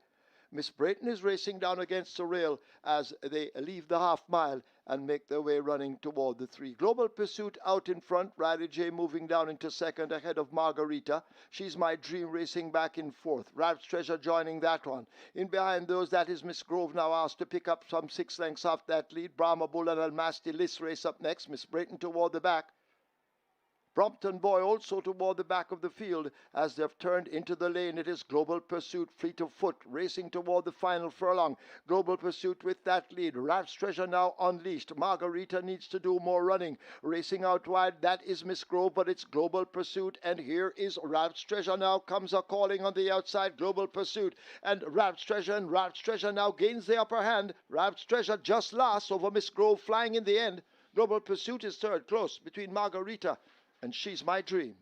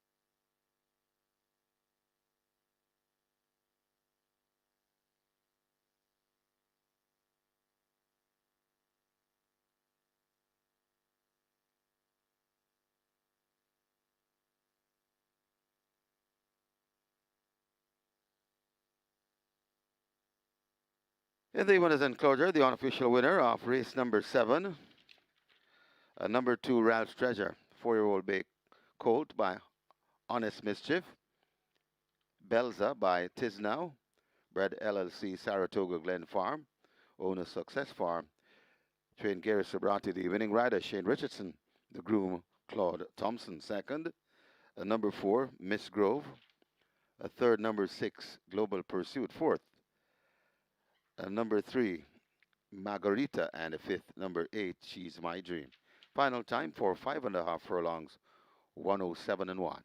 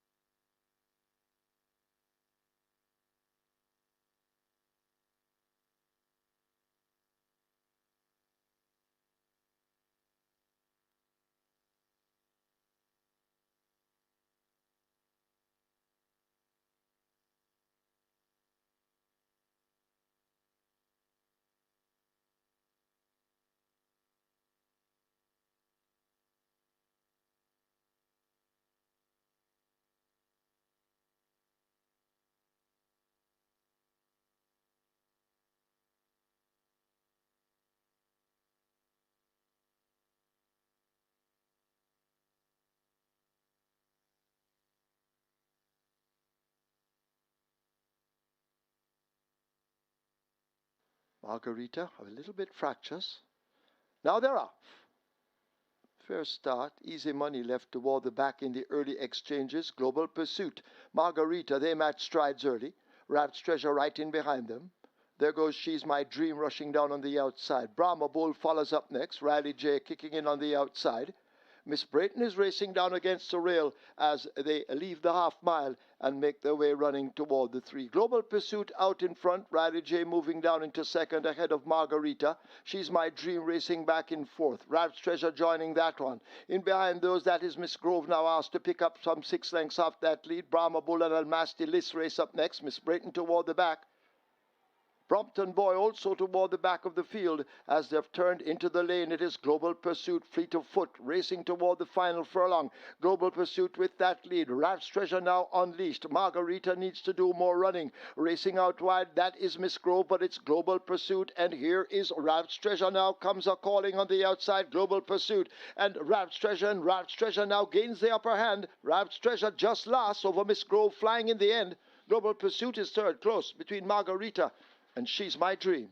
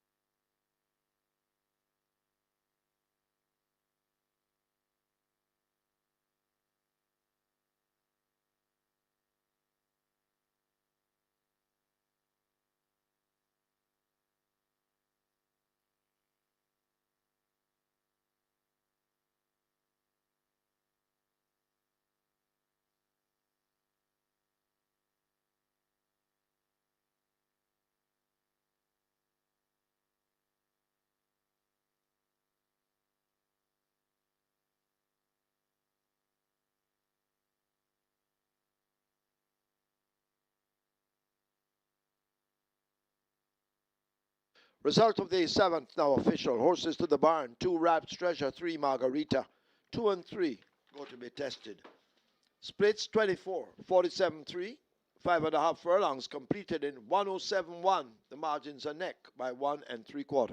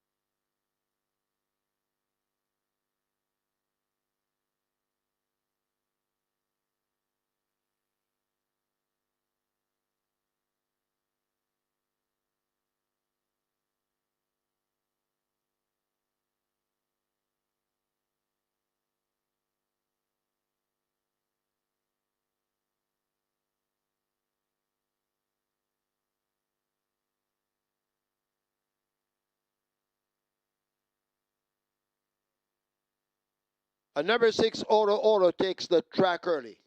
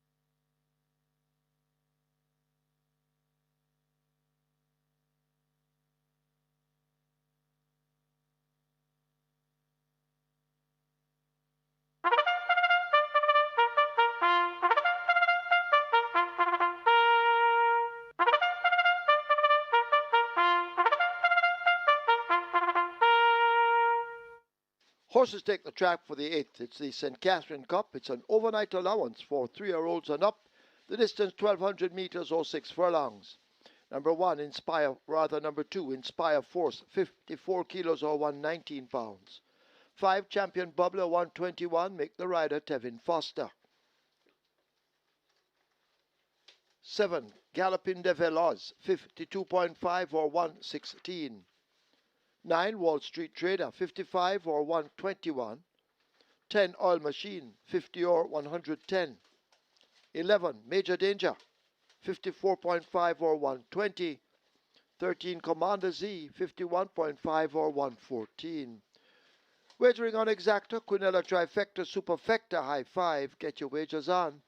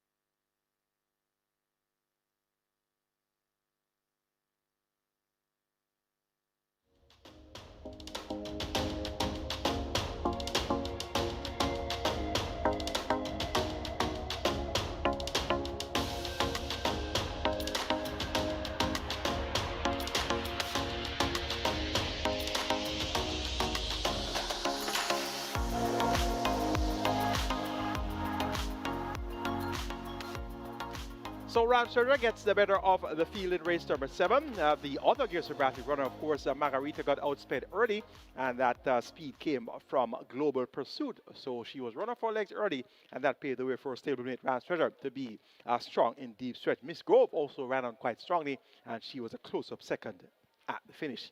10 tickets are live on the Twilight 6 with 4.58 million plus in that net pool, sir. Into some big dividends already. If all 10 tickets stand after the run of race number 8, you'll get over 458,000 for your effort. So big things in the offing for Twilight 6 players in this, the 8th and final event. The St. Catherine Cup, our feature yesterday, a field of 13 on the way to the starting gate, and they go a distance of 1,200 meters or 6 furlongs, the purse 1.25 million.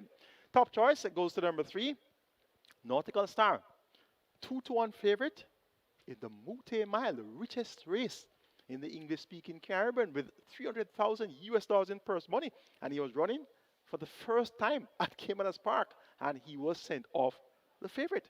Unable to justify the favoritism, 9 by 15 and a quarter lengths in the end, beaten behind stakes record time, 136.4 run by Ride All Day, and Legacy Al was second, Foncan down was third. So big drop in class, now down to overnight allowance, not even open allowance, he's down to overnight allowance. So he should be winning this from a long way out.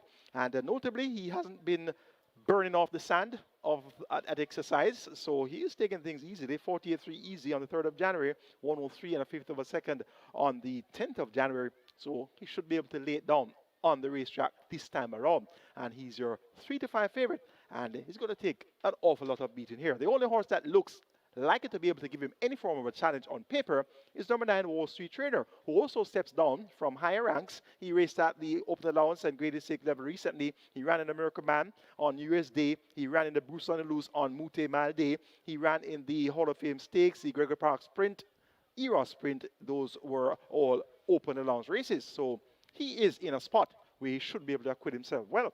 But he's facing Nautical Star, and that's going to make his assignment basically, that's going to be his danger, Nautical Star. So I'm expecting these two horses to be well ahead of the others. It's 3-5 for Nautical Star. It's 5-2 for Wall Street Trader.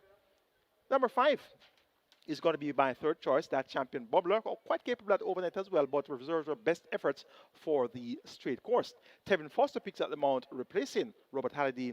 Champion Bubbler at 6-1 should run a pleasing enough race here. And Mark My Identity on the upgrade, he gets 7-1. Had his win streak halted last time out, was going for 4 in a row, but was served by 2.5 lengths behind Interesting Times Ahead and Brenda Boy. Not a bad effort, first attempt at overnight, but the reduction in journey from 8 furlongs to 6 furlongs is going to prove to be not so to his liking. But if you're looking for that horse to be finishing fast in deep stretch for your superfectors and high fives, Mark My Identity could be the one you're looking for at 7-1. Make it 3-9-5-12 in the St. Catherine Cup. Nautical Star to get the better of Wall Street Trader, Champion Bubbler, and Mark My Identity.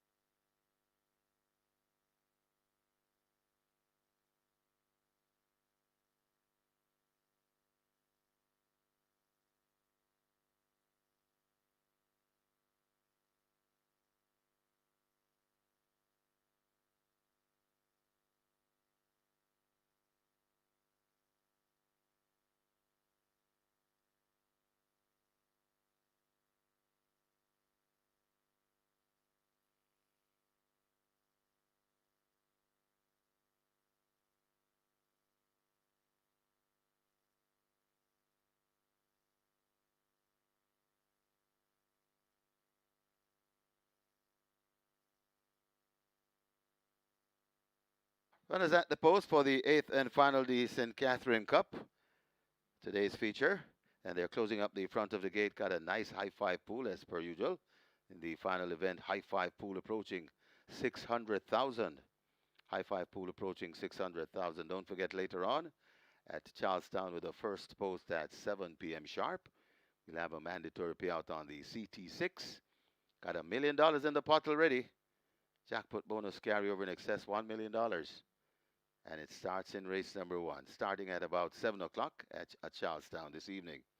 And tomorrow at Gulfstream, also have a mandatory payout on the GP6 at Gulfstream on a Sunday simulcast. They've closed up the front of the gate for the 8th, the St. Catherine Cup. Get your wagers on. High five approaching 600,000.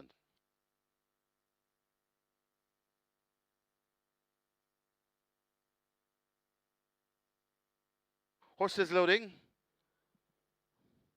Divine Force, the first one to load. So horses loading for the St. Catherine Cup. 8th and final. Inspire Force joins in gate 2. Oro Oro heads to gate number 6. Oro Oro goes in.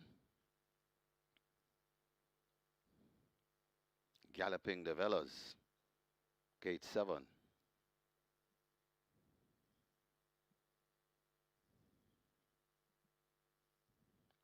Sensational Soul, below that 8.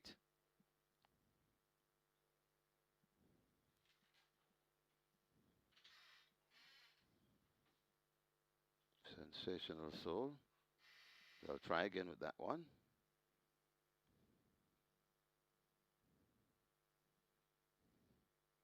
Currently at 34 to 1. Sensational Soul. Rider comes down from Sensational Soul.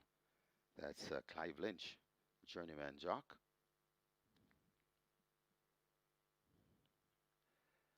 Sensational Soul goes in.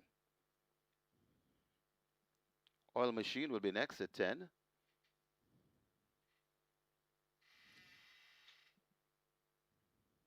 A Champion Bubbler, gate 5. Major Danger, gate 11.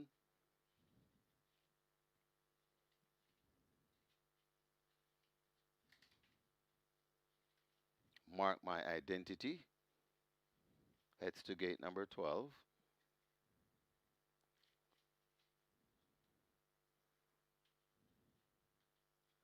Mark My Identity hesitates a bit. Wall Street Trader and Mark My Identity, they're both in. Commander Z, gate 13. Rider comes down from Taurus Boy. That's Paul Francis. As we have a 3 to load. Working on Taurus Boy, gate 4.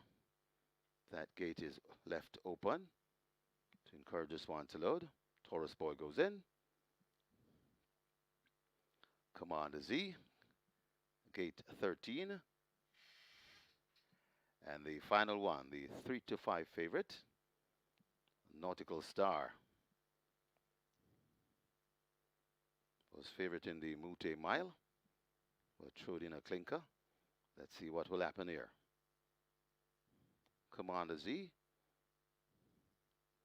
hesitates once again. Commander Z in. Nautical Star to complete the line. 6 furlong the trip, and we're ready. Ready for the St. Catherine Cup. Start to Dwayne Timmel.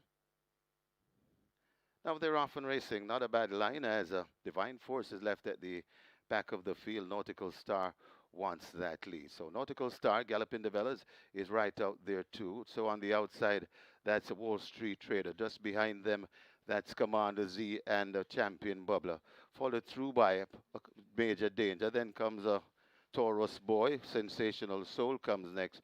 Then comes Oil Machine. The Divine Force come next. And tailing off badly, that's Mark My Identity.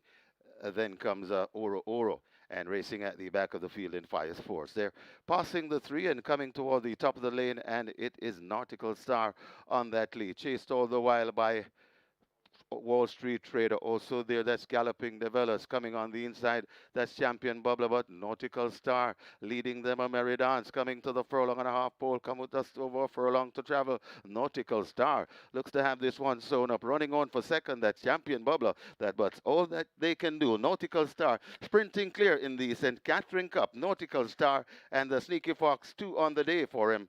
And they win this by about 9 lengths. Champion Bubbler is second. Running on for third. That's Mark My Identity, got tied for fourth. Either Sensational Soul, Wall Street Trader, or Major Danger.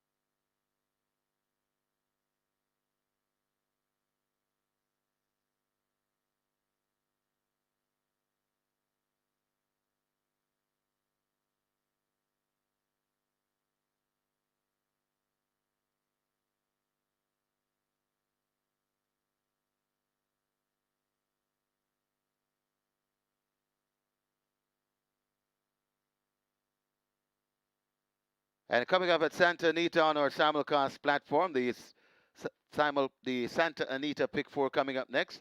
Massive carryover in excess 209,000. And you have about 12 minutes to wager. Santa Anita Pick 4 coming your way next. From Santa Anita, massive carryover in excess 209,000.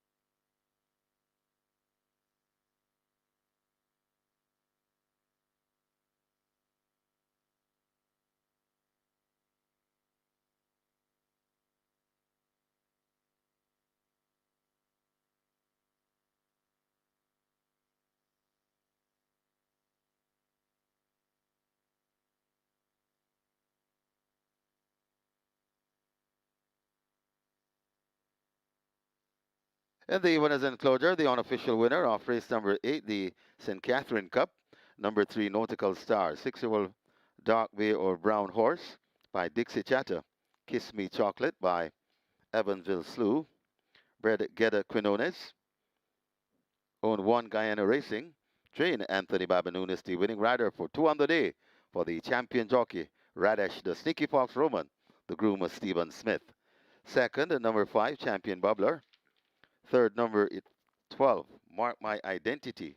Fourth, number 8, Sensational Soul. And fifth, number 9, Wall Street Trader. Final time for a 6 furlongs, 1:11.2.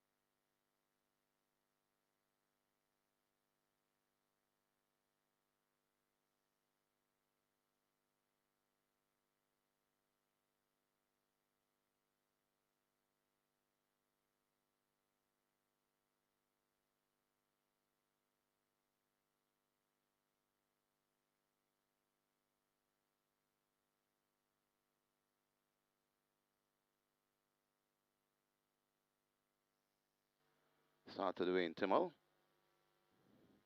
Now they're off and racing. Not a bad line as Divine Force is left at the back of the field. Nautical Star wants that lead. So Nautical Star, Galloping de Velas, is right out there too. So on the outside, that's a Wall Street Trader. Just behind them, that's Commander Z and Champion Bubbler.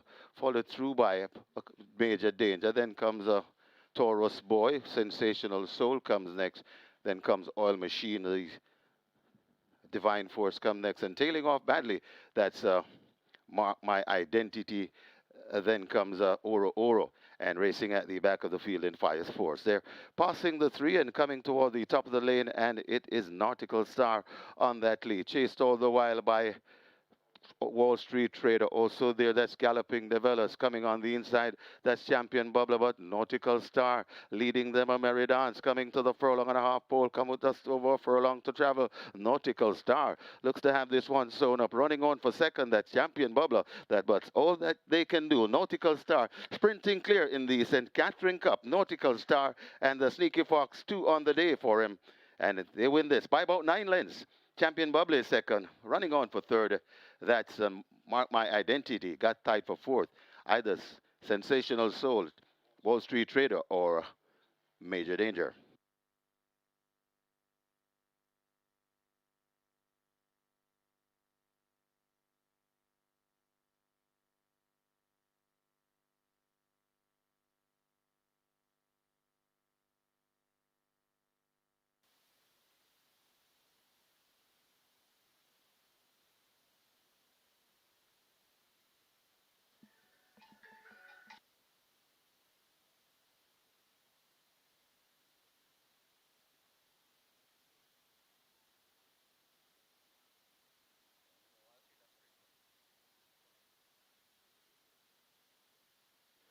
Result of the 8th now official.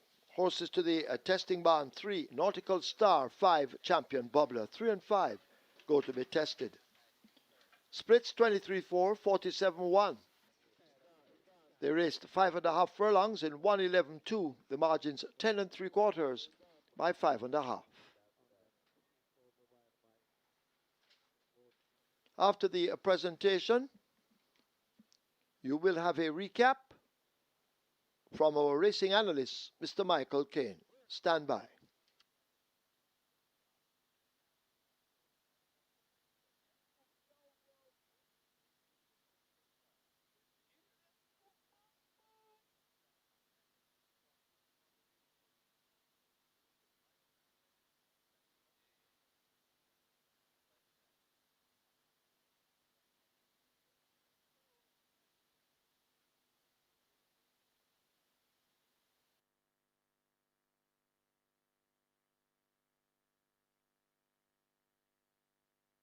Ladies and gentlemen, your attention call to the winners enclosure for the presentation of the St. Catherine Cup.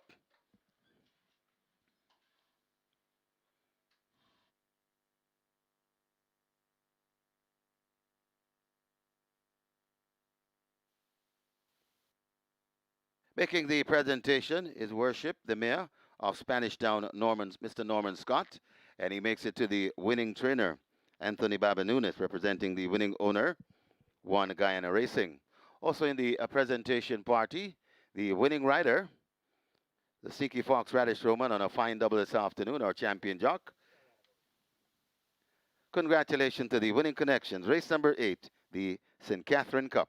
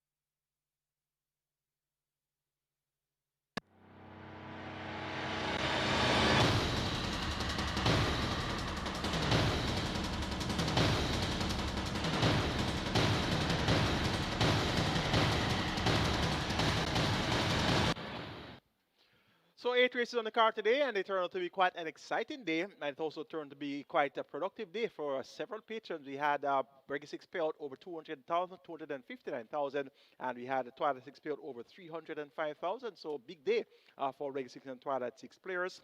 And indeed, it was quite an interesting 8-race card. Our feature was the St. Catherine Cup. That was race number 8, and we had a field of 13 going 1200 meters or 6 furlongs, and the Downing class Nautical Star was all the way to 3 to 5. Radish Roman riding for Anthony Nunes and one Ghana Racing. And after his flop in the Mute Mile debut December last season, he was expected to brush the opposition aside, now down to Overland Allowance Company. Toward the top of the lane, and it is Nautical Star on that lead, chased all the while by Wall Street Trader also there. That's Galloping Developers coming on the inside. That's Champion Bubbler, but Nautical Star leading them. A Merry Dance coming to the furlong and a half pole. Come with us over a furlong to travel. Nautical Star looks to have this one sewn up. Running on for second, that's Champion Bubbler. But all that they can do. Nautical Star sprinting clear in the St. Catherine Cup. Nautical Star and the Sneaky Fox 2 on the day for him. And they win this by about 9 lengths. Champion Bubbler is second. Running on for third. That's Mark My Identity, got tied for fourth. Either Sensational Soul, Wall Street Trader, or Major Danger. So 23, 4, 47 and a fifth of a second, 111 and 2/5 of a second for 6 furlongs, winning by 10 and 3/4 lengths. Nautical Star brushes the opposition aside in the St. Catherine Cup. Radish Roman started the show with the double, and he was the only person to have more than one victory today. It was singles all around for the trainers. That's going to be it from us here at Caymanas Park today. It was a pleasure taking it live and direct on the 8-race card. They will do it all over again next week, Saturday. And remember, the Reggae 6 jackpot is 10.2 million and climbing. And we look forward to the next big payout in the Reggae 6. Have a productive week. I'm your analyst, Michael Kane, on behalf of the production team and also on behalf of our promoters, Supreme Ventures Racing and Entertainment Limited. See you next Saturday at Caymanas Park.